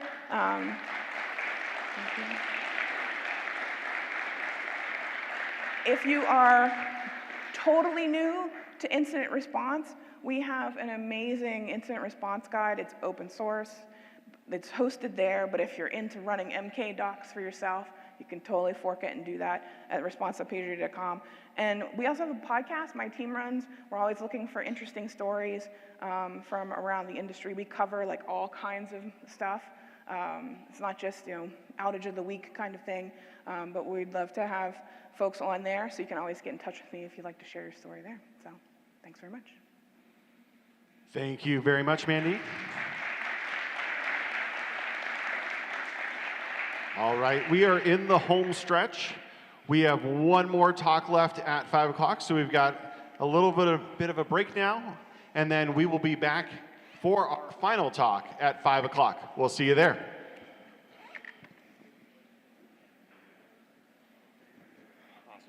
Thank you.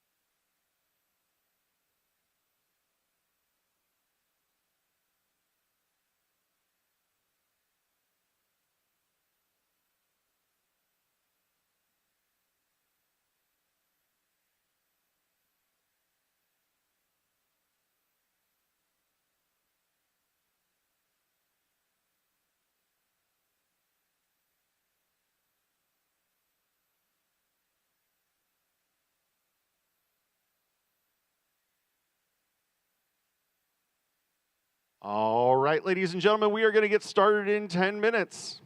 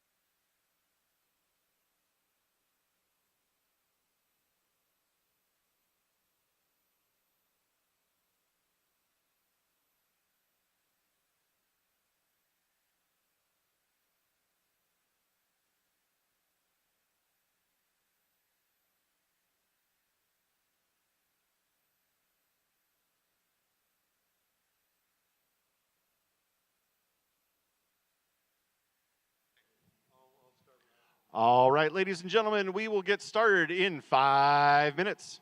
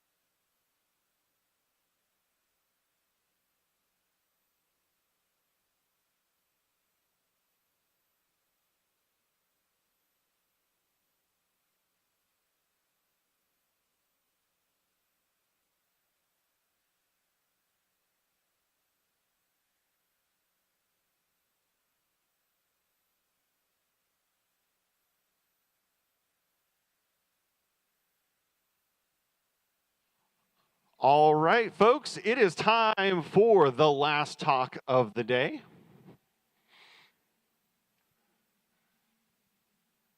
I'd like to welcome Bob to the stage, and he's going to talk to us about some blockchain stuff. So thank you all for joining us.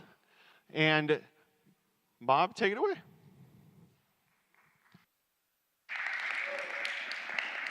How's the sound? Sound good? Okay. I'm trying to think of a good joke about how to tell about the size of the turnout. So the only joke I can come up with is this. 10 years ago, 11 years ago, and wait, let me just say something before I start. I am not a cryptocurrency speculator. I don't own cryptocurrency. I need to tell you that. But 10, 11 years ago, Bitcoin was going for $1, maybe $2. If you bought 100 shares, today none of us would be here. All right? So welcome to the future. Welcome to the future. All right, so here's the deal. I come to, the purpose of this talk is I do not come to praise DLT or blockchain. As I said, I'm not into cryptocurrency speculation. I just don't believe in it. A whole lot of reasons for that. But I have an insatiable curiosity to understand how things work. So what I'm going to try to do is at a very high level explain what all this stuff is about to you. So that's the purpose of this talk. It really is, I want to explain blockchain, distributed ledger technology, and I'm going to do it in terms of DevOps, because it is going to have a real big impact on DevOps. So this is the agenda. Who am I? I'm going to talk about the elephant in the living room. I'm going to do the bottom line. I'm going to do a little blockchain DLT 101, so we have a baseline understanding. I'm going to talk about working with wallets and smart contracts. I'm going to do the NFT stuff.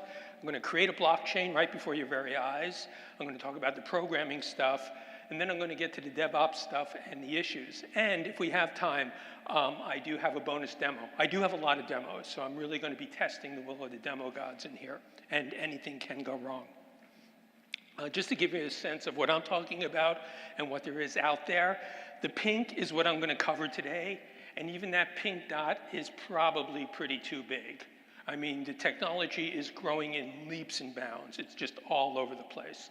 So if you expect to know everything there is to know about blockchain coming in here, oh, thank you for that water. See me after the talk, okay? And then be ready to dedicate the next 2 years of your life to me. All right, so this is who I am. I've been doing technology for a long time. I am a technology writer and technology journalist. I have production experience. The way I got into this deal is about 2 years ago, the editors at Blockchain Journal called me up, and I'd worked with some of the editors previously in other technologies, and they said, hey, you need to take a look at this stuff. All right, and I was coming from, yeah, cryptocurrency, what do I know? But then again, 10 years ago, if I bought blockchain at $2, I wouldn't be here today. But anyway, and I started looking at it, and I said, there is something here. There is something here. And so that's, again, the golden part. The purpose of this talk is to share the something here. All views expressed here are my own, not Blockchain Journal, not SCaLE, not anybody else. All right, so let's do some level setting. I'm going to say some terms, and if they have some sort of meaning for you, raise your hand so I know who I'm talking to. User address, does that mean anything to you? Okay, good. Proof of stake. Okay, proof of stake, you've been minimally contaminated. Ethereum, okay, you got some Ethereum. Solana, okay, we've got some Solana, good. Okay, gas fee. Does that term mean something to you? Okay, gas fee. All right, USDT, does that term mean? Okay, so you people are adequately contaminated. I need to share at this point also that it's not lost on me that today is the Ides of March, and I hope to get out of here alive. Okay? Anyway, let's keep going. Smart contract. Okay, so there's some experience here, good. Okay, how many people you've used a cryptographic wallet, MetaMask, Phantom? Okay, so you got your wallet stuff down. I'm going to ask the loaded question. Anybody own any cryptocurrency? Okay, so you visited the exchange. Okay, anybody know Sam Banks-Friedman? Okay, oh, all right. Okay, anybody own an NFT? Anybody own one? Okay, we got one person owning an NFT. Okay. Anybody who've done blockchain programming? Literally written code that's gone out to the chain. What chain, may I ask?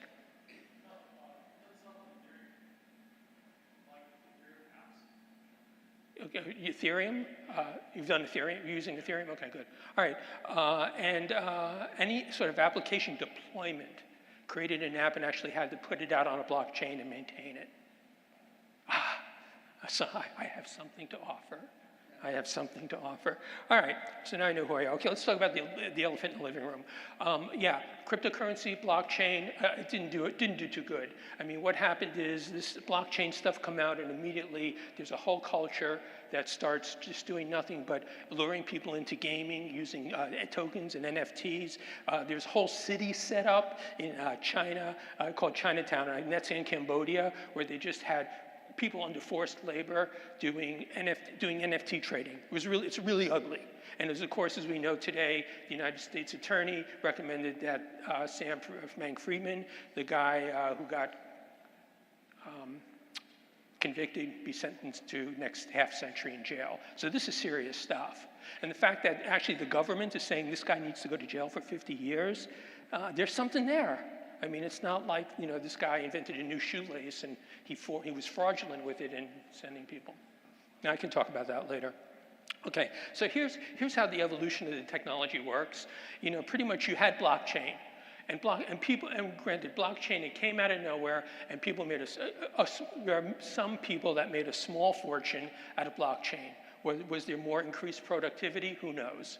But there was just millions and millions and millions of dollars running around. And then what we call the blockchain bros, speculative currency. We used to be software developers, now we're currency speculators. And everybody, you know, started doing all that. And there was a lot of activity around that. And there still is, and there was Dogecoin and all the dog stuff, and it was not pretty. Granted, it was not pretty. And then we had the collapses. FTX is the big one. Celsius was another one. Terra and Luna, where the money just disappeared. Excuse me?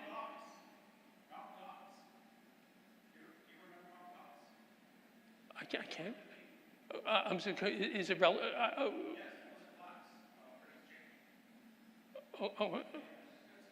Okay, I can't hear you. I just can't hear what you're saying. All right, so, and then we get to actual useful technology. Okay, and people say, well, what do you mean by that? And what I mean by that is this. Okay, you know, 1945, we just, you know, atomized two cities into nothing. Okay, that was the initial introduction of that technology. And today, it's powering the world. So technology goes through an evolution where it can start at a nefarious end and then ends up useful. Okay, it ends up useful. So that can happen. And blockchain is here. Okay, blockchain is here. You got your IBM, you got your AWS, you got your Azure, you got Hyperledger, which is open source. People are playing on the blockchain. It is there. Maybe I am praising it too much.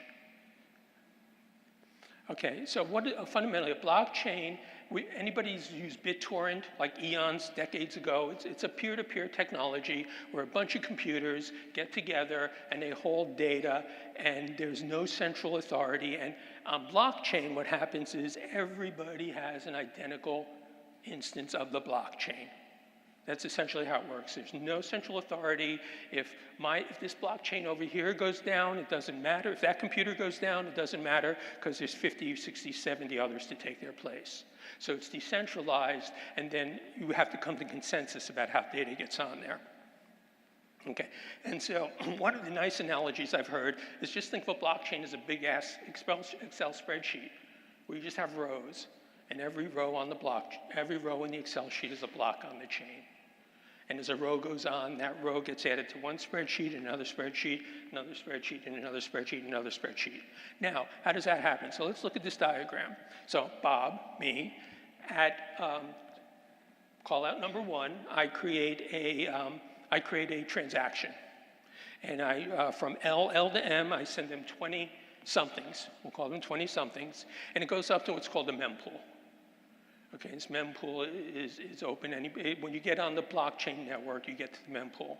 Then what happens is a node will pull down the transaction, look at it, make sure that the person that sent it is sort of okay, and then that transaction will be converted into a block using some sort of consensus algorithm. And I don't want to go into a great deal about consensus algorithms. We can do it later if there's time, but it's turned into a block. That block is sent on to the local node, and then all the other nodes know about that block. And they say, okay, this block looks good, and if majority of the nodes say it's good, it gets added to everybody's chain.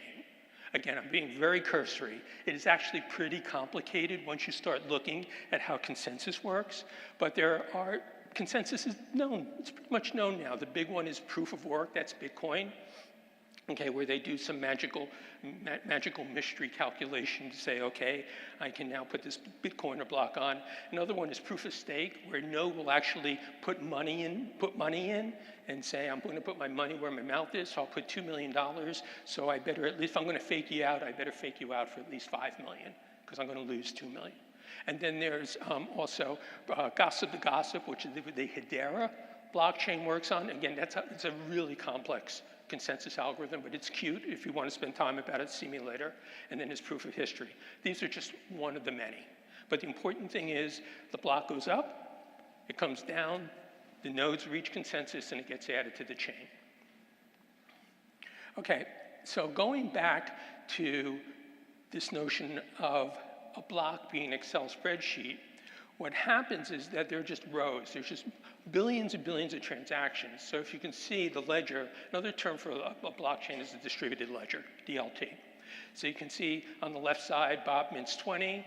Okay, Bob takes, there's a mint, Bob doesn't mint 20. There's what's called the Genesis mint. I'm like the US Treasury. I mint $20 and I give it to Bob, or I give it to First National Bank or Citibank. And then Bob takes 8 of his, gives it to Alice. Bob takes 6 of his, gives it to Mike. Alice takes 4 of those that Bob sent, gives it to Jane. And Mike sends some to Jane. And then what happens is you do a reconciliation at the end, and you get account balances. And that's who owns this thing. I'm not going to put a name on what the token is or the currency is. We'll call it a thingy. But at the end, Bob at the end of it all, the Genesis block has 30 thingies left over. Bob gets 6, Alice gets 4, Mike gets 4, and Jane gets 6. So really it's just the transactions, add them up, the same way your bank account works. Okay, are we cool? Cool, am I doing good on the explaining part? Okay, I haven't been at SCaLE in a while, so I'll be on you, I'm a little nervous, you know, this is like the comeback tour. It's okay? You could change at any moment. Wait till the Feds show up. Anyway, all right, so here's, these are some of them. Bitcoin, Ethereum, Hedera, Solana, Avalanche, Polygon, there's more. I'm pretty focused on Ethereum at this point. I do a lot of work around Ethereum, and I've banged around Solana too. And there's distinguishing factors about all of them. The big one about Ethereum, which I'll talk about in a few moments, and the others, but Ethereum supports smart contracts, where Bitcoin blockchain doesn't. Okay, so what can you do? What can you do with a DLT? What are some of the commercial uses?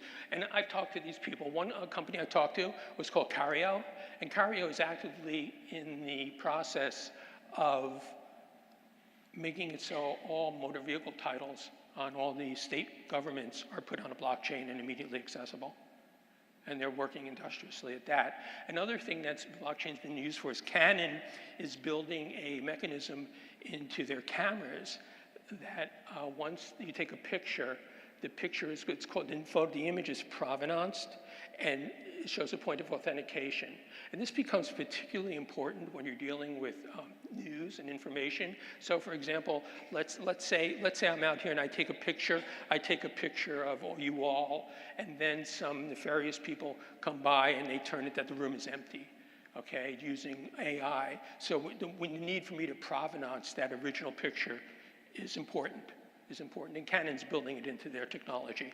So this is one of the many things when they said you need to look at it, there's something there, there is something there. Okay, so anybody can create a blockchain. Anybody can create a blockchain. Okay, and the way you create a blockchain is you create a blockchain, you have what's called a Genesis event, you create some tokens, or you create some coin, and you put the coin on there, and then people come and do their thing with it. It really is that simple. It's not that simple, but it's really that elementary. So, how about some demo stuff? Demo?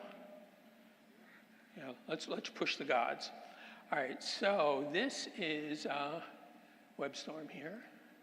And this is out, all this code is out on GitHub in various places, so you can download it later. And this is a blockchain I made. It's called WrestleCoin. I'm not selling any of it right now. Don't worry, I don't want your money. But the way it pretty much works is you create the chain, you create a blockchain, and then you add what's called the Genesis coin. You put the first coin out there, and then if you want, you have more minting events. Okay, we can look at this code, but it really is, and you might say, is this code, am I talking to the blockchain? And as I'll show you in a moment, the way you interact with the blockchain is through APIs and through client libraries. And these are all, these are not secrets. Some of them are pretty complex, but anybody can do it. So, as I'm going to do now, I'm going to go to blockchain tests. Again, what it's going to do is it's going to create the blockchain, it's going to add a transaction, and then I'm going to make 2,000 WrestleCoins right before your very eyes.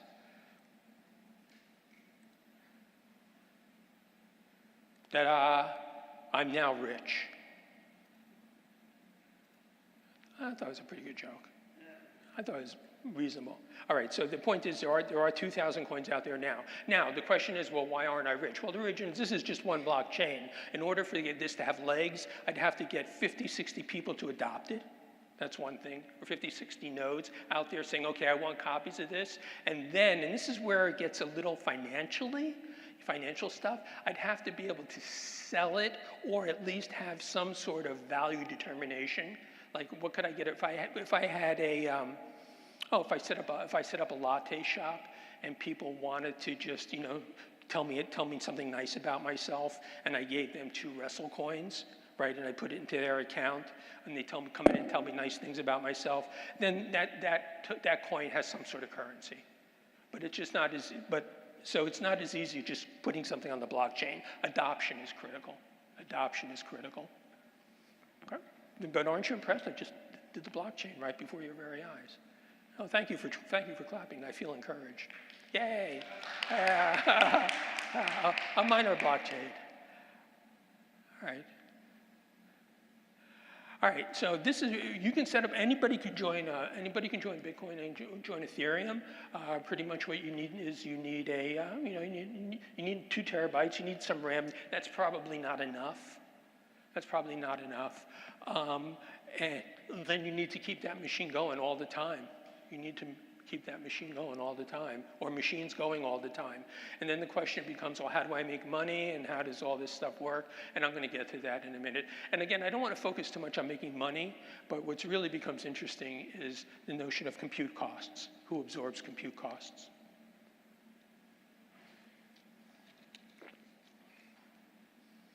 Okay, so now I have to do a little monetary policy here, and that not monetary policy, a little monetary mechanics. That's probably a better term. So the United States Federal Reserve, what they do is they mint dollars, right? And a dollar is a coin, okay? And in its physical version, $1 is just as good as another dollar.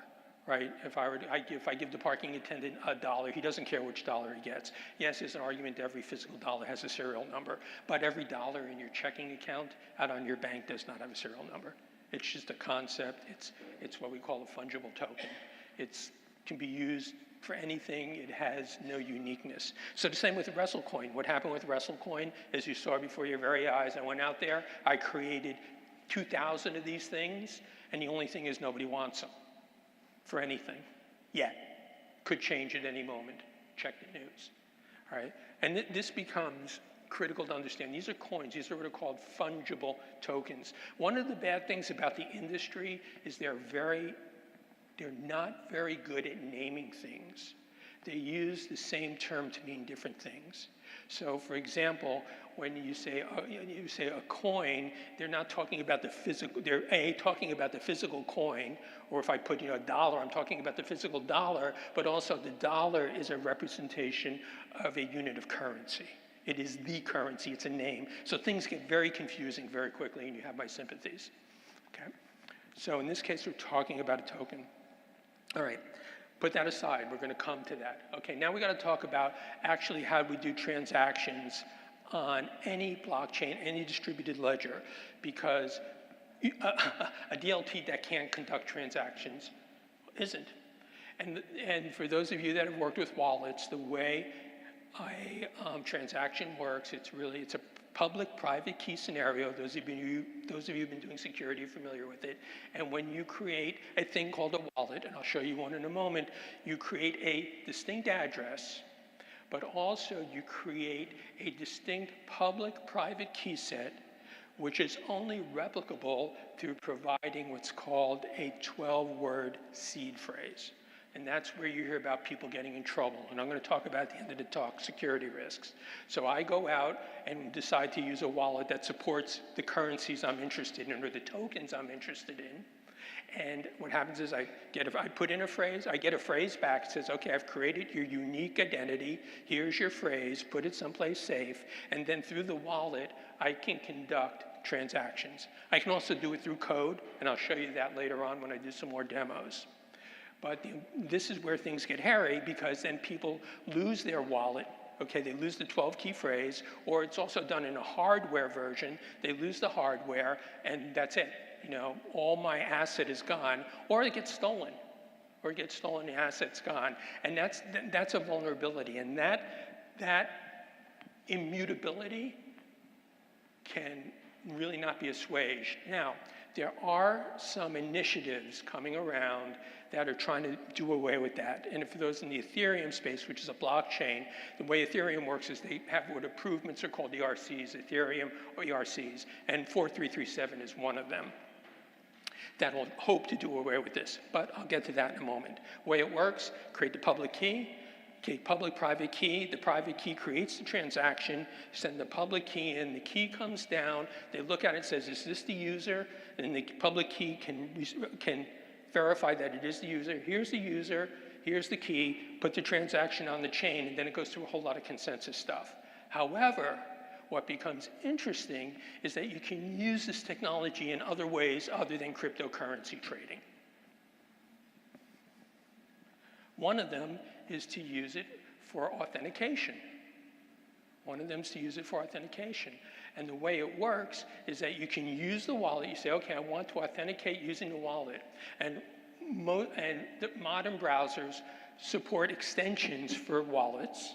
And then what happens is you can say, okay, log in using the wallet, and you're going to ask, the wallet's going to say, okay, give me your credentials. The credentials will go down to the website. Website will do its hocus pocus and say, yes, I know that this is good. Let the person in, or register the person, or do something. Now, you probably don't believe me. I will demonstrate it in a minute. But before I get to that, I need to discuss fungible tokens. Because fungible tokens are another opportunity in the DevOps space and DevOps application space. Because fungible tokens are unique. Okay, and what do I mean by that? Well, let's go back to non-fungible tokens. Never mind, non-fungible tokens. A fungible token is one token as good as the other. All right, and you've seen this before. So in the old days, New York subway system, you go to the subway booth. You know, you give them in the first. Now I'm going to show how old I am. The first New York City token I bought was 10 cents. I could ride the subway for 10 cents, but I did. So I give them my $1, I get my 10 tokens, right? And then I can get on the subway, right? And so there's actually, what's interesting is that subway token booth is also what we call an exchange. It's converting currency. It's converting New York City subway currency, US dollar subway currency, into New York City subway currency. Anyway, but one token is just as good as the other. So who cares? But what becomes interesting is if we look, you know, Mike goes and he buys, you know, the subway, New York City subway makes 50 tokens. Mike goes and buys 50 tokens, buys 10 tokens from the subway, goes to the token booth and buys 10 tokens. And then he has a choice. He can go to Alice and he can say, okay, Alice, you know, here, oh, you want to ride the subway with me? Here's your token. There's no currency. There's no value exchange there. It's a gift. Or he can say, hey, you know, I bought it for 10, give me 11 cents for the token, and you can get on the subway.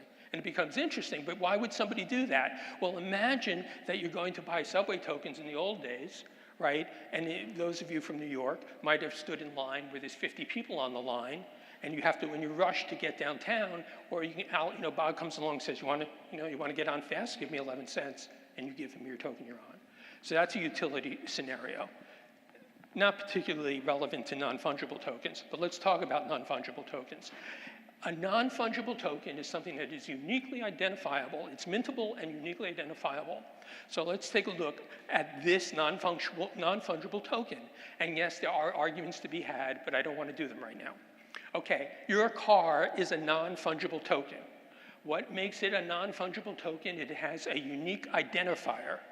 What is that unique identifier? It's the VIN. When the VIN mints your car, it gives it a VIN number. When it mints another car, it gives it a VIN number. When it mints a third car, it gives it a VIN number, okay? Each of those are unique. And when you start trading cars or selling cars, that VIN number becomes very important. So what happens is Bob, the automobile dealer, sells to Mike a car. He's transferring the token based on the VIN number. And then what happens is that Mike decides 2 years from now to sell that NFT, that non-fungible token, to Alice through the VIN number. The important thing about an NFT is that it is unique and uniquely identifiable. Now think of the utility of that when it comes to maintaining employees at a corporation. What if, as an employee, when you're hired, you're given an NFT that reflects you? Now, granted, yes, the security people would jump up on the stage and say, you don't understand, you don't understand. And I'm going to say, you're right. There's a lot of problems that need to be solved. But conceptually, it's a viable technology. Conceptually, it's a viable technology. And I'm going to demonstrate it as we get to the end. All right. So in order to understand non-fungible tokens in the DLT environment, we need to understand a thing called the interplanetary file system. Does IPFS resonate for anybody here? Okay, good. I have an opportunity to make another contribution. Okay, the interplanetary file system, it's a distributed ledger, but the distinction between a regular file server and the interplanetary file system is that the URI describes the content, not the location. So what that means is, let's say I have a photo of me, and I go and I put it on AWS someplace or some service, and that photo gives me AWS gives me a URL to that photo. It's not giving me the photo, it's giving me the location of the photo on the file server according to the file name. If for some reason I come along and I decide to move the file to another server, that URL is invalid. The IPFS, the way it works is when you put an asset on the IPFS, it creates a hash code that describes the content. It becomes immutable. And that's an important distinction. So let's see here. Good, another demo, because I see it's 5 o'clock, 6 o'clock, and people are getting tired now, and I only have 15, 20 minutes left, but I want to show you something. Okay, and here it is. This is called the IPFS desktop.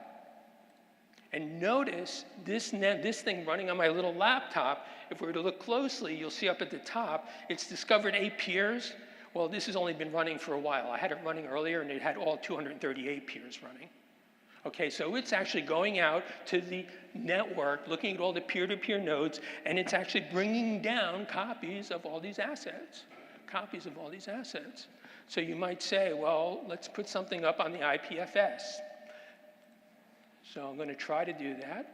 Let's see if it, okay, let me go import. Let me go file. How about, we did Blue Dot already? Oh, jeepers. Does my wife have anything? Okay, well, yeah. My wife put all her songs up here, so they're too big. Okay, hold on, hang tight, I'm getting to it. Let's go down here to documents. Okay, dumb text. There it is, dumb text. I'm going to take it, and I'm going to put it out on the IPFS. And if you look here, You'll see there's the dumb text, oh no, but more importantly, if you look here, you'll see that there's a hash code. And that hash code is describing the content. It's not describing the location. So let me see if I can go here, copy the CI/CD. That's the identifier for the asset. And the Brave browser supports IPFS out of the box. So what I'm going to do is I'm going to go to Brave, use the IPFS protocol.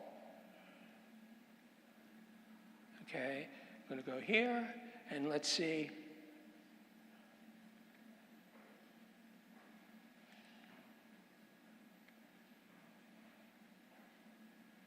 Gee, Mr. Demo God. Gee, Mr. Demo God. Oh, yeah, so here, no, okay, well, okay, let's see if it works. I'm not surprised, because you're going to see one of the big DevOps problems coming up, latency. Because right now I put it on my local machine, but now it has to go out, and IPFS is saying, hey, wait, where's this stuff? Where's this stuff? So, Demo God, you won. But the important thing to understand here is that we have a way to put immutable assets out on a distributed network in a way that's unique. And when this becomes important, when people say, I want to get a picture of Will Shatner's X-rays, which he did, right? How do I know that's Will Shatner's X-ray? Because it has a provenance. I put it out on the IPFS at a certain date, and that content hash is immutable. And again, it's a power, you're going to see it in a minute when I get to the demos, but it's a powerful technology with many applications.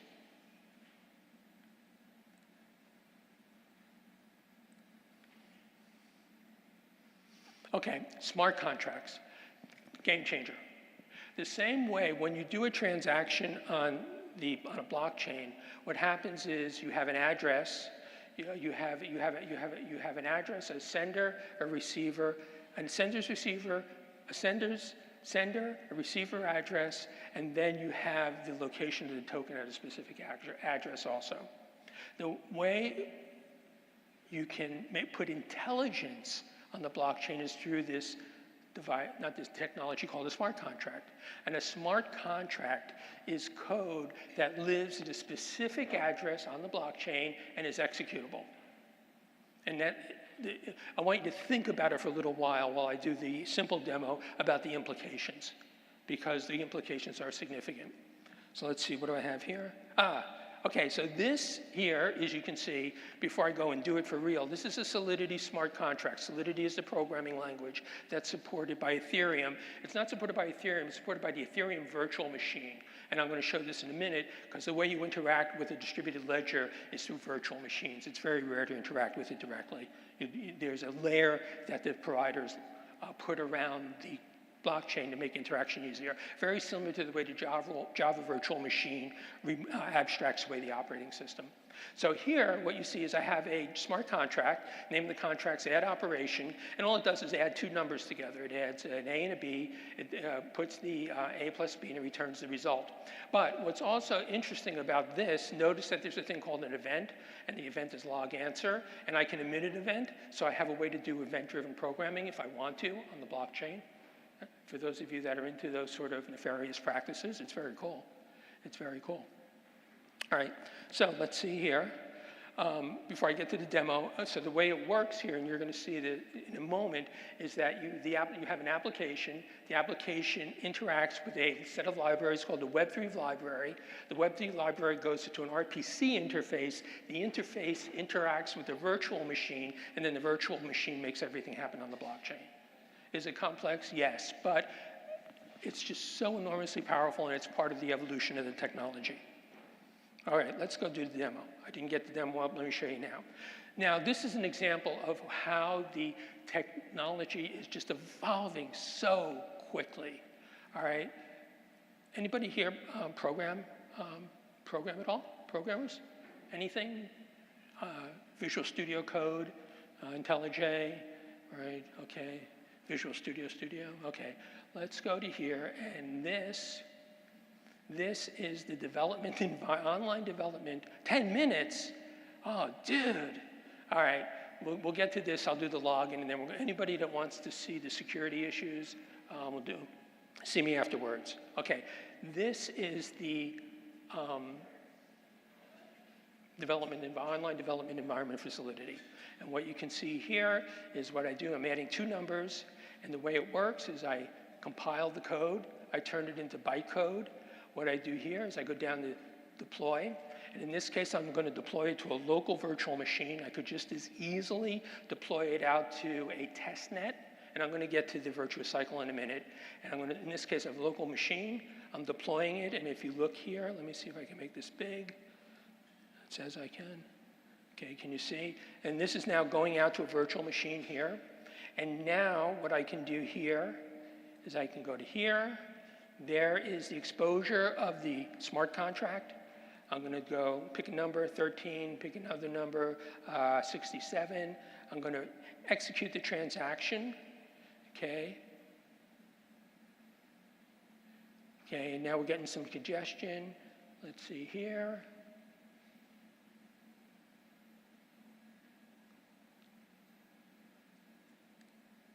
All right, so here we go now. So let's see what happened. Okay, so we have, the answer is 80.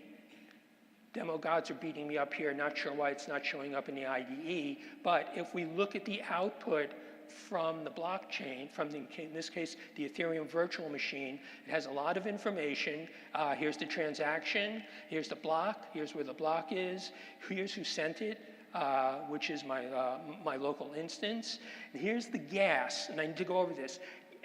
Unlike traditional computing, where the owner supports the cost of computing, right? If you're AWS, you own your equipment, you charge people to compute. The way it works on the blockchain and public blockchain is that you pay for the computing costs, and that computing cost is described as gas. So this is how much gas it costs to do it. Here's the execution cost. I know I'm going very quickly because I still do have a lot, but here's the answer, and there's the log output. And this is all information which is readily available for auditing on the blockchain. Nothing is hidden.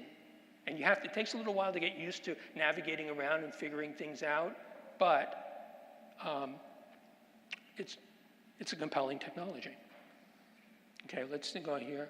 Again, I don't have my secondary slides, but I do want to get to the stuff. I want to do the virtuous cycle, and I do want to do the security demonstration. Are we doing okay? Am I going too fast? Am I getting like too hyper? All right. All right, this for you that are, I was watching my cousin Vinny last night. For you that are into DevOps, this is where it affects your life. All right, so development environment, actually you can develop, there are plugins for Visual Studio Code, there's plugins for IntelliJ, you can do Remix, or you can use Solana Playground if you're coding in Solana. Your clients are your Web3 clients. You can set up Geth to run local blockchains, okay? And you can also test your smart contracts there, okay? Where it gets really tricky, and this is for DevOps, where people are just pulling their hair out, is the immutability factor, right? Because once you put a smart contract out on the blockchain, it is unchangeable for the most part. Now, there are technologies out there called upgradable smart contracts, where you can upgrade the contract. But once the data is out there, that's another story. So they're just driving themselves nuts just about how do I do development? How do I do development? And the way it works for now is you do development on your local machine, you run a local blockchain, then you go out to a test net. Under Ethereum, it's Sepolia. Solana has a test net. I'm sure blockchain does too. And then what happens is you also have to fund your usage. So, and I'll just show this to you. I'll show this to you quickly.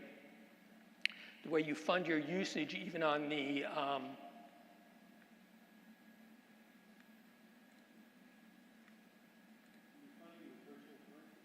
no, it depends. No, on testnet, yes. No, on a test, you're funding with virtual. Yes, 5 minutes. Okay, I'm going as fast as I can. Right? Okay, going there. Okay. All right. What happens here is you put in your address, and it will send you unusable currency to your address. All right. If you're doing real-life testnet development, you're going to pay. You're going to pay out of your wallet. All right. So that's how that works. So going back here.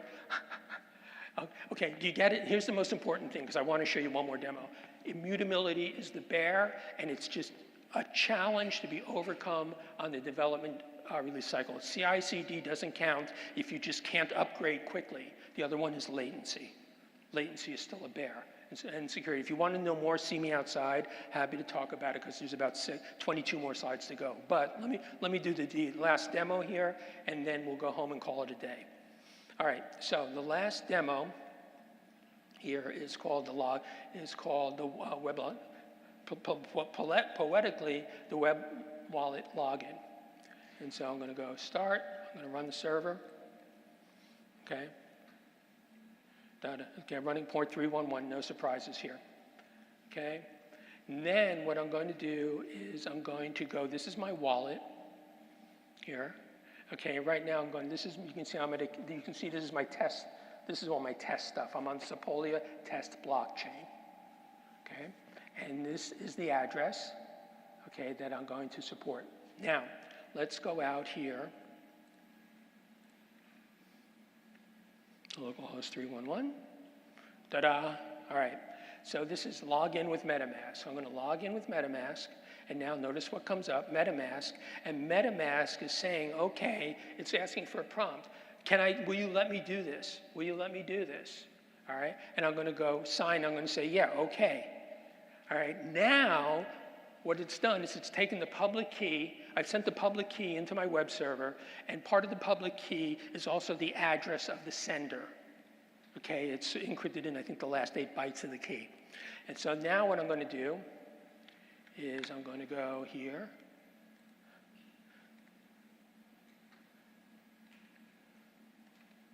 And I'll give you my Bob WrestleMania one. Bob WrestleMania. I hate it when don't have enough time for good stuff. Okay, oh, it remembered me. No, I'll give you my other email address if you want to talk to me. Okay, and now I'm going to submit the user profile. Now my user profile is saved in my storage mechanism. Okay, and now I'm going to log out again. And now what does it know? It knows me, it knows my key, it knows my address, it knows a lot of things about me. I'm going to log in with MetaMask again. And it's saying MetaMask, MetaMask. And if I changed the account, I'd have a different experience completely. I sign in, and look who's there. All right. Now, granted, there's security issues to be addressed here, no question about it. But the last piece, all right, the last piece is when you start working with non-fungible tokens. Because what we can do, and I do have a whole demo set up, I'm happy to show outside anybody's interested in it, is you can actually, the administrators can create a non-fungible token that describes you don't want to put a whole lot of information, but I could put a token that says, my token, very special, uniquely identifiable, and it says, this bearer of this token is at level 2. Then what happens is when I log in with my wallet, my address, because it's unique to me, unique to my private key pair, will go out, the server will take the address, scour the block net, and it'll say, oh, I know about this guy or this person. I know about this person. Oh, there's their NFT. And when I inspect their NFT, then I can see that they indeed have level 2. And then behind the scenes, I can do all that security adjustment. So one last thing. I know 5 minutes, but let me just show you what this looks like. Let me go and grab one more because I did this earlier. I know 1 minute. I'm so down on 1 minute. Let me switch accounts. I'm going to go to another account. Here, 09, and now I'm going to go out to someplace cool, testnet. Right, this is OpenSea, which is a hosting service for NFTs. Okay, I'm going to go this user here. I'm going to paste in this user address. There it is. It knows it. And look here.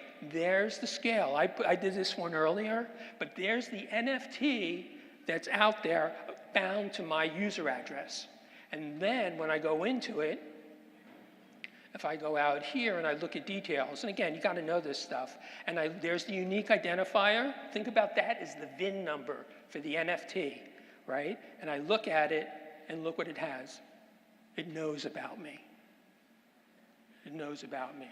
So again, this is not meant to replace private enterprises, but if you start thinking about what this can be done for at the operational level, other than just another customer loyalty program, it becomes profoundly engaging.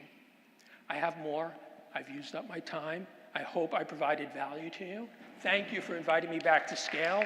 If you want to see more, see me outside. No cost to you, the consumer. All right, thank you, everyone. That concludes DevOps Day LA 2024. Thank you for joining us. We will be back here next year. But in the meantime, as part of SCaLE, we're going to have some live music with that wonderful piano behind me. And immediately after that, it will be UpSCALE. So Ignite talks, it's always a good time, and there will be a bar in the back. So we would love to see you back here at 6:30. Otherwise, have a wonderful evening, safe travels, and we'll see you later this weekend.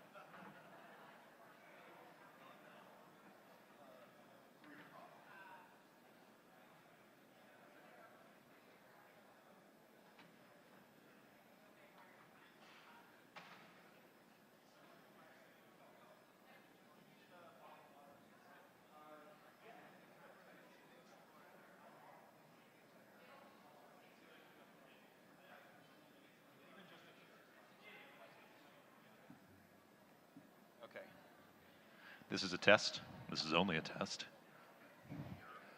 1, 2, 3.